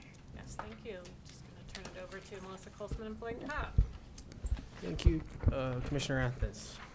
Madam Chair, members of the board, thank you very much. We are here this afternoon to present the award recommendations for the, sorry, the screen being off threw me off a little bit. To present the award recommendations for the teacher grants for computer science education. This was a program that was created out of Senate Bill 17-296 to allow grant funds for professional development in computer science. The department was allocated $1 million to administrate the grant program, which was divided into two larger grant programs. One was the original professional development grant program for K-12, and the other was an added professional development program that is focused on elementary teachers specifically. So those grant programs were divided roughly $500,000 apiece. So today, we are here to talk about our elementary programs. Now, those programs have been divided into two programs as well, and I wanted to make sure we were clear on that. There is a state-provided regional professional development program for elementary teachers, which is this one, and then there's a district-determined program, which we will bring back to you next month. And so for the state-provided regional professional development, there were 35 applications received and 432 teachers from 28 districts to BOCES and the Charter School Institute. And the department is recommending funding these requests at $73,000 and $108,000 for stipends. And as I mentioned previously, we'll bring forward the district determined portion on the elementary side, and staff just needs some time to review the grant budget applications prior to bringing them forward to you. But we anticipate the recommendation will be 14 applications for approximately $280,000. So in looking at the grant program budget overview, provided that we created this sheet with the expectation of a vote moving forward. What you'll see in terms of the costs on this has to do with the cost position savings, specifically on one particular item, which has it a little bit short. We anticipate spending just shy of $1 million. The position cost savings just had to do with the vacancy in terms of our computer science position. So with that, you can get an opportunity to see how the funds have been broken down throughout the grant program. So with that, Madam Chair, that ends my portion of the presentation, and I'll turn it back over to you to see if there are any questions. Okay. Let me just try to clarify, though, because there have been so many discussions that I'm confused. What we're talking about in this list of, I can't see how many districts and the number of teachers in each one, these are trainings where they go to mines? So, Madam Over Chair, the these summer? are these are trainings where they go to locations that are determined across the region. So there are multiple locations where these trainings will be held, just to be able to allow for computer science professional development to be offered, so that in the event that a district did not want to take on the responsibility of designing and creating and running that professional development themselves, then teachers could work through their district to attend these opportunities that would be provided throughout the state. Throughout the state. And so the teacher stipends are transportation? Correct. The teacher stipends are transportation and any other types of amenities they would need, depending upon where they would need to go. Okay, and do you know how many sites there will be, or is that determined once they have the list of? I can refer to Dr. Colesman. She may have the number of the sites. Right, so we have sites in Denver, Colorado Springs, Fort Collins, Sterling, Dillon, Parachute, Steamboat, Lyman, Lamar, Pueblo, Trinidad, Alamosa, and Durango. Okay, so it's pretty extensive distribution across this. Are these on campuses, do you know? You don't have know Yeah, specifically. it just depends on what's available in that community. Right. Okay, that's great. So this takes care of close to $200,000. Correct. I'm just trying to get a sense for it, because there are essentially 3 different options here, right? There's this one, which is the one for elementary teachers, which is bifurcated, and then there's also another program that is for any teachers. Is that right? So there is the district determined option that is K-12, and then there's a district determined option that is at the elementary level. And so if you look at where we are anticipating our budget, the majority of the funds in this particular grant program has gone to the district determined option, the overwhelming majority of it. A lot of that has been through work either with School of Mines, has been with MindSpark, has been with Boot Up, or organizations of that sort. So when I was visiting St. Vrain this week, I believe the gentleman was talking about having 45 teachers who have signed up for, and I now realize it's probably a district-wide program, rather than having their teachers go to Denver or, okay. Questions? Board Member Rankin? So how, MindSpark is through School of Mines, is that what you said, Dr. No, Holzman? I'm sorry. I mean, Dr. Cobb? MindSpark is a separate organization that provides professional development opportunities in computer science. I believe they are housed under code.org. So MindSpark Learning as well as Boot Up are 2 organizations. And Boot Up is Another type of another organization. So we have MindSpark and Boot Up. Correct. And they're both operated through the School of Mines. No. No. So I want to make sure that I'm clear on And that. they go out to the districts, as does. So they are separate nonprofit organizations. Okay. That provide professional development opportunities in computer science. The Colorado School of Mines has developed a professional development opportunity specifically in computer science. And so we are working with them through an intergovernmental agreement where they have developed computer science professional development to be able to provide that to teachers across the state. So there's basically 3 ways you could get professional development. You could go through a School of Mines regional training, or you could work directly with MindSpark, or you could work directly with Boot Up, Or, so it's really, there's some choice and around all- who you want to work with and what suits your needs. And so there's 3 options. And they all are under this grant program. Correct. Are there any credentials that any of these 3 provide? So under the elementary program, there really isn't a credential that is available through this particular opportunity. It really is meant to, kind of provide that 101 type computer science training for elementary teachers. Through the K-12 grant program, a district could send some teachers through some sort of certificate program if they would like. Typically, that's going to happen more at the secondary level than the elementary level, just because of the type of Don't we have level endorsements? of learning. There's not an endorsement in computer science for Colorado. Oh, that's a coming. Yeah. See that one coming. Okay, great. Any other questions? Can we, oh, sorry, Madam Chair. Yep. Do we have a percentage of the different how many teachers or students, or however you want to divide it up, are using the different programs? We can get that information to you. We have it broken down in a slightly different way in terms of a sheet, in terms of districts. We can provide that information to you. We do have a breakdown in terms of the overall amount of funds and costs that have gone to each particular organization. MindSpark has received or is where the majority of our district determined options are working with. Why would that be?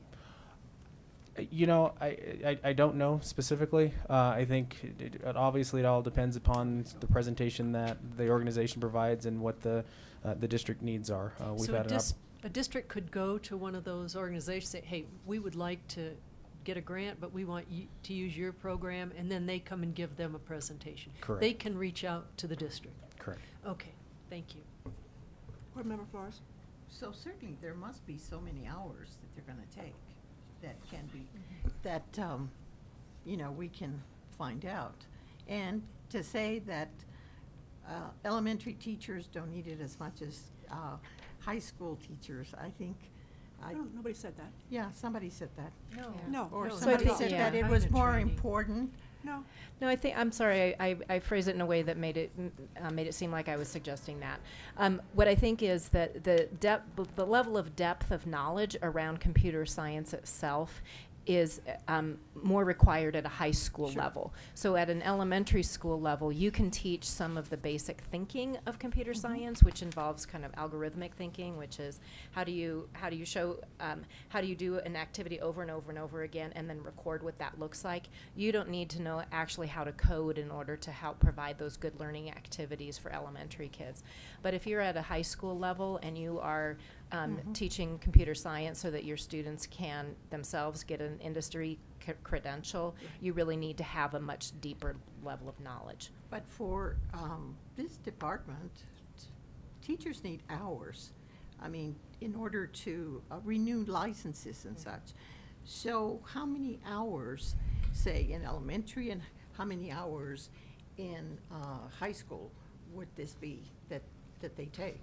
I mean, hours, maybe I'm asking, since teachers need 6 credit hours to renew a credential, what part of those 6 credit hours would this training take?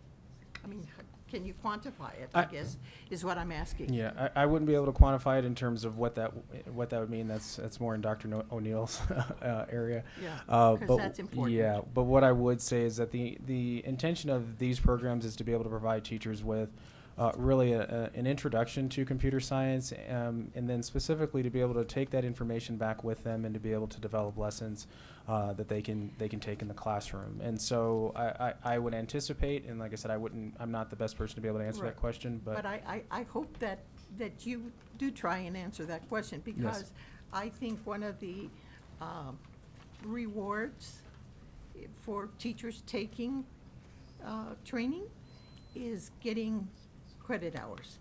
And so I think it's, even if it's like a half credit hour or a half, or, you understand. I mean, this is an incentive for teachers to kind of keep up, and so credit hours do help in that respect. Madam Chair? Yes. Dr. Cobb, Do we have, I mean, just because a teacher goes and takes a class, we don't know if they use it in the classroom. Is there some follow-up with grant money like this that says, oh yeah, this teacher went and now she uses it all the time, and another teacher went and is still lost in the realm of computers? We need to have some outcomes in this kind of Yes. education. Board Member Rankin, that'll actually be the responsibility of our computer science specialist.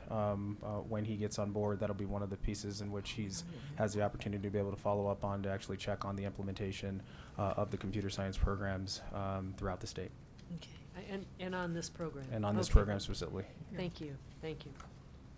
Just on an aside, Denver Public Schools got rid of most of their computer techs,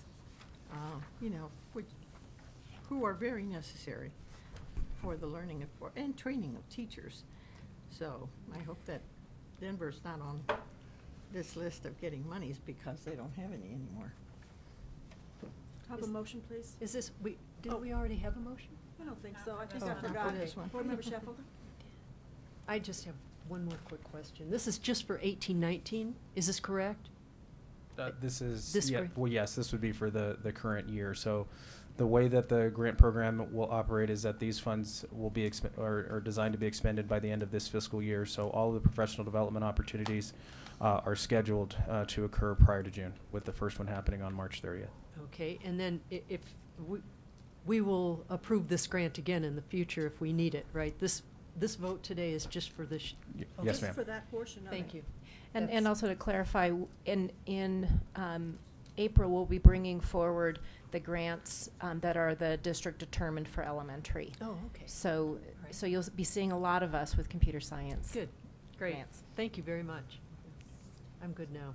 Motion, please? I move to approve the elementary computer science grant awards. So I proper second it. motion. Thank you. Second. Any more discussion? All in favor? Yes? That passes unanimously. Okay, now for efficiency's sake, Madam Chair, we're going to have these two stay with us, and we're going to move to the notice of rulemaking. This is 14.02, the notice of rulemaking on rules for the administration of the READ Act. Thank you, Commissioner Anthony. Madam Chair, members of the board. Again, we're here to ask you to take a vote to notice rulemaking for the Colorado READ Act. This past legislative session, there were some changes made out of House Bill 18-1393. And in the rules, you will see 4 major changes, the first of which has to do with, or rather recommendations out of statute. One had to do with the minimum skills competencies, the process for inclusion of assessments, the appeals process, and district reporting requirements. As you will look through the rules in terms of the minimum skills competencies, staff is recommending that there are no changes be made to the minimum skills competencies, as those were updated during the review and revision process for the Colorado Academic Standards.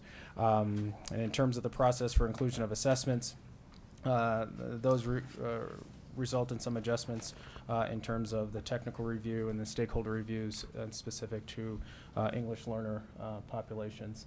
The appeals process you will also be able to find in the rules, and then in terms of district reporting requirements, there are some changes for professional development as well as literacy specialist for small rural.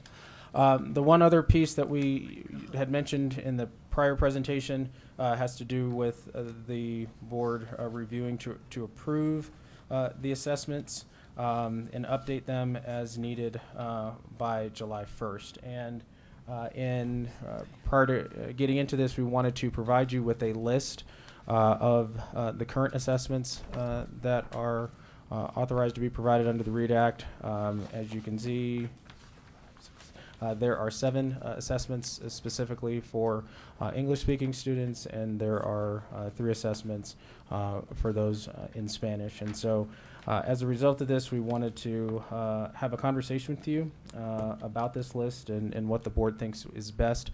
The technical review has been completed for the assessments that have been submitted. There were 8 assessments that were reviewed.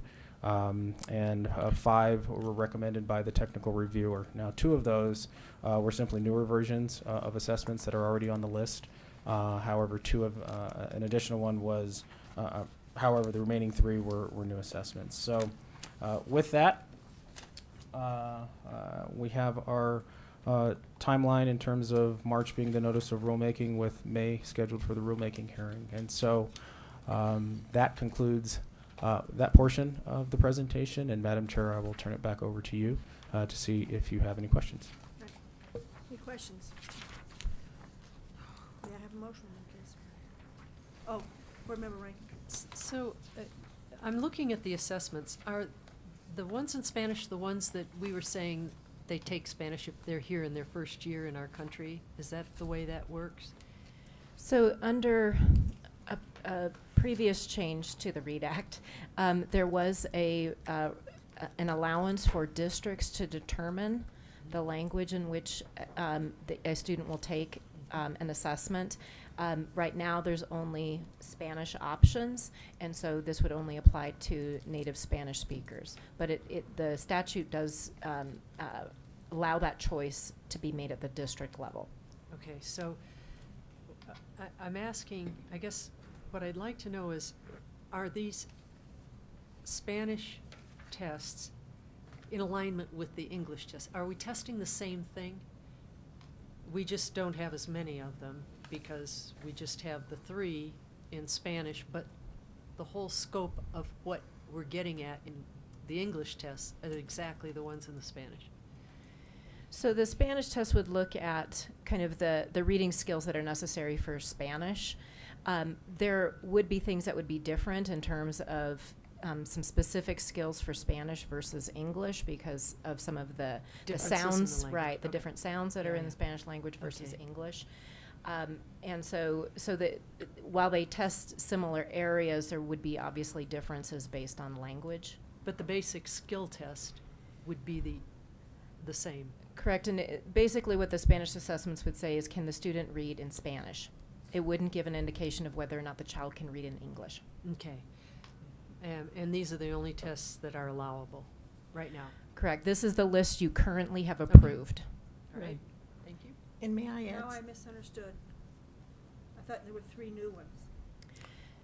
So yes, there are 3 new ones that have made it through the technical review, and this is where we wanted to just have a conversation with you about just the expansiveness rather of the list, and as we started to move forward in terms of the number of assessments that are on the list. So as I noted, currently we have 7 that are offered in English and 3 that are offered in So Spanish. we currently have 10. Correct. So And so why would we add 3 more? to clarify, we're not recommending at this time that we add any more assessments to the list. Okay. Instead, what we are recommending is that at a future meeting, we have a discussion with you about the number of assessments for the READ Act, and to think about how do we, when you look at this, we see that, maybe go back with it. Sure. We see, for instance, there are a few assessments that are used by fewer than 3% of school districts in Colorado. The question would be, do we want to support this many, or do you want to support this many assessments? And we also want to think about some comparability across these assessment tools. So I think it would require a bigger discussion about, do we just add assessments to the list because they are technically adequate, or do you as a board also want to put some additional criteria on that for some consistency across the state? So again, we're not Such recommending as? any changes. What might be a criteria that we would add? You may want to, based on some of the questions that have come up around dyslexia, you may want to consider, would any of these tools be more, could be Sensitive. used in some way for an initial, not necessarily a dyslexia screen, but be part of a dyslexia screening process. You may want to consider whether, you may want to look at the technical adequacy in terms of how well they're able to, how well they're actually performing in Colorado for identifying significant reading deficiencies. So we could go at this from a much more technical perspective as well, and look at these less from a usability standpoint and more from that, a standpoint that you would direct. Cost? Are the costs significantly different? So that could be, we don't have the cost with us right now, but that If certainly they could wanna be a discuss it. consideration as well. Board Member Flores. One of the things I found, which I never thought that I would find in the READ Act, is that the funds are limited. They can't be used for ELL kids. So it says, so if you go that route, if a district decides that, as does Denver, you cannot use the READ Act funds for ELL kids, which to me seems ridiculous. So, I mean, in giving closer reading to the act, I found that and I said, how can that be? I mean, how can that really be? That doesn't seem to be fair and equitable. So you are right, Dr. Flores, that the READ funds can't be used to provide English language development services for students, but they can be used to provide interventions for any student who's identified with a significant reading deficiency. It's Even if in Spanish. Um, See, that's, the language in that READ Act was, you know, I read it over and over and over again, and I said, this can't be. Yeah, we should look at that a little bit more together. Yeah. Let's do that. Board Member And Rankin. that didn't seem fair. I'm looking at those numbers, percent of districts and percent of students. That's the percent of students K-3 in the state, third grade in the state, first grade. What is that percentage? So there is a distinction here between the number of districts that are using that tool and then the percent of students that are using that tool, if that makes sense. So while there are 67.7% of districts using Dibbles Next, that only accounts for 51% of the state's K-3 population. 54%. Because these tend to, 54%. Because these tend to be smaller districts. And then, so there might be, if you look at iReady, then that's 12.3% of districts. But those tend to be very large districts, so when that you accounts for. When you do stuff like this, could you put another column that gives the number of students so we really can see? Sure. I mean, if you have 20 Sure. students, 50% of them's only 10, but Yeah. it's different in a bigger. The numbers I have found are more helpful. And I Great. think Dr. Sheffield has a question. I gotta learn to look this way. I count on Steve to do that. Sorry, it is. guys. That's okay. My apologies. I just had a question about, your question is, do we want this whole menu of assessments, given that there's two major ones and others less frequently used? I think we should look at, I mean, we're just opening rulemaking, but we should look at the technical adequacy of the tests, right? I don't know if I'm reading this right, but as I look at the content and construct validity of iReady, it seems to not meet basic thresholds, but I could be, maybe I'm reading the psychometric details wrong. But obviously, we'd want to have our, several instruments that are really good at identifying students with significant reading deficiencies. And maybe iReady does that. I'm just reading a report that seems to question that, so if we could look at it deeply and ensure that the ones that most people are using have a high likelihood of helping identify these students. So you're suggesting that we're going to do that, but that's not gonna be a part of this hearing. Am I right? Right, we are not suggesting that we add any more assessments to the menu at this time, but that we actually take some time to have these types of discussions. Thank you. Yes. I have another issue, and I had it last year when we talked about it. Is it and part of then- this? Yes, it is. Good. It is part of this. Part of it is that the language in the READ Act really does state right out and says that the district is going to decide which language the child is going to be taught in. That is not the way this should go. I mean, the parent has the right. The parent has the right to teach, to say, I want my kids taught in this language. And so if there is, whoever is making a decision between two things about which language, it shouldn't be the district. Morally, it should be up to the parent. The parent is the decision maker as to which language they want their child to have their education in. If they want to have access to English from the very beginning, and I'm not putting down Spanish at all. I grew up in a bilingual environment, so I think bilingualism is very important. But when a parent does not have the ability to choose which language their child is going to be taught in, that's going into another world, that is not fair. It's not really in the READ Act, however. I It mean, is in the READ Act. It says, really says that the district is going to decide which language the child is going to be taught in, and that's not right. It is not right. So Dr. Flores, you're right that the READ Act does address the district's role in Right, in and this. However, just to clarify that it isn't about the language of instruction; it's only about the language of the assessment for the READ Well, Act. that's how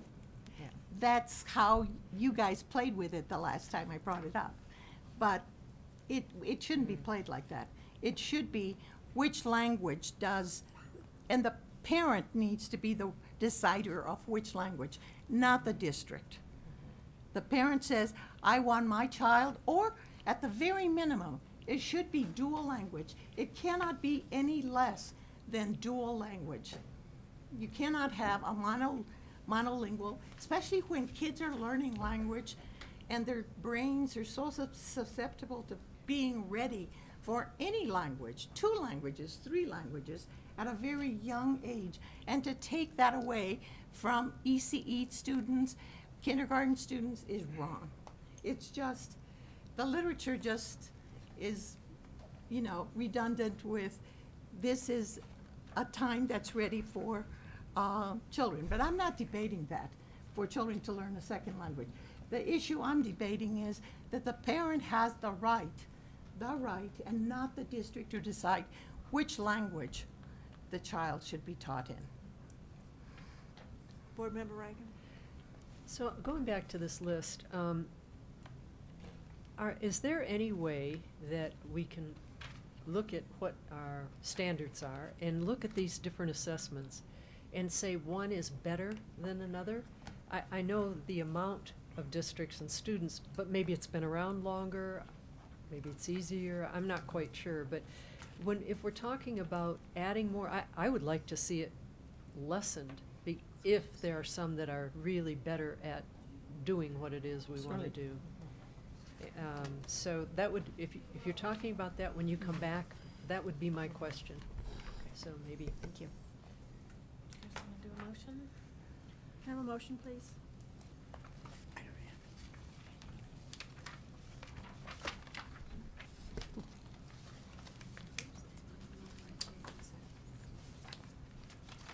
Okay.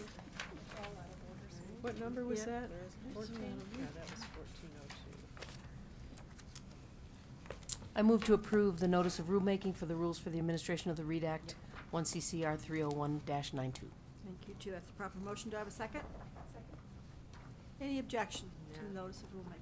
It's unanimous. Thank you. And Thank you, okay. we look forward to the next discussion on the issue.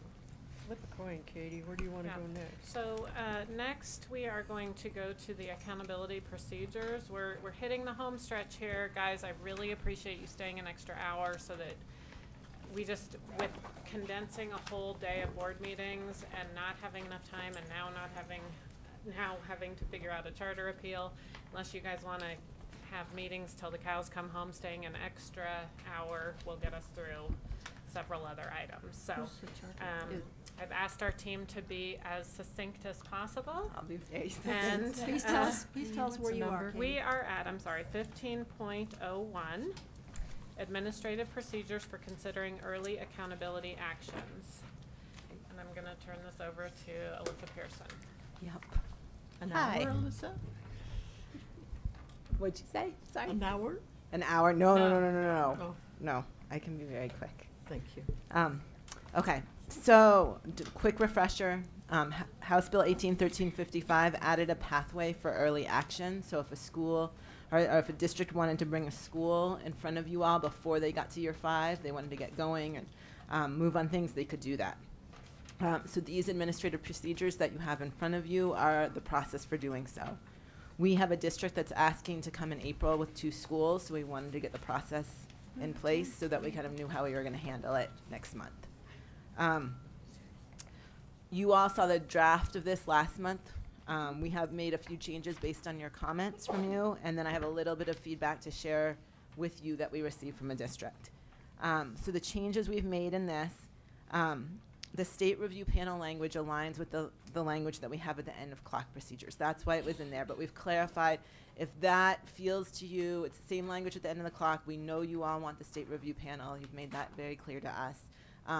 But if for whatever reason doesn't happen or an older report's used, Commissioner will explain why to you all. Okay, but it's the same language that we use at the end of the clock. We also added language to make sure that the districts use the same template for the plans that they submit, because you all requested that, and that CDE does too. And that CDE, if we have any information about community support for the plan and the pathway forward, or concerns about it, that we'll provide that in our report. So those are the 3 changes that we made per your request last month. We did receive a little feedback, and I'm going to try and summarize how I heard it. And if I get it wrong, I apologize to the organization that shared it with us. There was a feeling that this was feeling burdensome in terms of wanting this to be a process that incentivizes districts to come early. And the district agrees that the rigor is really important, that you wouldn't want to sacrifice the rigor for coming early, but that streamlining the process might make sense to do. And so the specifics concerns were around the state review panel, and there are different views of it, and I shared back that you all were very clear that you wanted the state review panel visit, but also around the community involvement. So we have it's not in this version because conversations have happened since then, but there is a suggestion that on page 2 of the procedures, and I can give you a clean copy if you want, but it's probably easier just to look at yours if you have it. On page 2, Roman numeral 3, the little Roman numeral 3. I don't know how you say that. Julie, how do you say that? You say 3. You just say 3? Yeah. Okay. It can be 3B3 or whatever. 3, Yeah. okay. Just to get rid of that first sentence, because the second sentence is what is explicit in statute. And the first sentence was kind of the bigger process around it. That was just a suggestion. Sorry, thank you, Katie. We are looking at Yep, it says, if applicable, an explanation of how the school district or institute engaged its community in developing the proposed course of action. So we added the if applicable.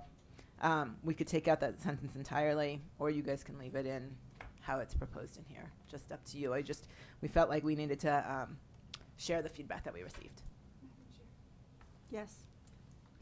Thank you, Madam Chair. Yes, specifically from my district, there has recently been criticism of a lack of outreach to the public, and I think limiting this outreach just to the DAC limits this to just those parents who have the luxury of time to participate on a committee like a DAC, and that may not be the entirety of the body of parents who care about these issues. So I think it's wrong to limit that public input. And I also think we should not add the words if applicable. I think making sure that you're checking in with your public about a school that's not meeting the standards for us is, I think that's always applicable. And I know I heard loud and clear from stakeholders in the 6th Congressional District recently that this is a hot button topic for them. I don't know that there's ever a time to fail to welcome public input when you've got a struggling school, and limiting it to just that elite group or small group of parents that is on the DAC. I think it's always applicable to get that input and to be welcoming of it, and we should be encouraging districts to do that and do a good job of it, and not limiting it to the DAC and not ever implying that there's ever an instance where it's not applicable. I think it's always applicable. If you've got a struggling school, you need to hear from your community, for sure. So that's my input, and it comes directly from constituents. So thank you. Board Member Rankin. I think you could probably put in there something like included but not limited to the DAC, so that we definitely have the DAC, but everyone else is included also.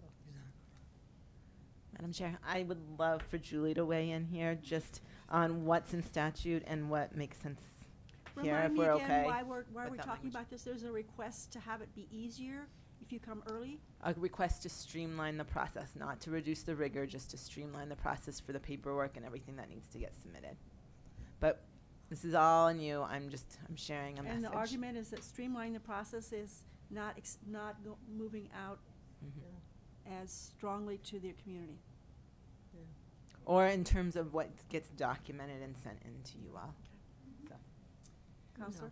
The DAC, so the criticism, as I understand it, of potentially a requirement that says spell out your community engagement, for example, including but not limited to the DAC, is that the community engagement piece other than the DAC isn't spelled out in statute. It's part of what they have to bring to you.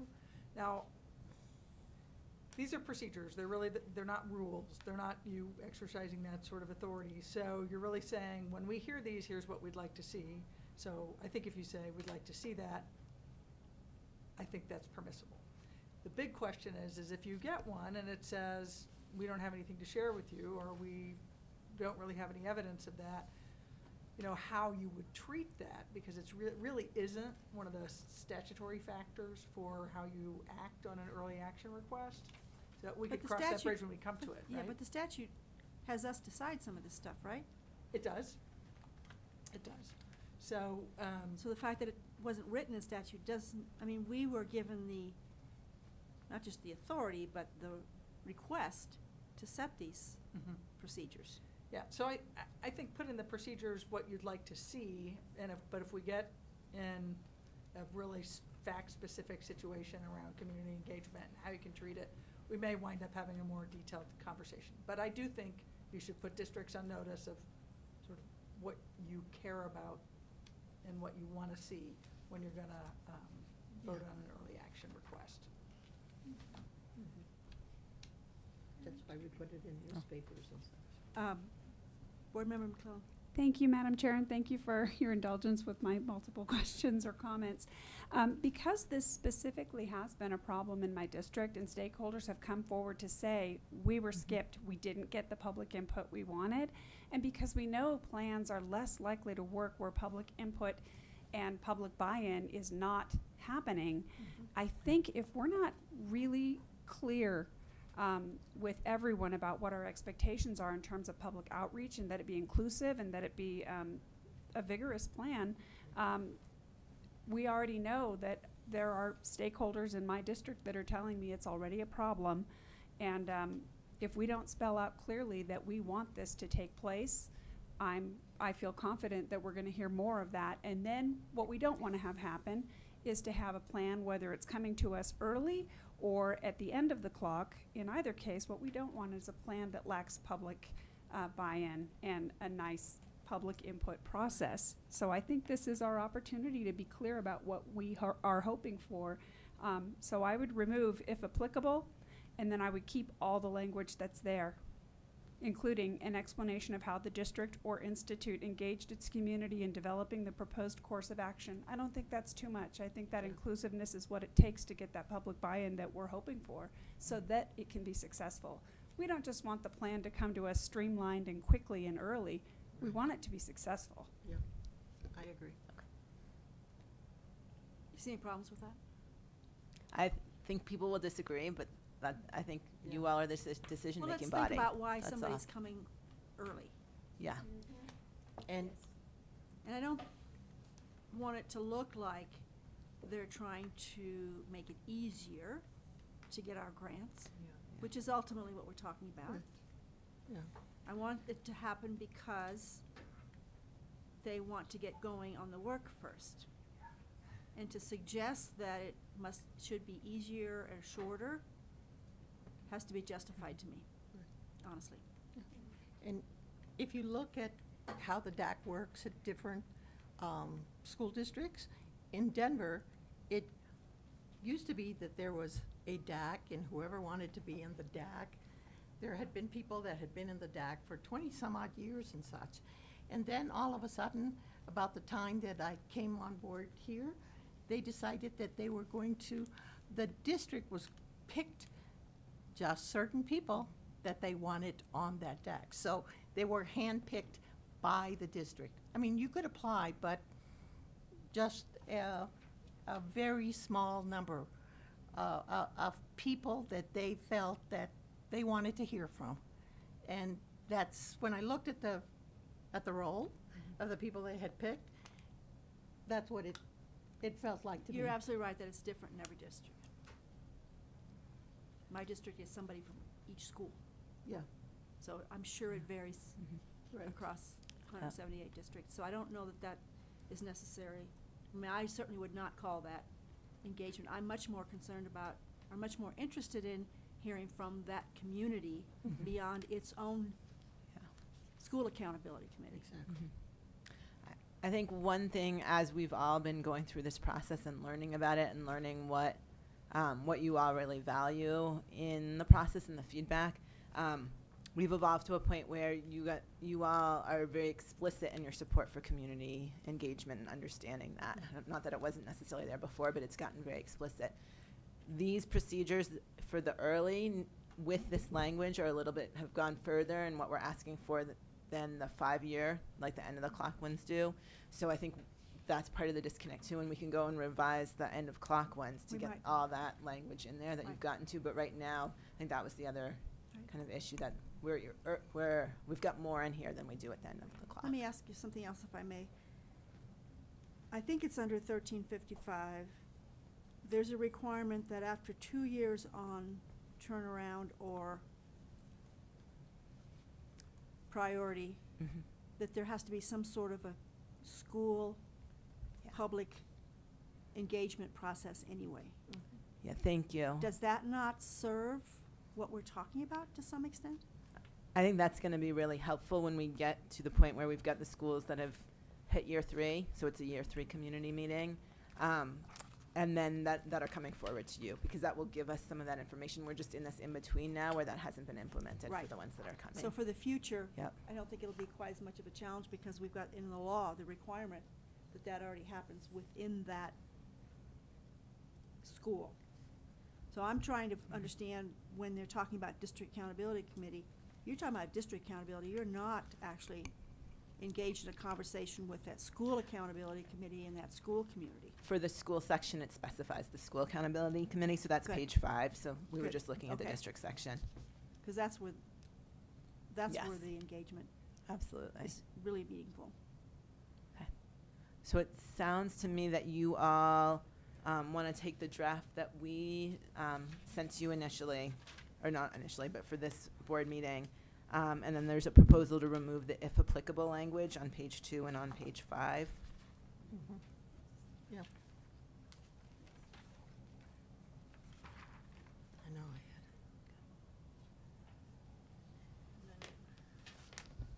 Commissioner, do you have any other? No, I think you guys have been clear. So we would just, with those 2 amendments, we would just need a motion to approve them. Board Member McClellan? I move to amend the administrative procedures for considering early accountability actions by removing the words "if applicable" on section 3 on page 2,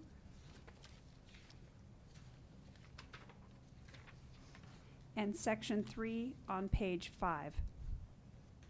Give me a motion. Oh, was that the motion? Mm-hmm. But you were making an amendment to a motion that hasn't been made yet. This was the suggested I moved motion. to It says I amend the move to amend. administrative I read it right off the. Oh, sorry. That's quite all right. That's quite all right. Where is it on page? Oh, 5. Do I have a second?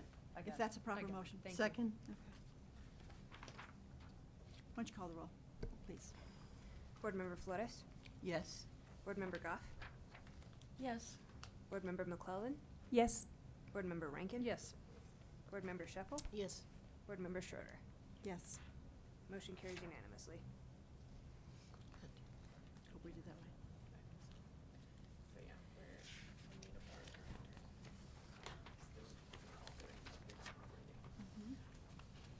Where are we going next? Okay, thank you, Madam Chair. We are now, we're really in the home stretch. Let me get my revised. I think it's the Revised, waiver. revised, I like that. Okay, yes. Thank you. So we're now moving to, 17.01, notice of rulemaking for the rules for the administration of the waiver statute and rule. Okay, and that used to be 503. No, that's okay. Mr. Cottonsteady to come forward. Hello. Thank you. All right. Well, thank you. This agenda item is a notice of rulemaking related to the rules for the administration of the waiver of statute and rule. The purpose is to make a technical correction. This fall, we carried out rulemaking in response to House Bill 1269, which is the bill concerning notice to parents of alleged criminal conduct by school employees. This legislation specified that the new legal requirement could not be waived by school districts or charter schools, and so we took steps to incorporate it into rule.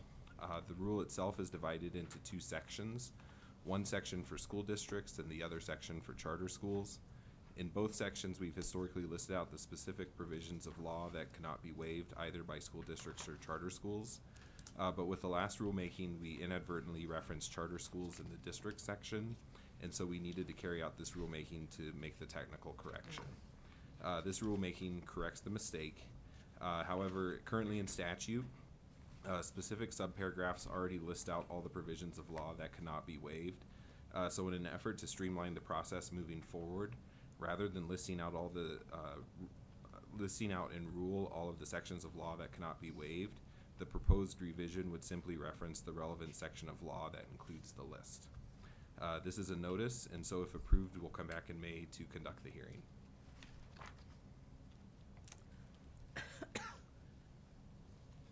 Do you think that there would be a chance that folks would not actually go to the law? And that it's helpful to have the itemization? I think about some of the charter appeals, et cetera, et cetera. People are on a learning curve very often, and so are districts. And it's very helpful sometimes. I mean, I don't know Yeah. where, but I don't see folks getting out that big fat book that counselor has over there on a s- regular basis to look at stuff. I have it on my. So I I'm would kind of say, wondering. yeah, I'd say about as a that. rule of thumb is, like when charter contracts come to our office, we do a review of what they've proposed for waivers. And if we identified a proposed waiver that was unwaivable, we would engage with them and correct it before it would come to the state board. So in that conversation, we could provide them Right.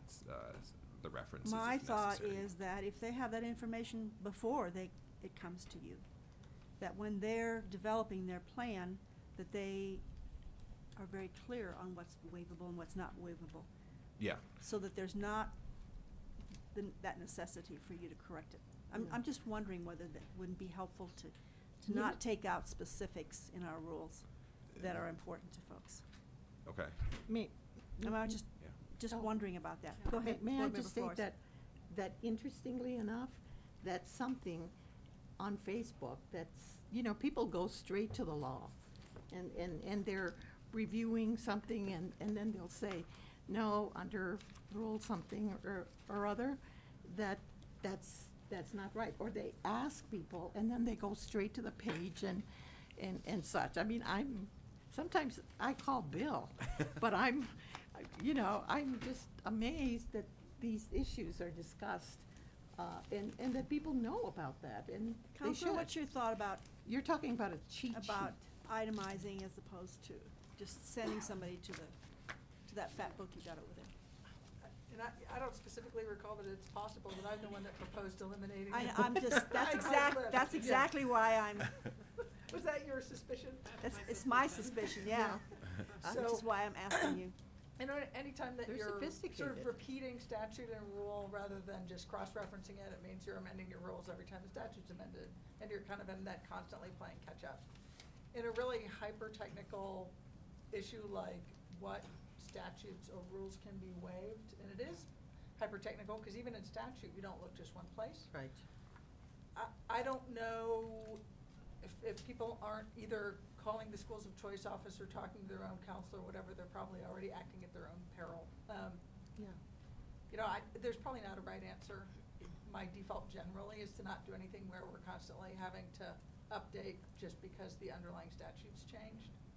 But if you all wanna do it, that's also. I don't think To so. say we wanna be one-stop shopping and our rules are been an easier place to look, that's certainly within your authority to do.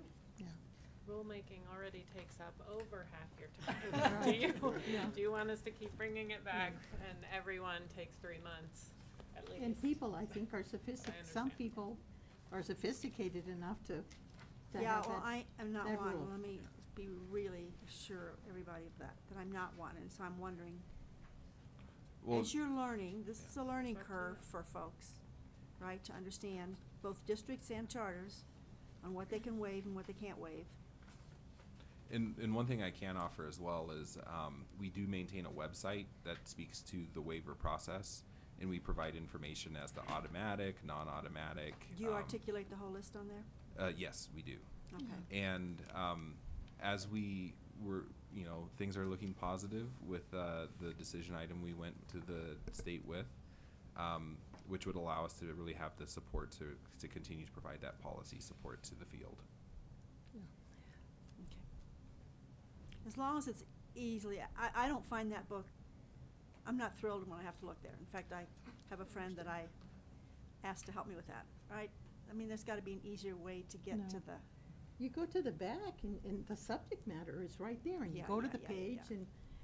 I don't wanna be a lawyer, never You- wanted to be a lawyer. No, the thing is, Angelica, is that when you were running, probably somebody told me, if you really wanna be a board member, you've gotta take that book and you gotta learn it. I'm not And gonna so- I'm not gonna comment on that. Thank you. Nobody said that to Nobody me told 20 you- 20 nobody years. told you that, Not yeah. 20 years. All right, folks, you wanna make a motion?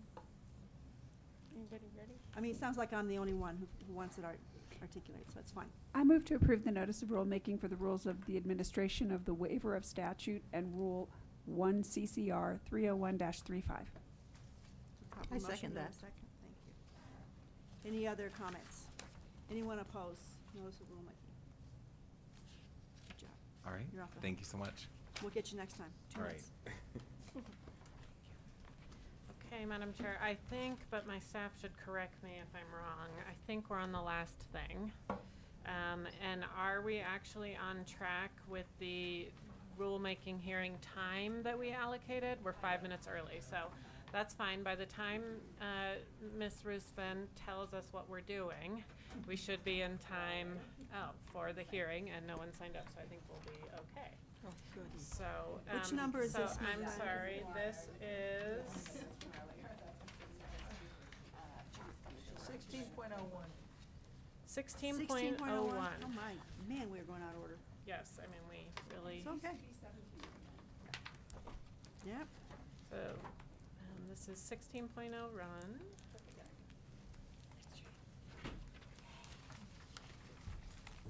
Do you want me to go la la la for 4 minutes or start?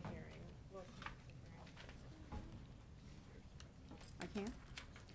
Next item on our agenda is a rulemaking hearing for the rules for the administration of the Educational Stability Grant Program for highly mobile students, 1 CCR 301-104.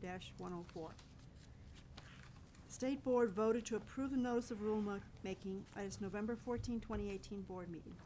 A hearing to promulgate these rules was made known through publication of a public notice on December 10, 2018 through the Colorado Register and by State Board notice on January 2nd, 2019.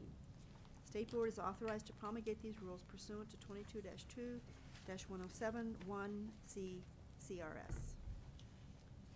Ms. Pearson, is staff prepared to provide an overview? Thank you. Thank you, Ms. Pearson. It's not 5 o'clock.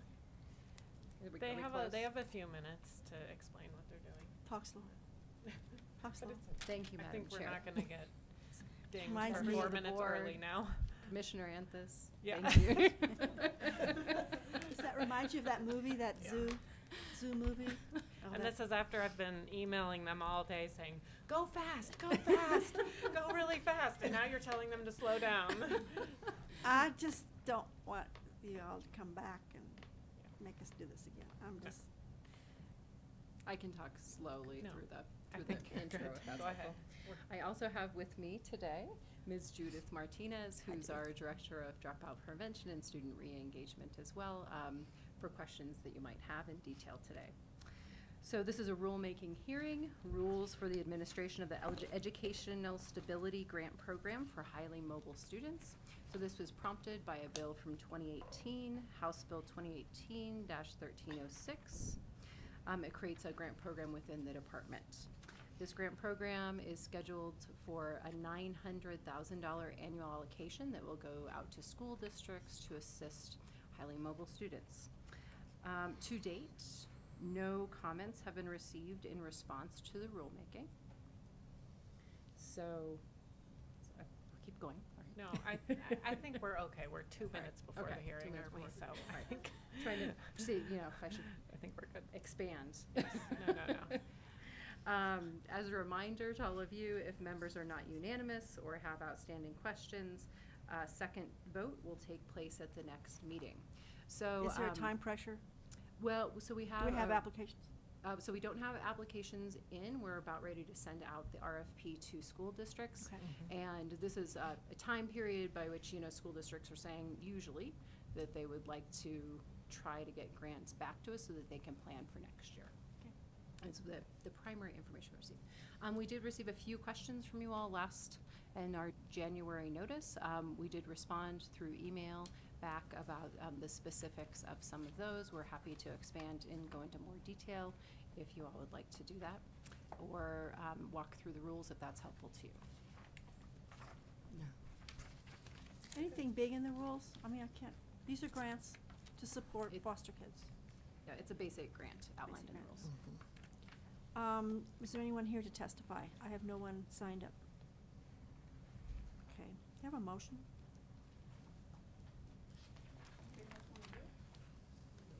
I appreciate you guys working over there. Go ahead, Jane. Oh, good. Okay. It's 5 o'clock, just in case. I move to approve the rules for the administration of the Educational Stability Grant Program for highly mobile students, 1 CCR 301-104. Do I have a second? Second. Thank you. All right, any discussion? Board Member Rankin. Can you give me an example of someone that's applying for that grant? Sure. Ms. Martinez. Chairman, Angelica Shorter. So somebody who would be applying for the grant might be a district Judith? that has somebody who might be applying for the grant would be districts who have a high number of highly mobile students, and those would be students who are in foster care, who are homeless, students experiencing homelessness, as well as migrant students in their particular district. And they may be trying to figure out how to provide some academic supports for the students who are moving into their district from another district to better serve them so that they have better outcomes. So we know that across the state there's about 15 districts that are, as I would call, highly impacted in terms of they have a high number of students who are in that category, and they're looking for supports for them. So, I get that picture for a district. Then at the end, is the grant 1 year? How does, okay. So if it's 1 year, how, at the end of that year, is there a report or something that says, we had 3, this is the amount of money, we had 3 highly mobile students, and we had tutors for math, reading, and such, and they tell you how they used that money? Do we have a follow-up, or do they have a follow-up? How does that work? What the rules outline is that there is an annual report that the state provides to the State Board of Education as well as legislators in terms of what the outcomes were from the supports, and each of the grantees is required to submit a survey, an evaluation survey, if you will. And one of the things is, what was the outcome? How many students did you serve? What were the circumstances of the students you served, and how are you doing on your performance goals? Okay, thank you very much. And is this an ongoing grant? Is this something new? Is this ongoing? Sure, I agree. So just one point of clarification. Thank you, Board Member Rankin, Madam Chair. So one point of clarification is these are scheduled to be 3-year grants, but they're annually allocated by the legislature, if that's helpful. And then the second, I apologize, I lost the second part of your question. Is it a new grant? And Oh, yes, it's a new grant. yes, this is a first-time grant. This would be the first time that this grant would be awarded with the new legislation that created it. And then you will report to us the outcomes of that. Yeah, I'm kind of curious. I think there might be some districts that it serves very well because of how they use it, and others it may not. I don't know if you will have that information or you will have that idea, and I'd like that put forth when you give us that report, if you will. That's great. We can certainly capture promising practices and share that. I mean, this is a great place to shine a spotlight on really good practices. Thank you. Thank you. Board Member Flores? And that will also add to the federal monies that are already there for students who move and need help. And I'm trying to think of the 1985 rule. It was during Reagan's administration.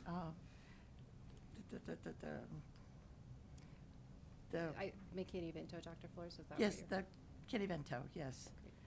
Madam Chair, would you like me to? So thank you for your question, Dr. Flores. So as you certainly mentioned in January and requested, there's about $26 per McKinney-Vento student through federal funds that we're receiving. So this will certainly. $26? $26. I cannot believe it. So. It's like nothing. So how much do you think this would give to the 15 districts per child? How much are you, how much would that be, do you think? I don't know that we figured it out, but how much per grant, Judy? Right, Or Ms. we're. Hartman? Because $25 doesn't pay for very much. The Educational Stability Grant is really intended to serve a broad group of students who are adversely impacted by their mobility. Right. So we're really seeing that the districts would be implementing kind of a systemic program or a systems change program, if you will, in terms of how these students who have challenging outcomes with their And I academics, how understand they that. how they would perform. So in terms of your question about the grant size, we're looking at that probably would be around $50,000, upwards to maybe $80,000 for a grant, depending on what they were requesting and if what they're asking for is reasonable within the number of students that we're going to serve and what the Okay. So interventions 50 are. to 80,000 per Per school. grantee. Okay, so just what would be a ballpark figure per child, do you think? We can get back to you if that's Oh, helpful. sure. It's probably Thank you. programmatic as opposed to Yeah, it individual students. Probably is, but I just wanted an idea.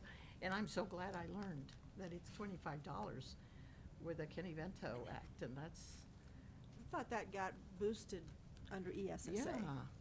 So we have seen some small increases, and we've 2 also seen cents. greater need. Yeah. Okay. Because of identification or because There's a life grant. has changed? There's more more- eligible. They're more homeless they're just students. more homeless kids, I period. just cannot believe it. Any other questions? Forgot, do I have a motion? I do? No, actually. I made it. Yes, there is a motion. Yep, my friends over on this side that I forget to look at. There's a motion to approve. Board Member Flores? I'm sorry? Just say yes. Oh, yes. Board Member Goff? Yes. Board Member McClellan? Yes. Board Member Rankin? Yes. Board Member Sheffel? Yes. Board Member Schroeder? Yes. Motion carries unanimously. Thank you. We are adjourned. Thanks, folks, for your patience.